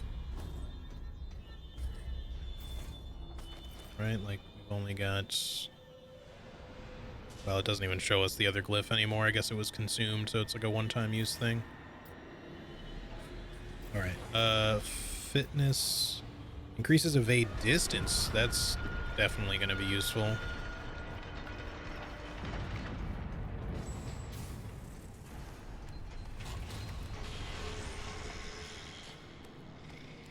Get down with the fitness.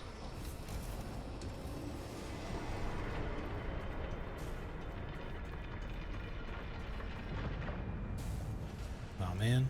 I was really hoping this was a button that would do something. It was not. Hey, why is... This can't just be like a dead end, right? Like, can I even go back?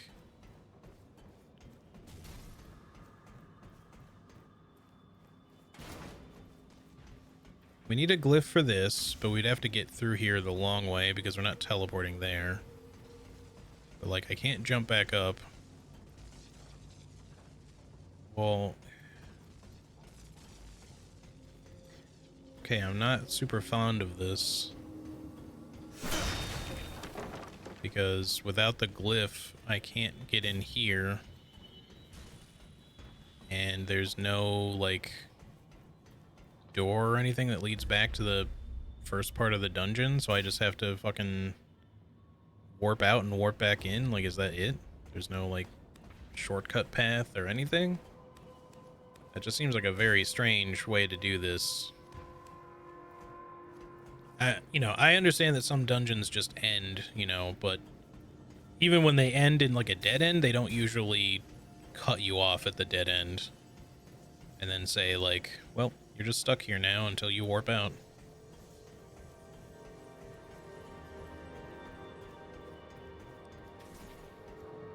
Because I also now have to go through all of that again, which, granted, might already be, like, oriented properly, so it won't be, like, as much of a gauntlet.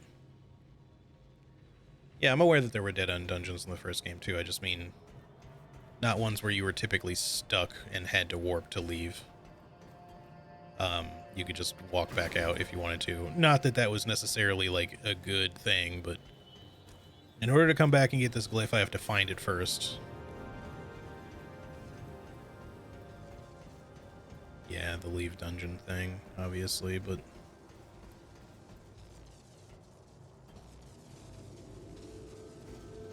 But hopefully this is all oriented as much as it needs to be now. I wonder if anything changed. This doesn't look It feels like it might have gotten reset, though. I hope that it's not fully reset and I have to go through the whole gauntlet again just to get to that glyph door once we actually have the glyph. Assuming this just closes the door again. Yeah, I can't even interact with it anyway, so... Alright, well... I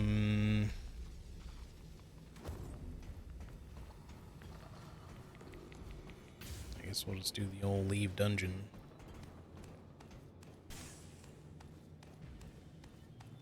I'm surprised because we didn't even get a key fragment here. We may have literally all the ones we can get prior to going into the tower. I've still only got 3. It says of 5.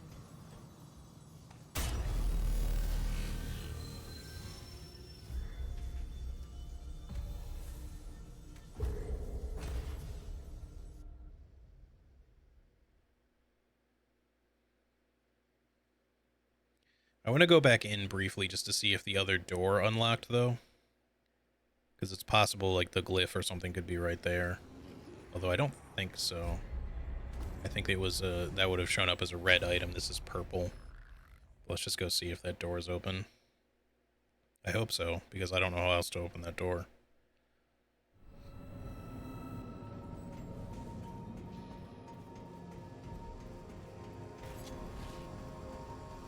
Right, apologies for the frame rate. I forgot that the beginning of this dungeon was kind of framey for some reason.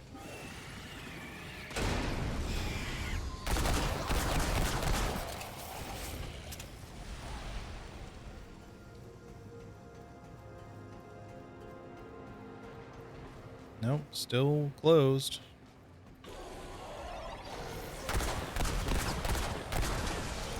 No clue, man. See, it's stuff like this that makes me assume that there could also be like a puzzle solution to getting it open, but there just wasn't really like anything here that seemed to indicate a puzzle.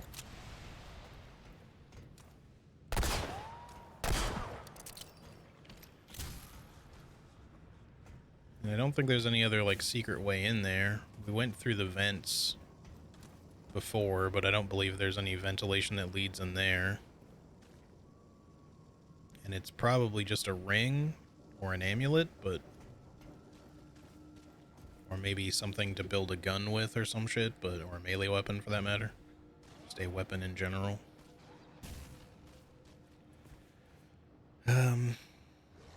Yep, that kind of blows.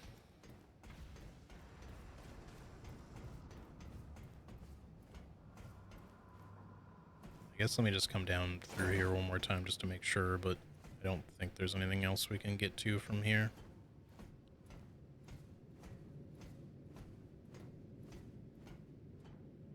I wouldn't be surprised if the key for that door had not even spawned in this instance of the world. I don't know that there is a key. I mean, yes, it's possible that whatever the solution is in general didn't spawn, but I can't even interact with the door, which indicates to me that there isn't even like a key item. There's just something you would need to do to cause it to open.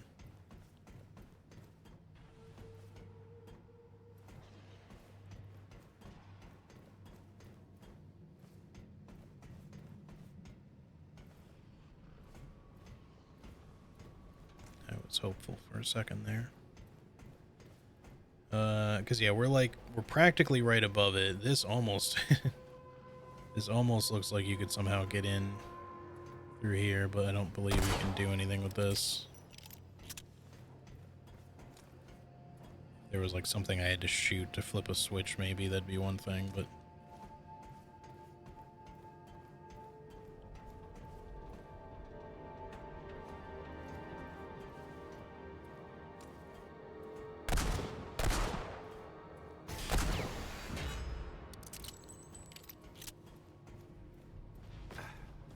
Okay, that was the solution after all. Oh, I get it. There's like a cable for the door. That's still... That seems like a wild guess kind of situation, because I don't know that you would expect those electrical canisters to charge the cable like that. Because that's the first time I've ever seen an environmental thing do something like that before. So I had no basis to assume that was going to work. I just was like, I guess I can shoot that thing.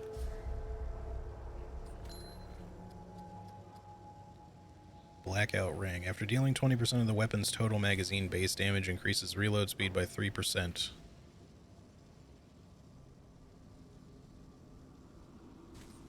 Alright, cool, I guess. Well,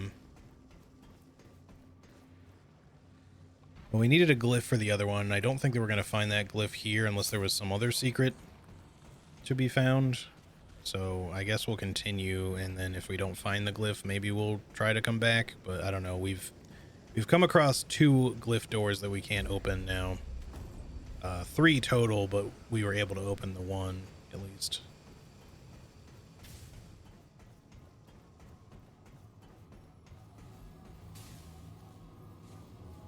That ring from the first game only was, you think it was 40%? Gotcha. Let me just step outside really quick just to see what other potential avenues on the map we can go to. I don't think there is anything else on this map outside of that glyph door that I was just talking about.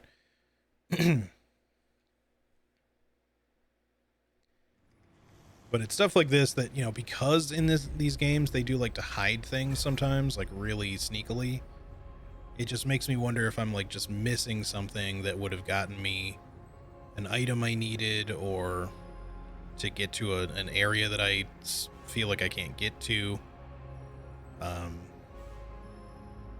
Because yeah, on this map it seems at least like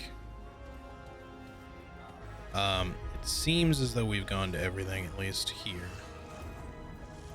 Stop making so much noise. You keep making me assume that you're aggroed. But yeah, on this map anyways, it seems like we've been to everything. There's just a glyph door in there that we haven't opened. Let's warp back to the other map then.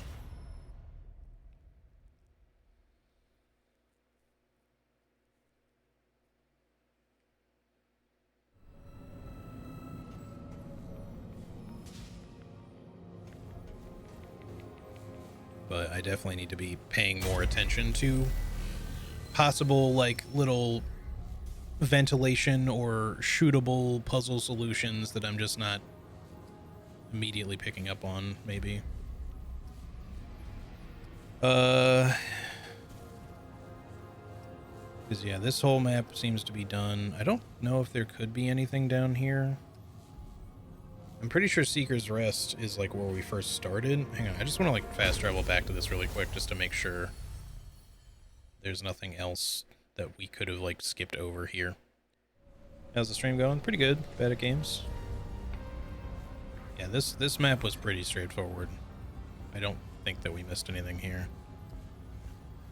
As you just go down to the elevator, then there's the key room, and then you just continue, and then there's another elevator, and then it just leads right to the exit. I don't think there's anything there.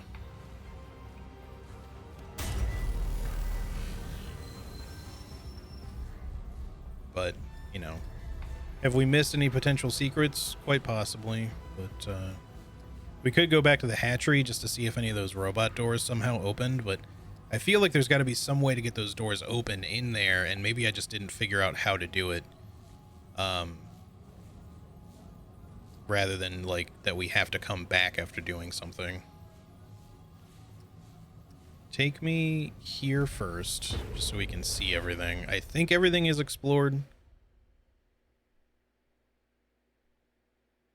Except for that one little plateau that I couldn't figure out if there's any way to get up on, but that at least doesn't seem likely that there's a way, unless we're meant to... Unless we're meant to, like, crawl through the shit that makes you sick and probably die. But it doesn't, like, I don't see any sort of connecting piece to that, so that doesn't seem very likely. I mean, obviously they would want to hide it, so it might not be that easy to see in the first place.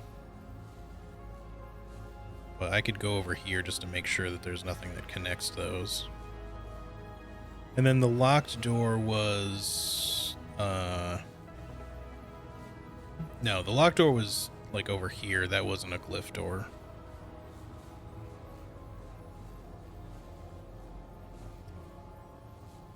But that's done, at least. Alright, so yeah, I guess let's just head that way and see if there's somehow anything we can do with that. I mean, I know I went over there literally earlier on this stream, but maybe I missed something.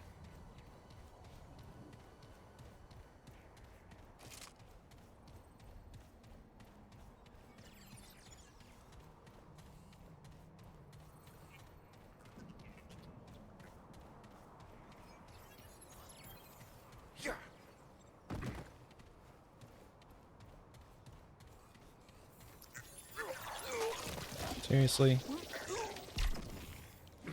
Sometimes it just really is not obvious that you're like right on the cusp of that shit.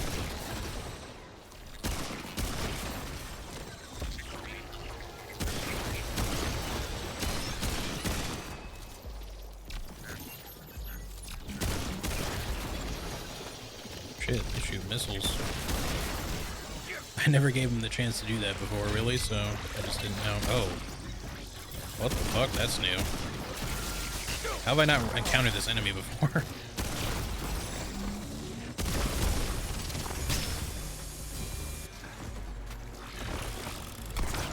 That's not what I wanted, but I think that does hurt it, though. Maybe? Oh, maybe I just hit it with something else. Can you just chill up there? Thank you.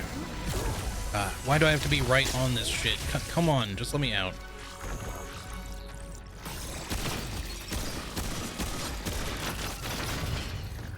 Alright. Stupid wall of illness. Wall of... I don't know what the fuck it is.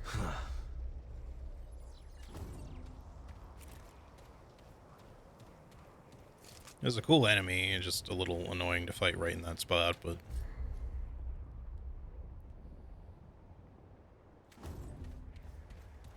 Again, this plateau up here could literally be nothing. It just looks like there's enough area up there that there could be something.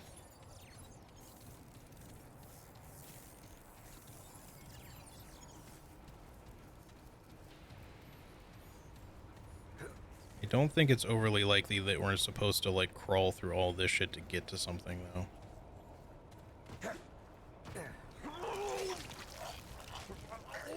Pretty sure it's just gonna kill us if we go too far here.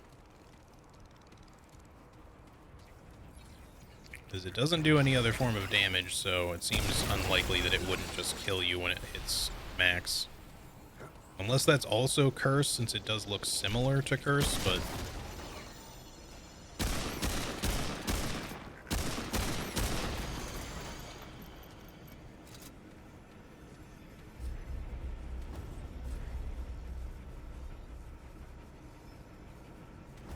Yeah, I just can't think of any other way to get up there.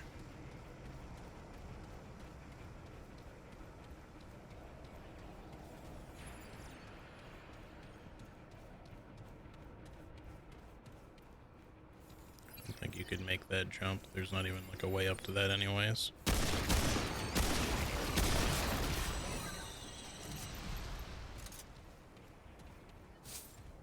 Yeah, alright, let's just ignore that. It's probably not anything. It just, you know, it's just making me paranoid that I'm like missing a bunch of secrets now that I've found something like that stupid shootable thing. Because it's like, yes indeed, they still hide things a lot in this game. What hit me there? Oh.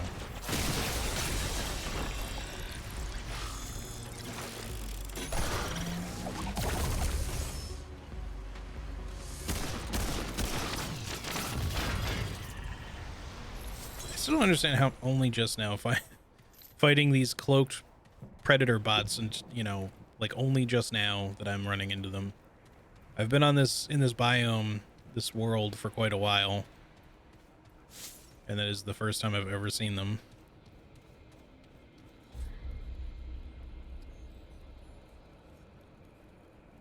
But yeah, I guess we're just heading into the tower at this point.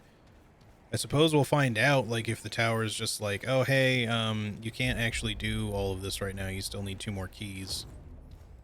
But I don't know. I'm not really too sure where else I would get them, because as it stands right now, I've done, like, all the dungeons. Well, I guess the other thing we could quickly check before we do all of that is just to go back into the hatchery just to see if there's some way to get those doors open.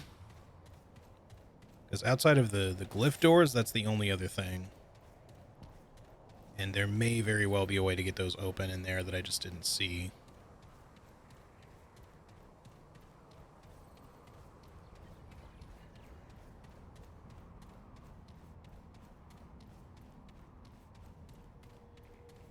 Man, I really love that they added the ability to run indefinitely outside of combat and roll and all that kind of stuff. Just no stamina used outside of combat is chef's kiss if you're gonna have a stamina system. All right, the dormant facility I think might have been also where the other glyph was. The other glyph door, I mean. Take me to the hatchery. Let's just go quickly see. It's probably going to be a big waste of time, and I apologize, but I genuinely feel the need to know if there's some way I could have opened the doors in here. Or if they're just suddenly open now for some reason.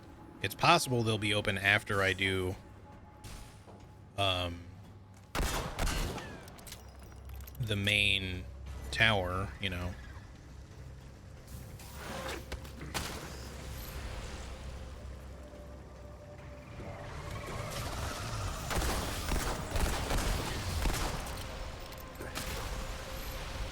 That gets us Juggernaut now. I'm gonna not equip that for the time being. I'm still gonna stick with War Stomp because I really like War Stomp a lot.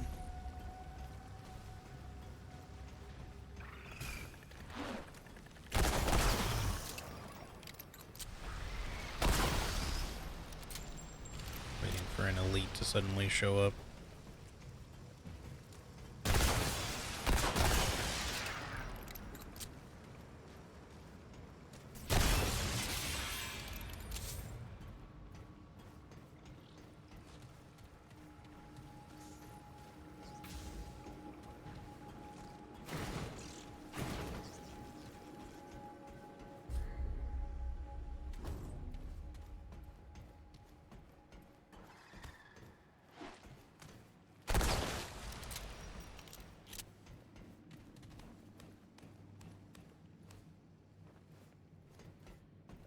Alright, are the doors still 100% closed? They are. So I want to get them open so I can see what this ring is. I'm sure this is still going to do nothing. And they don't have glyphs or anything, so there's no key item to use. We just have to find some way to make them open. And there's robots in them, which makes me assume that they would trigger in some fashion to fight. But I don't know how to get them to trigger in order to fight. Originally, I thought that once we completed the boss that was down here, that would have done it, but nothing happened after it was dead. We just got some stuff. It's possible that that was supposed to happen. Or we were supposed to do something very clever and walk back up the hallway with that boss pursuing us, and like maybe by proximity these things would have opened, because it seemed like if you look here,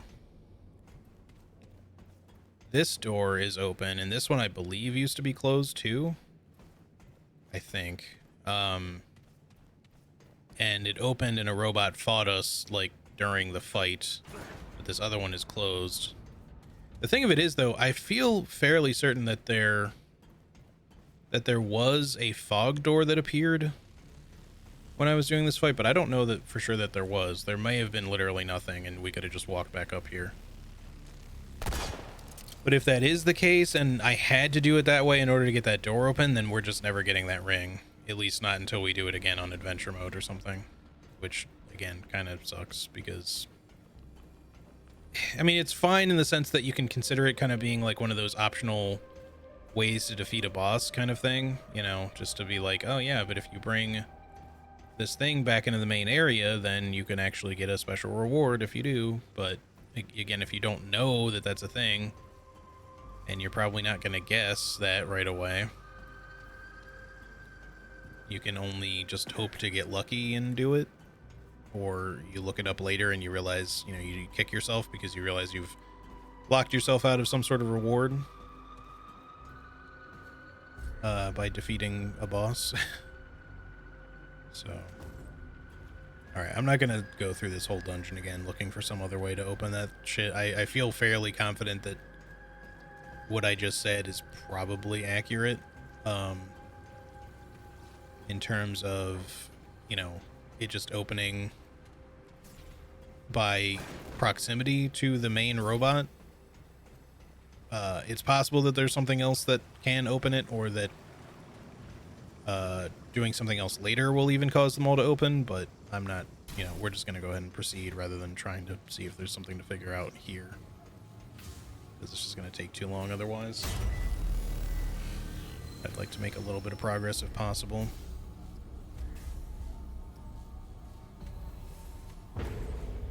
Again, we only have 3 keys, so either we only actually need 3 because there's already 2 there, or we have to find 2, you know, within the place, or we just can't finish the whole thing now and have to somehow find 2 more keys elsewhere. I don't expect that there would be 2 other keys on, like, Yaesha or something. That doesn't really make a lot of sense.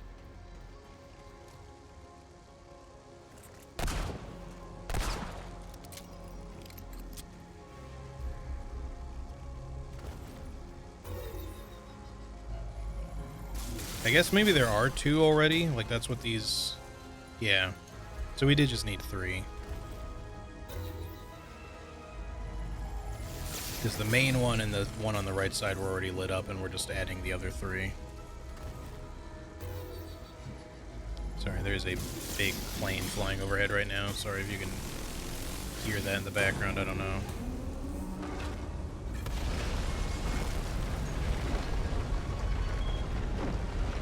That's a big door.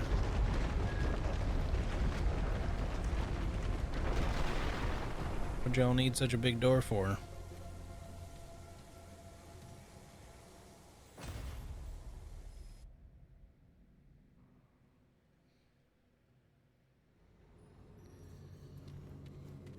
It puts you into a much smaller room. Arrived. Proceed to the elevator. Once you shut down the core, I will gain access and save Nerud. Here's hoping you're a good dude, and a good dude who'll save Nerud. Power saver.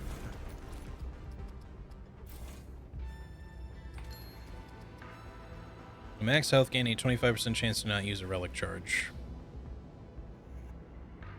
Okay. This obviously would not be any good with the Dragon Heart, but I guess some other relics this could be useful for, because you're not going to use the Dragon Heart at max health. But some of them don't really heal you much. And instead give you, like, mod power and shit like that, so I could understand, you know, wanting it for that instead.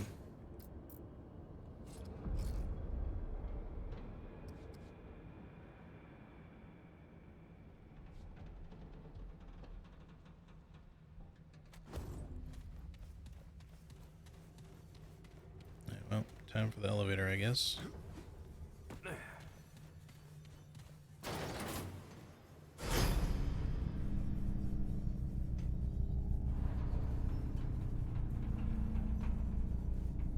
For millennia, the Drasier sought answers to a simple question.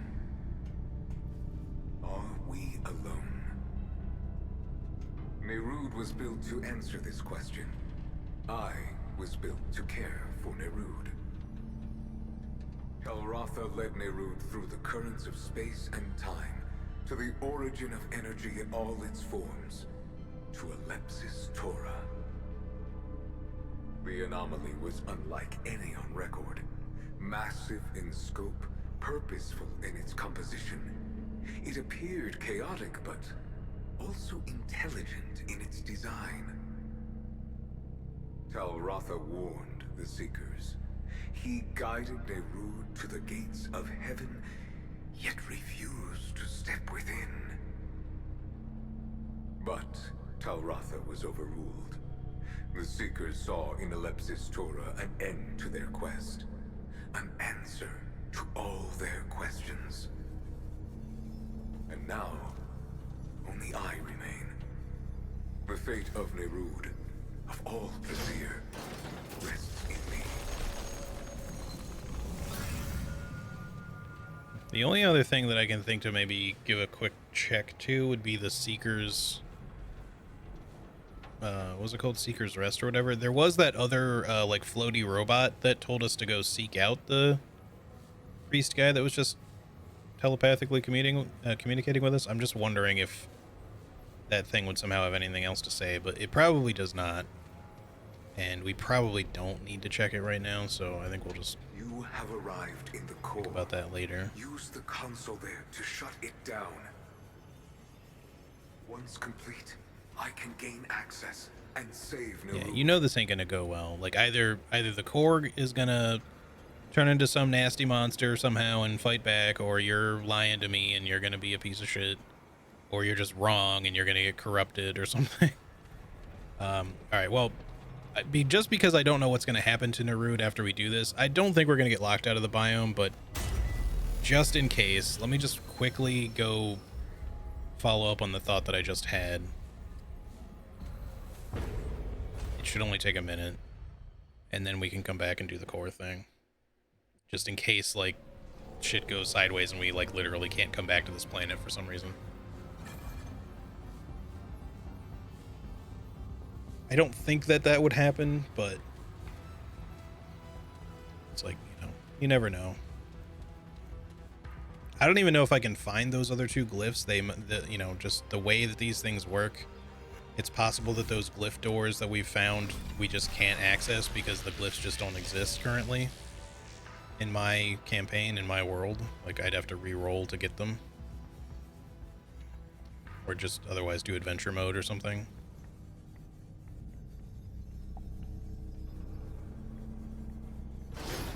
And obviously it's entirely possible I just missed them somewhere, but I've been pretty thorough for most stuff. And outside of the hatchery doors, I have only come across two other doors I think that I couldn't open, which have specifically been the glyph doors that I was just talking about. Like, that's it. Like, literally everything else we've sorted out.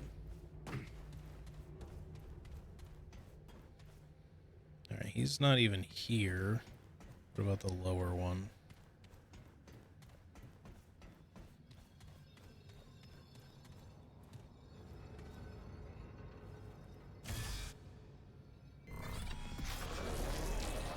It's a good thing our dude knows how to interact with these things, because I don't think I would know how.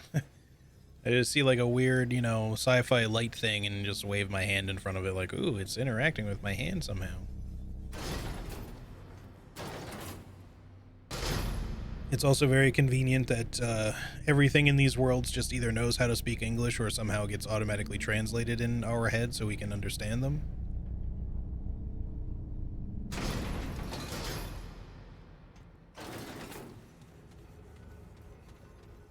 He's just not here at all, actually. Okay, well, I guess that's just how that is, but I feel like it was worth checking up on anyway. Just to make sure. It's not like this takes long to get through.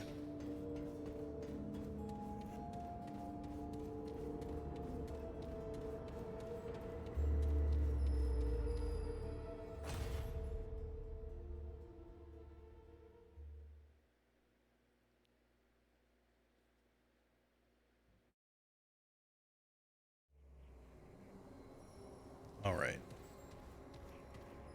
The annoyance is just having to, like, bring the elevators back up each time.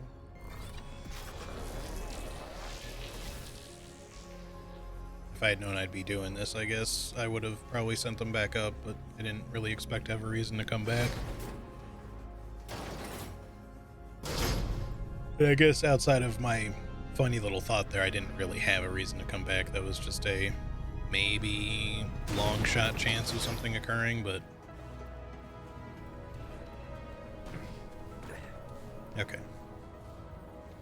The whole universe speaks English, don't you know that? Yeah, apparently. Okay, back to Sentinel's Keep. Let's go see what's gonna happen, I guess. I'm sure we're gonna fight a boss, a world boss, because, you know, you do in every world. And actually, chat, give me one more minute here. I'm actually going to just quickly run to the bathroom. I've had like a lot of water and coffee today, so... but yeah, I don't want to be dealing with that like in the middle of a fight, so give me like just 1 minute and I'll be right back.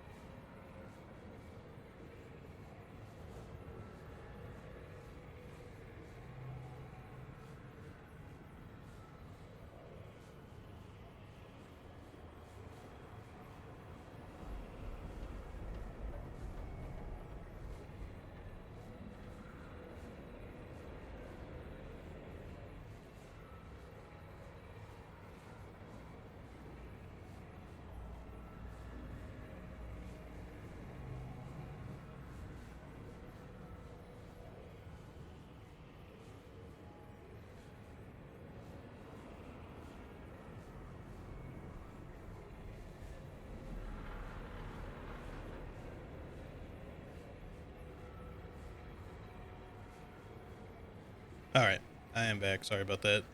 Quickly check on Cisco too. Okay. Yeah, let's do this.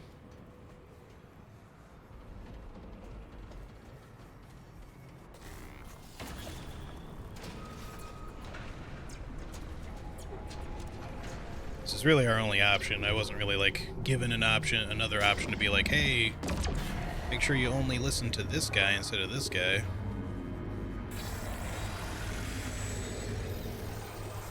Okay, so yep, the core has a big old monster in it, big old alien. So maybe the priest guy is totally fine.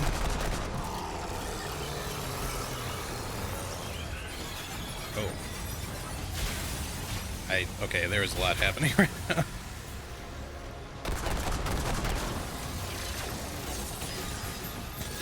Oh, ow. Bro's got fucking Omega beams over here. Oh, right when I was about to do that.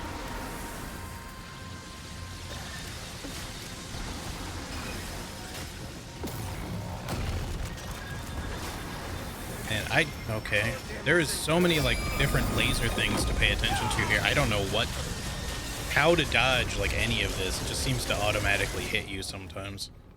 There is a lot happening here. Okay, let's try again. I'm hoping you're susceptible to fire. That'd be nice. If I could actually use my mods to do something for once. Seems like no.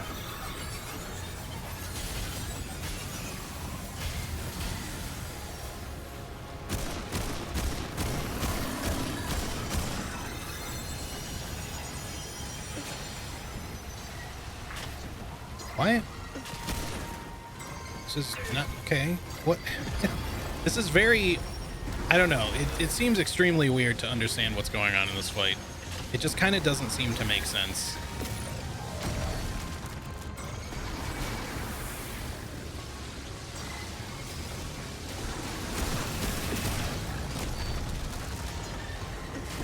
Man, I just don't have the stamina for it either. I'll get it someday, Chad, I guess. I don't know what the fuck to do right now. This is like, there is so much happening that I just can't even fucking see. It feels like.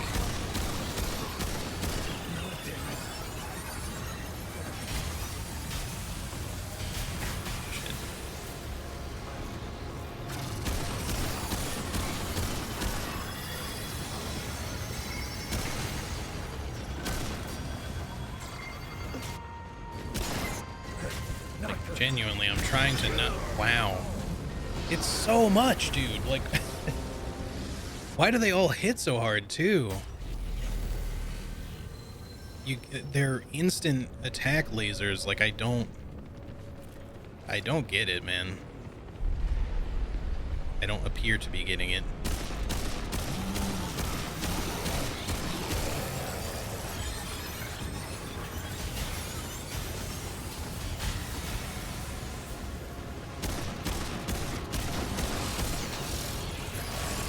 The weird Omega beams. And then now we're getting into this phase, so we just need to watch out for stuff spawning under me.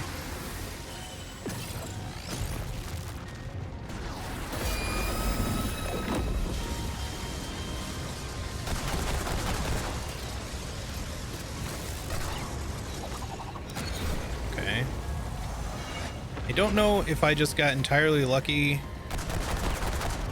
Kind of hard to tell what I'm supposed to do with a lot of these.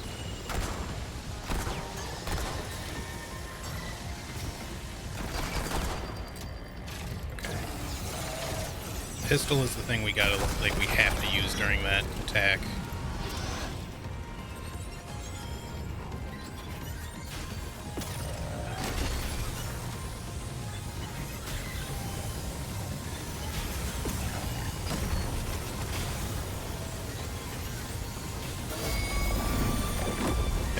Go somewhere? Can I do something? Okay.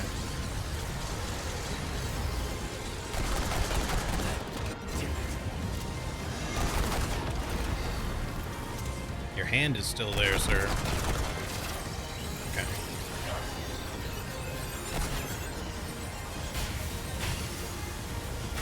Fuck.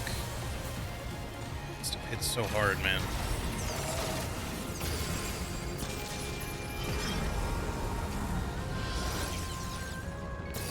What? Okay. Some bullshit.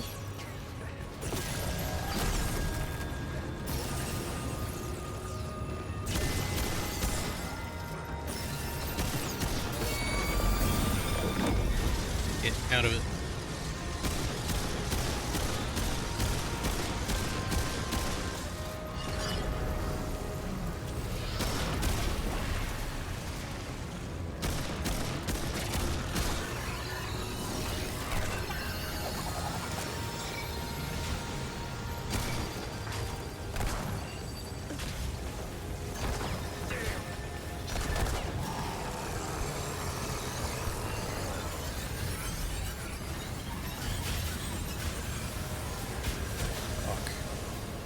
Like, I almost want my regen to carry me through this a little bit. Here, I'll even use a blood root for this.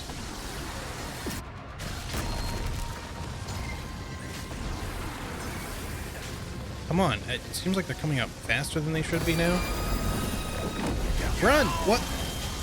Is I out of stamina? Just stop moving. Man, there is so much happening with this fight. He does not give you much opportunity to hit the weak spot either. Whew. What can I possibly do better in this? I don't know. Like, obviously the damage over time mods kind of suck for this, unfortunately.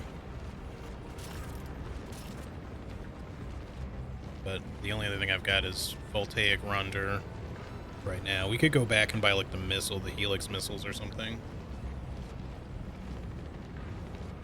Because I don't think this thing's gonna work, gonna do much for us, but I'll put it on for now anyways.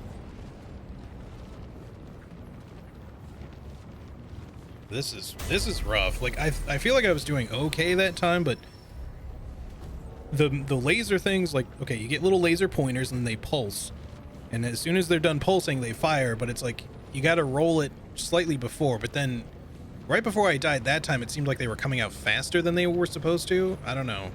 I don't know if they just speed up.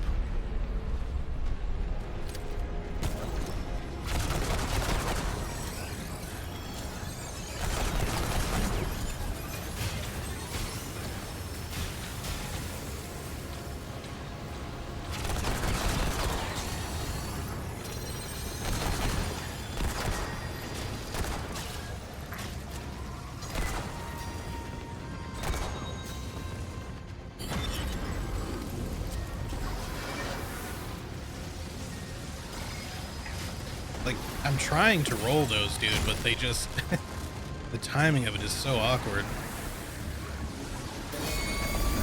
Okay, we gotta get away from this. Come on.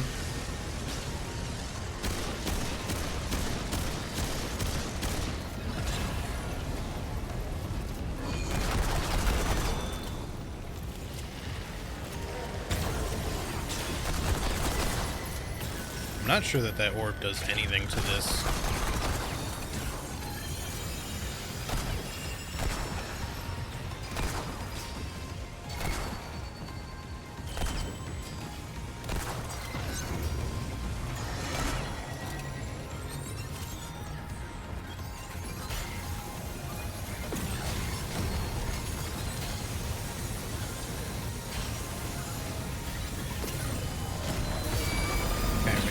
Gotta get out of the thing.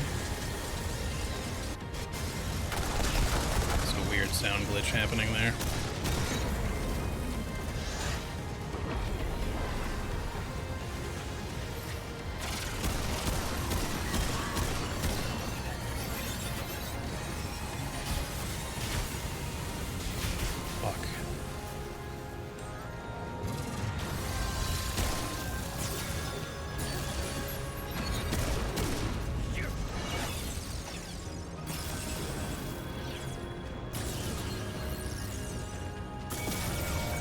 What? Oh, fuck you, game.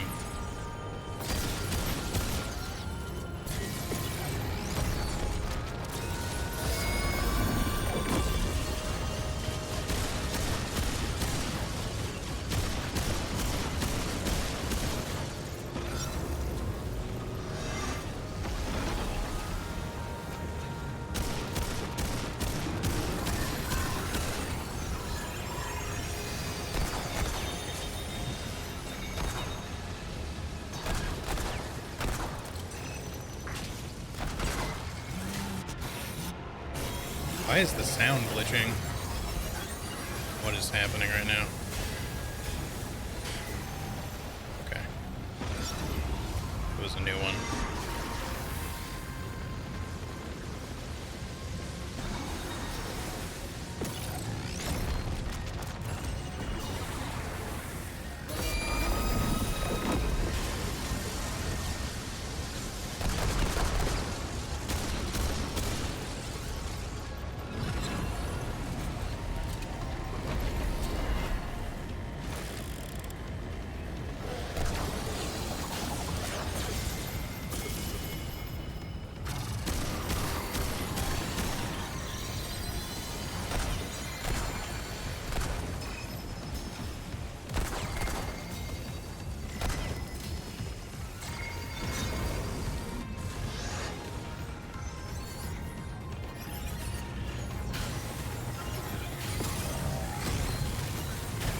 Oh, stop with that.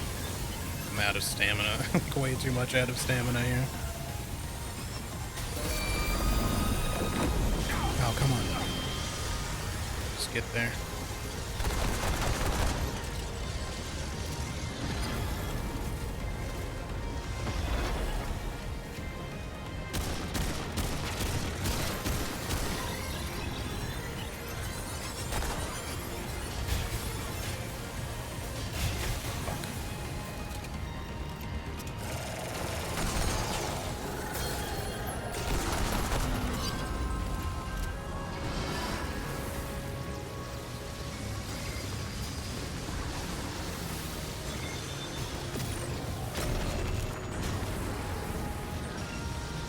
Come on, stop. No. Roll. Okay.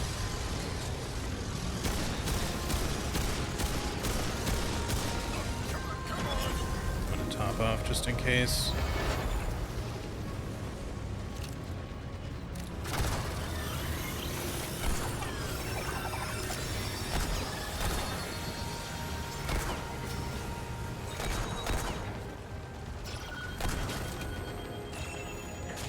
What? Why did that seem like the other one hit me?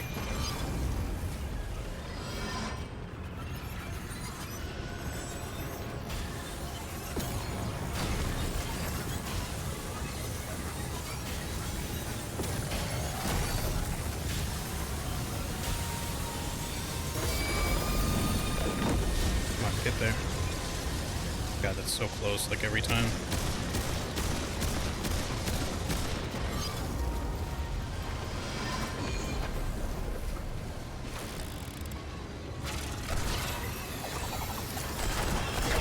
Smile, bitch. Alright. Okay.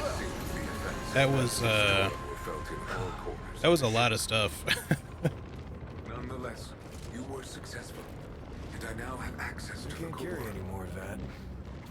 I and all the Drazier are in your debt. Alright, sick.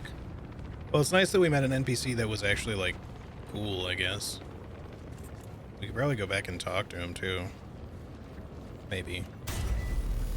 I don't know if there's something else I'm supposed to be doing here or not.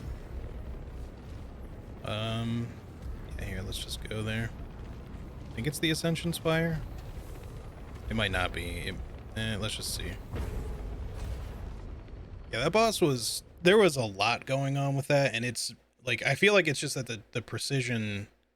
Or the roll timings take some precision because you're either spamming at certain points to, like, get away from the lasers because you kind of have to roll them to get the distance you need, or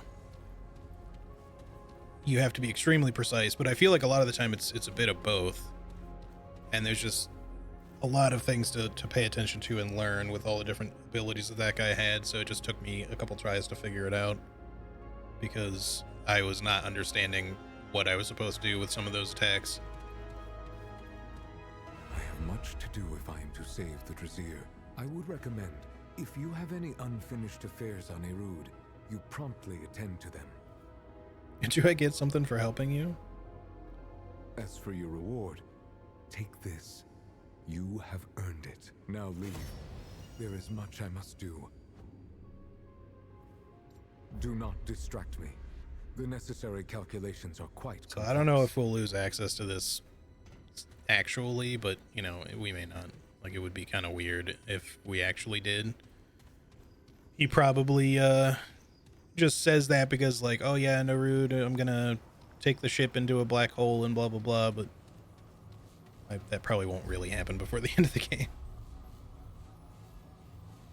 But who knows, maybe it will.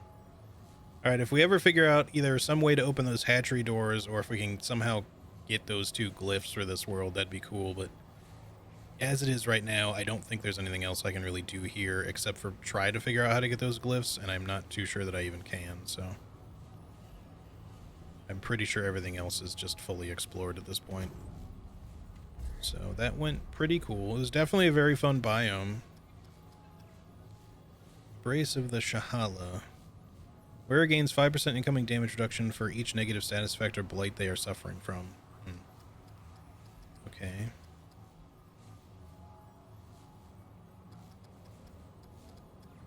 I'm assuming this is not all the rings in the game. This is probably going to start scrolling, maybe. I don't really know how this is. Oh, here we go. I already can. All right, cool. Traits. I'd like to start doing fitness, but we're only a couple of points away from maxing out Siphoner, so we'll do that first. And then we'll start putting points into fitness, because having that extra evade distance could be really, really useful. There were some... evading some of those attacks that, like that big, black hole slam down attack that he would do at the end of, like, firing off a bunch of lasers and stuff, where I was, like, very tightly trying to get away from it and usually being, like, close to being out of stamina. Having just a little bit more distance on my rolls would have made that, getting away from that, a little bit nicer. A little bit easier. We'd still like to put more into these two, spirit and expertise at some point. Maybe we'll get some extra vigor eventually. I feel like our amount of health is fine for the most part. Like, we haven't really needed extra health that much. Especially because we get like 15 extra from the amulet we're wearing right now, so... So that's all well and good. Okay. Well, I think we're probably going to wrap it up here, but before we do, I kind of want to just like go see what the first little bit of Yaisha is, but first let's go back to Ward 13. And see what we unlocked. But this just feels like a pretty good stopping point since we just finished another world. We could also go back to the labyrinth, I guess, and maybe talk to the keeper since we have another segment. And I think once we collect 2 segments, maybe that'll open up some more doors or worlds for us or something. Alright, first you. So how much... We have 11 galvanized iron. That might be enough for 2, but it might only be enough for 1 upgrade. What is it now? That's okay though. I don't mind necessarily just upgrading the pistol once again or something. Alright, let's see what you've got. Or even just the rifle so that they're more even. Spectral blade. Got a fucking lightsaber here. Superheated laser sword with an infinitely sharp edge, perfect for cutting anything. Whirlwind. Performing a charged melee attack during a neutral backdash creates a whirlwind of slashes which strike all enemies within 8 meters for 91 damage. That is a lot to take in, but I am a little curious. We haven't really been using the spear's throw ability much, so as much as I have been liking the spear, maybe it is about time we try checking out another weapon.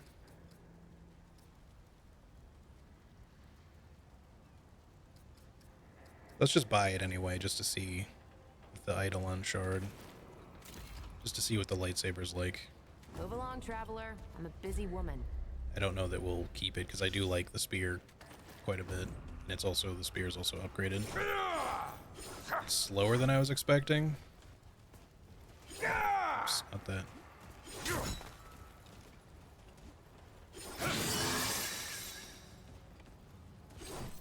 So this is a normal charged attack. Which is... Or can you not even do a typical charged attack? 'Cause it seems to just do like a normal attack. It's hard to tell if it actually is slightly slower or not. But if you do that same attack input, like holding the button right after you backdash like this, then you get that. Which is pretty cool. The only thing about the sword I'm not the biggest fan of is it's kind of slow, like slower than I was expecting for what should effectively be an extremely lightweight weapon. Maybe the handle is like 50 pounds though.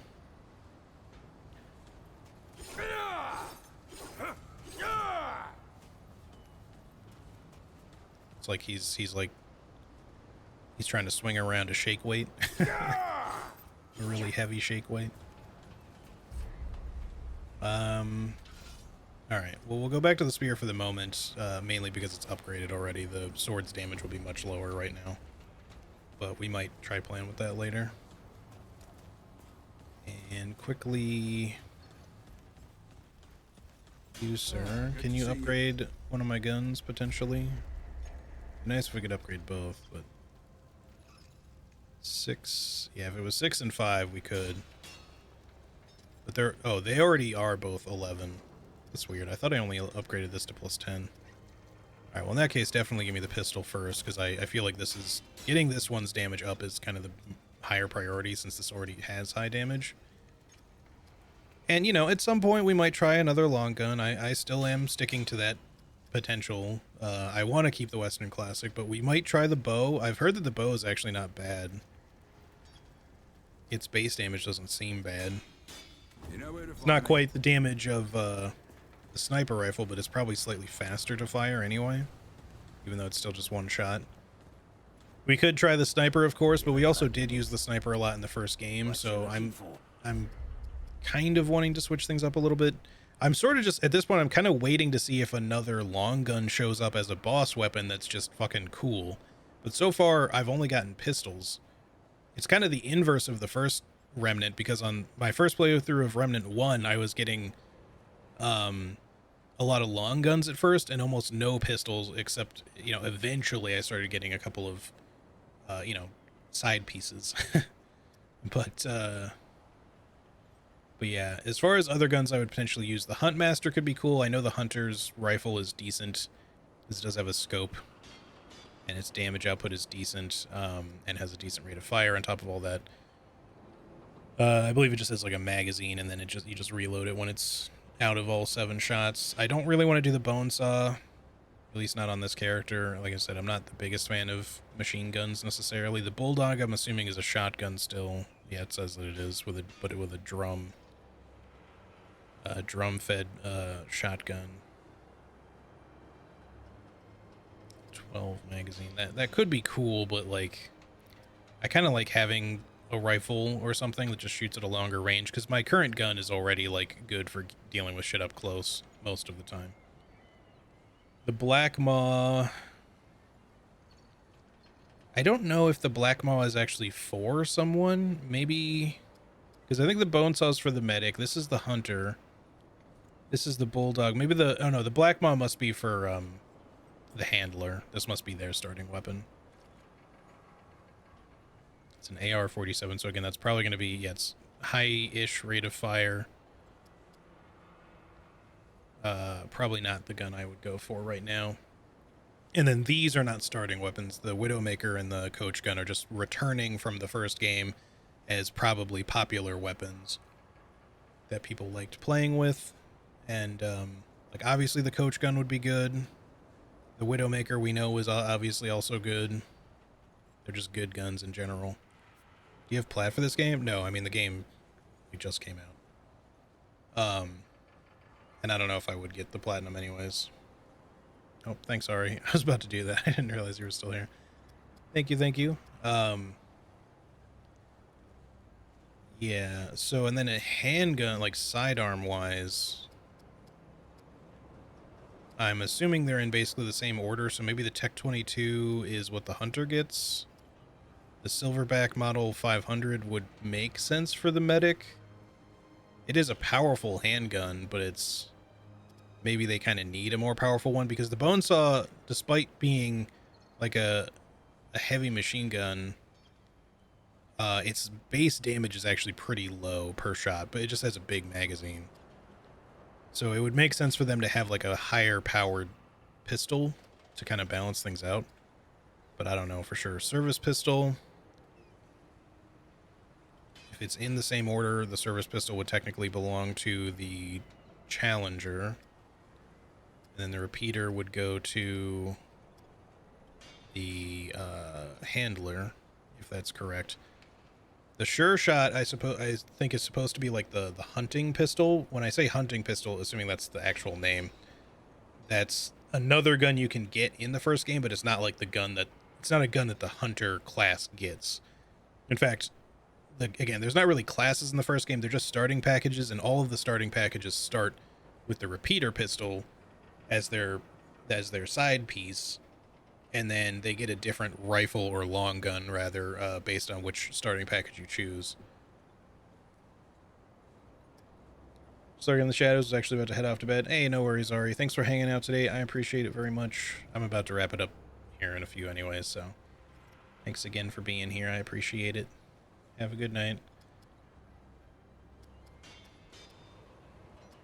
But I feel like these aren't in the right order, though. So maybe these aren't the same order as the gun, because I imagine the Iron Greatsword has to belong to the Challenger. I'm almost positive that it does.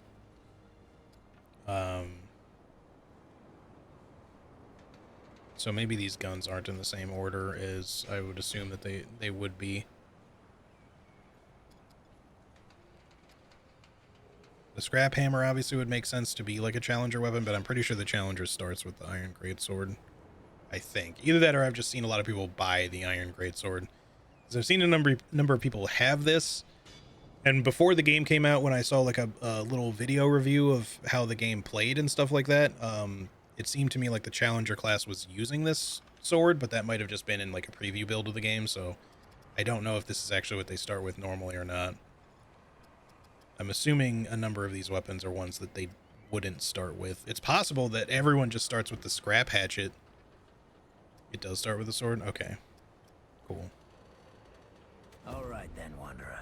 Remember, the choices you Remember. make out there can come back to haunt you. Where are we at on our thingies here? Still cracked for everything.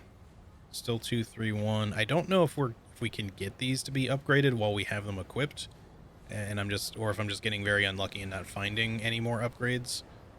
I'm assuming we can because they appear to be at least slightly upgraded already. I don't think they started as a +1, a +2, and a +3. I think they became that over time. But it's like I said, I think maybe they just drop, like duplicates of them drop, and then when you get a duplicate, it just upgrades the one you have. Or something like that. Because I don't seem to be getting, like, duplicates of them in higher versions.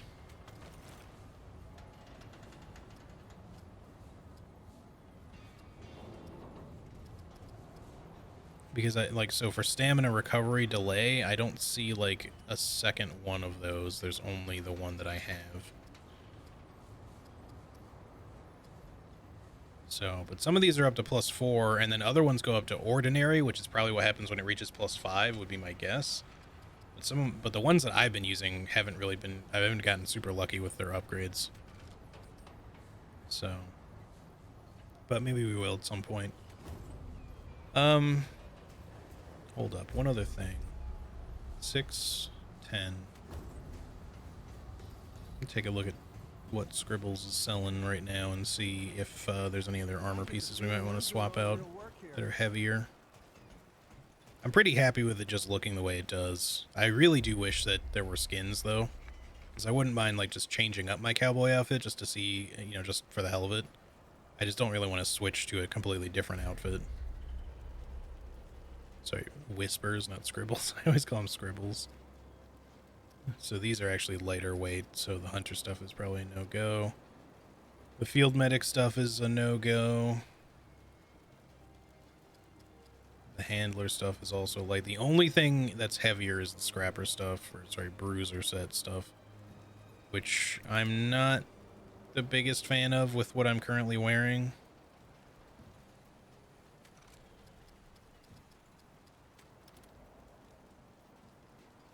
So I guess we'll just stick with what we have for now. Because I don't really especially like any of the other things that I'm wearing either. You gonna have some when I'm done? Or that I have in my inventory already, so.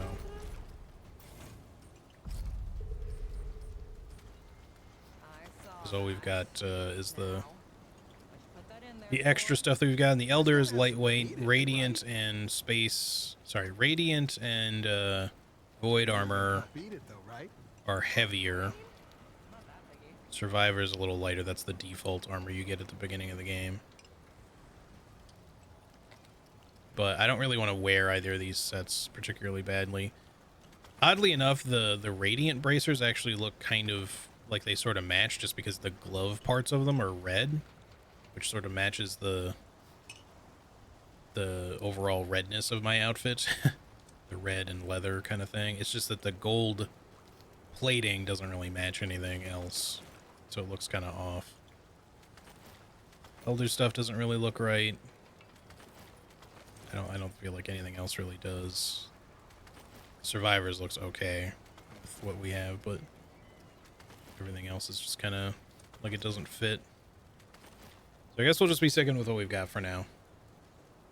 And hope that either we run across something that also fits well with at least a couple of pieces there that we can swap out for some slightly better protection or something and a cool look.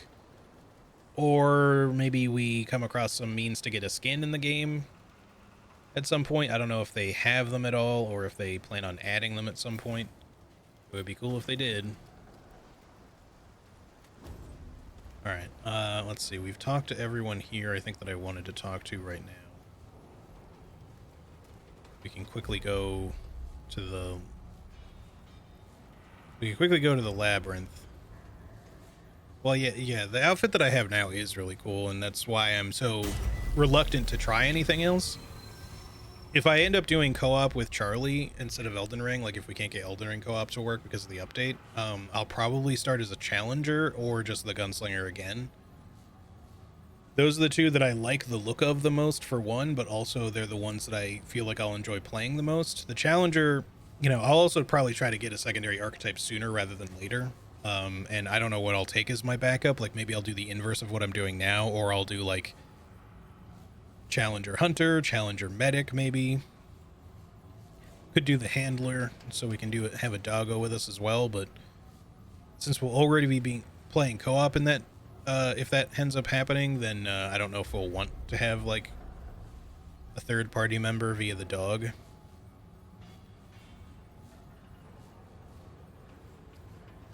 I'm assuming like you're not class restricted in this game, so I would assume that like if you have 3 people playing, you could potentially all play a handler, and then you would have like you would all have dogs. But maybe it doesn't let you do that. That seems overpowered because you'd have a party of 6 at that point instead of 3. Yeah, let me back here really quick, see if giving the segment to the keeper does anything now, or if I just have to wait until I get 2 or what. So I'm just curious.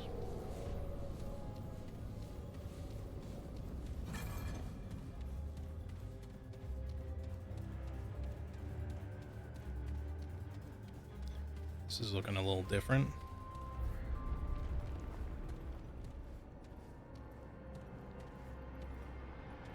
You about to have a fight?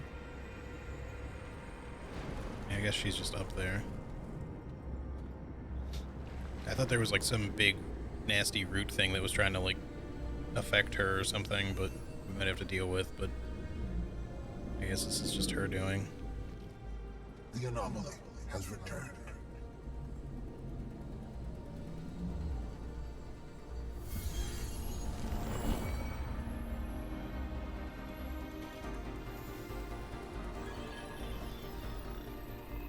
The index is almost complete. One more segment is needed.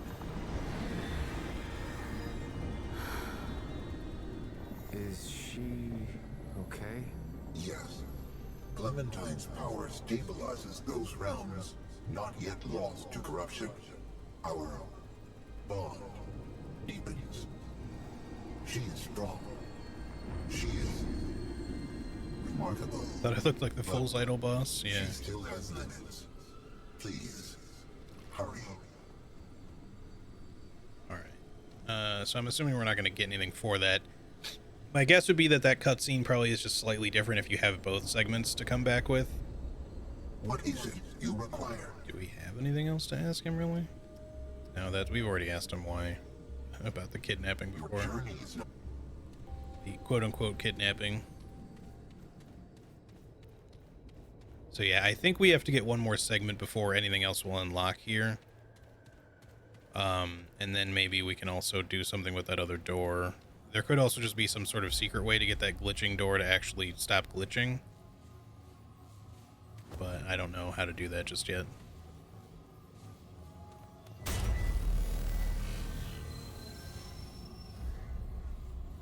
Alright.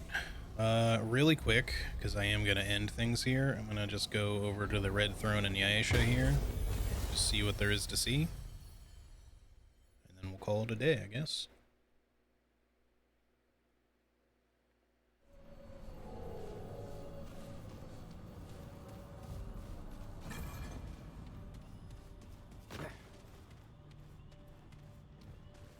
I've never seen anything like this before.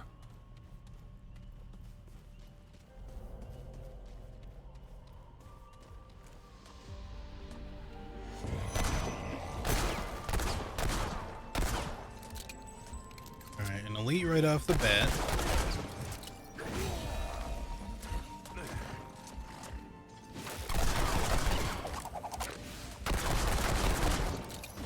Not sure if he had any targetable weak spots there. He might be a little bit like some of the guys that we had to deal with in Lasam in the palace and stuff, that because a lot of the elites there just didn't seem to have weak spots, really.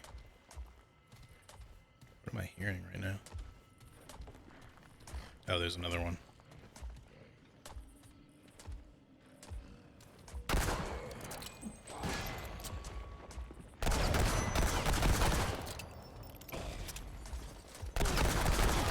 Unless we can, like, blast your helmet off or something. Or mask, as it were.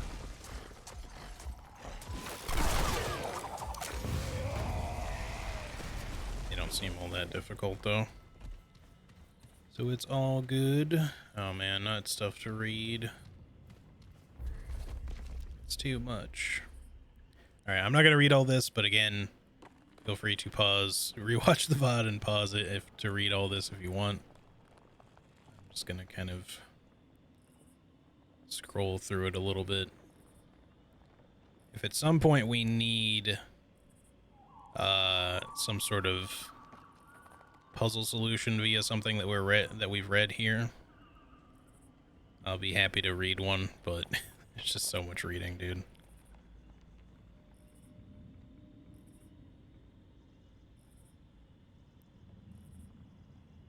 Alright, that's probably good enough.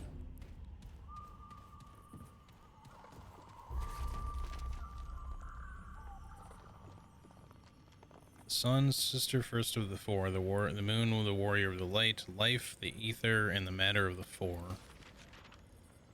Death, the great transformer of the four, the doe, the fleet-footed incarnation of life, the ravager, the fanged incarnation of death. Beginning, for sun and moon describes the skies, the firmament beyond. Their whims will tell if tides are high or if the day has dawned, and fragile life must hang below, a puppet on a thread, and only choosing makes it so to live in joy or dread. See, like, this might have something to do with a puzzle solution, so that's why I'm reading it, but we'll probably have to come back to this because I'm probably not going to remember anything if there is a puzzle based on this.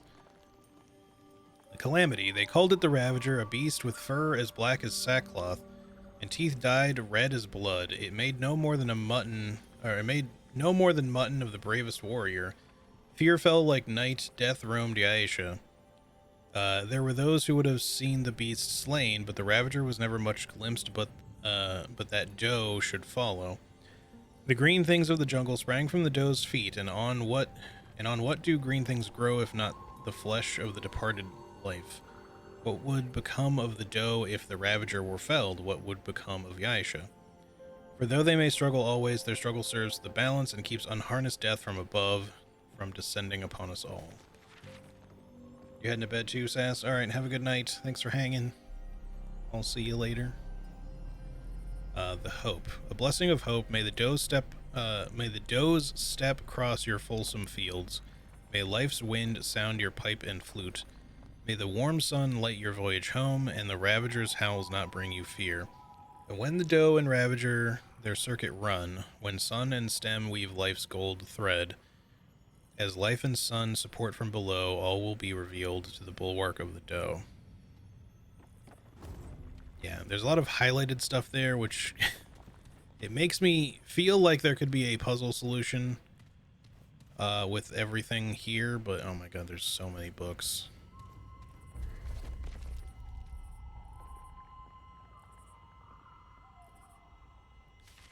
Alright, once again, feel free to pause the VOD or whatever if you want to read any of this stuff.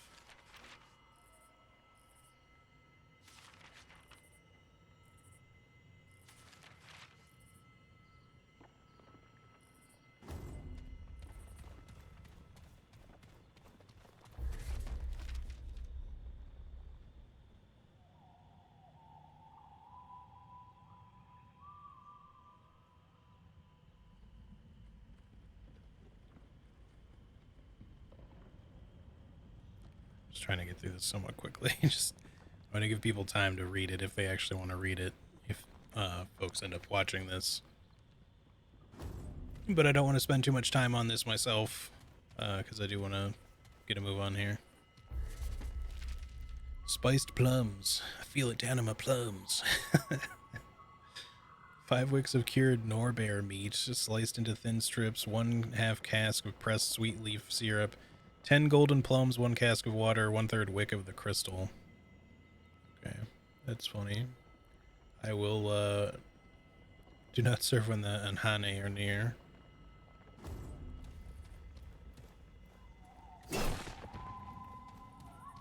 Oh, sick. There's a chest. Alright. I think that's all that there is to do here right now.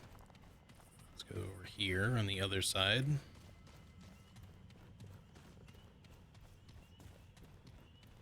Hopefully there's not so many books and stuff to read in this one. Guess that was like a bowl of ashes or salt or something. Also hearing some noise, like something moving around, but I don't know if that's just environmental noise or if there's actually something. Here they come.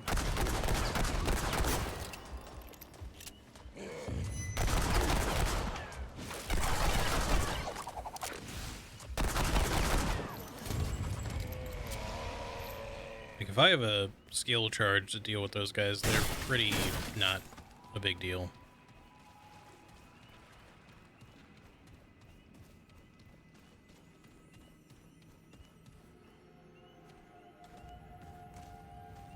I'm very wary of being able to see through, like, holes into other rooms. I keep thinking, like, with that ventilation, that vent shaft that we found, like, I keep wondering if there's something for me to shoot to interact with.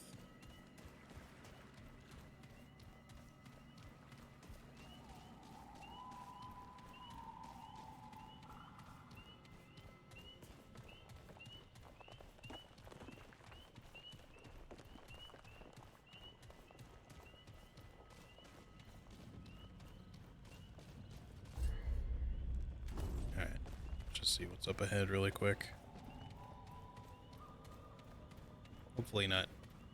Hopefully this area is not particularly long, because I'd like to just get to the next checkpoint and then wrap it up.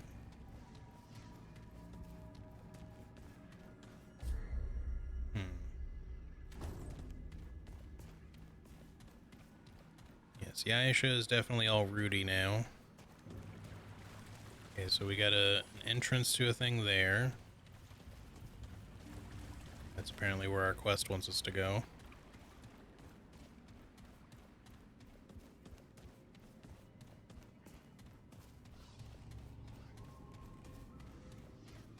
Big old door that we probably can't open right now.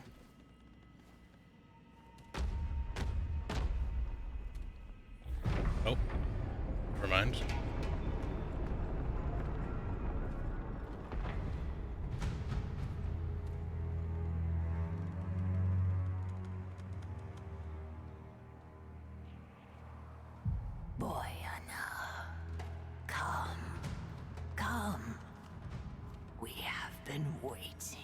Thought she was calling me boy for a second there.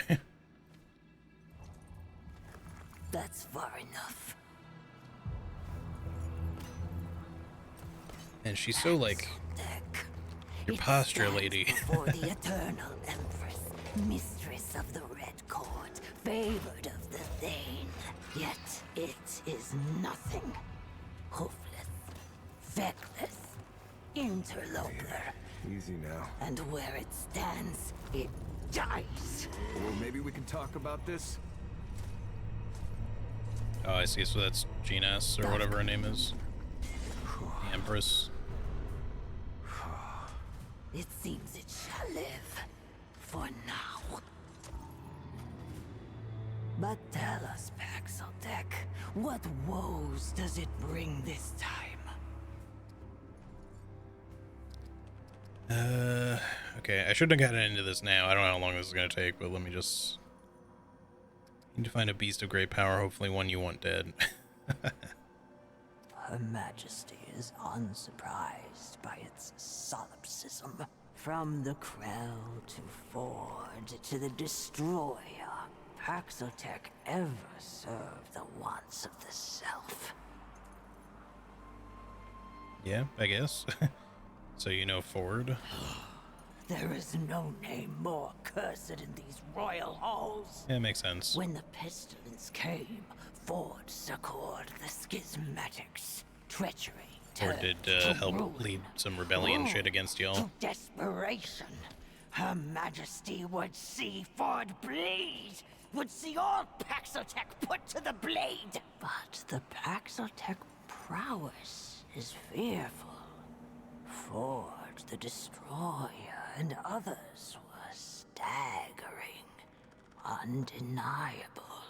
Perhaps Paxotech's strength can serve to liberate rather than oppress Her Majesty.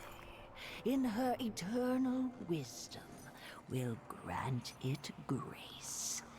The Paxotech's life. We can immediately fight her. For another's. Alright, I'm listening. Her permanence has spent many lifetimes communing with the Thane. The Holy Tree grants euthanasia, but also clarity. The Paxotech needs salvation, power to overcome the only true enemy. Do not demur, for it has not the guile to see beyond her eternity. All dance to the same world song. Different notes, different parts, same tune. The Paxotech seeks the abomination. It would slay this creature, and her eternity would see it slain. In this way, it will prove its loyalty. You know, I'd prefer to not work with Genis. I mean, obviously, our character doesn't have the history. Will not suffer another.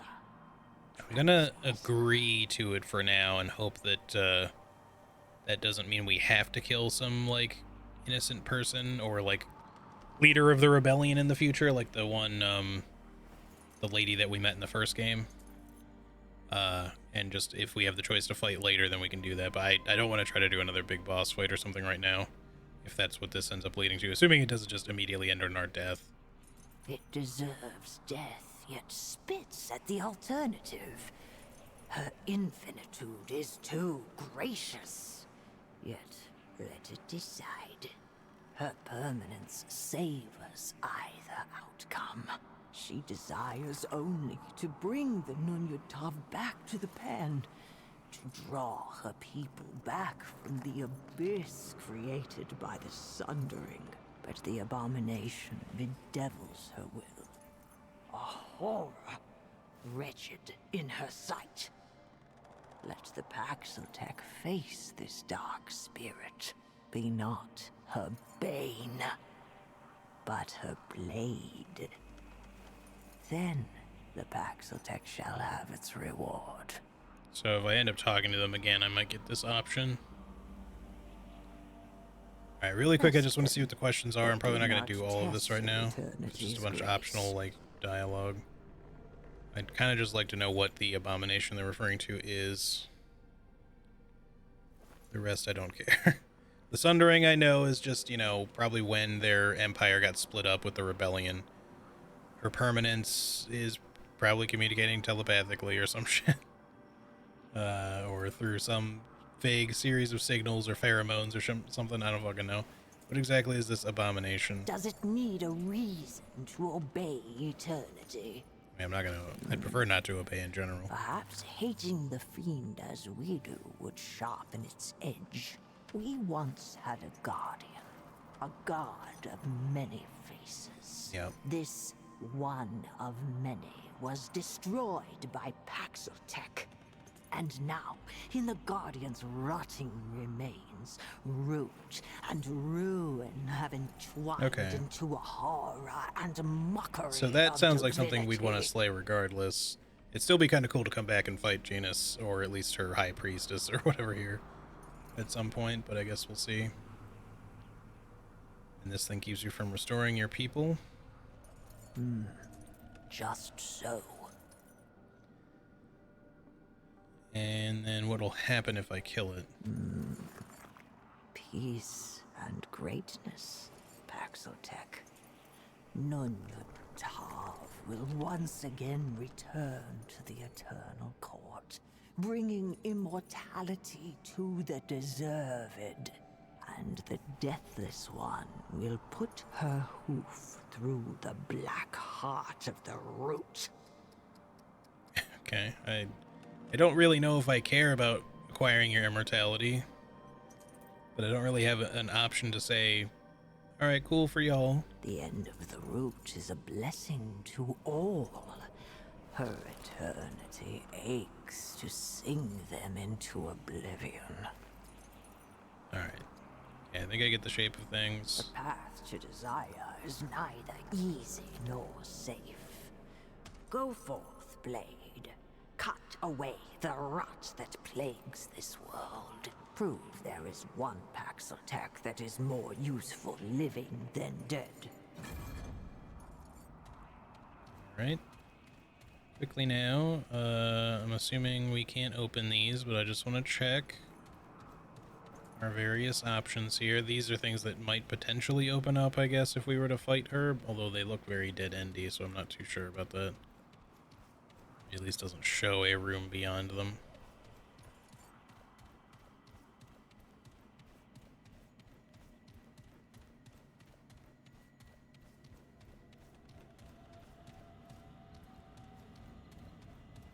Okie doke.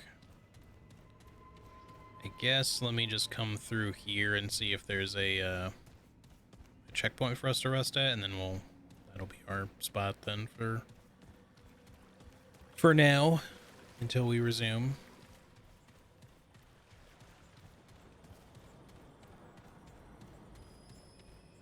See, now I feel like, not that it necessarily changes a lot, but we could have probably just gone past and not even talked to her at all. I don't know that we necessarily had to sort of like agree to anything. Okay, good to know those explode. All right, well, that's gonna do it, guys, for today. Just a quick reminder, tomorrow I do intend to stream. I'll be streaming early by about 4 hours, so that I can do some co-op with Charlie. Let me give her an extra shout out just in case there's anyone who is not familiar with her. There we go, now it's working. We've been doing Elden Ring co-op on the weekends, but she is in Australia, in an Australian time zone. So, I have to stream pretty early to kind of facilitate not making her stay up to a ridiculous part of the middle of the night in order to make that work. Or otherwise I would have to stream kind of in the evening time, which would be her morning time. But yeah, so that's the plan for tomorrow and probably Saturday. That's assuming we can get Elden Ring to work. If we can't, because of the new update, we actually might co-op some of this. Although if we do, I'll probably start a new character, because she'll be starting a new character and all that. So we'll just kind of start fresh. But yeah, that'll be at 6 a.m. Central Standard Time for the U.S. That is the usual start. That should be it's like 9 p.m. her time in Australia, in Queensland time. If that helps anybody, I don't know. Anyways, yeah, so that's the deal for tomorrow and Saturday morning. At least that's the current plan. So we'll be playing either one of the two. If we do just continue with Elden Ring, we might try to do this co-op at some point. I guess we'll see if she has interest beyond using it for that. But yeah, so in the meantime, y'all have a great rest of your day/night. Thank you so much again for hanging out with me today as per usual. I appreciate it very, very much. Yeah, I will see y'all on the next one. All right, take care, everybody. Peace out. Bye-bye.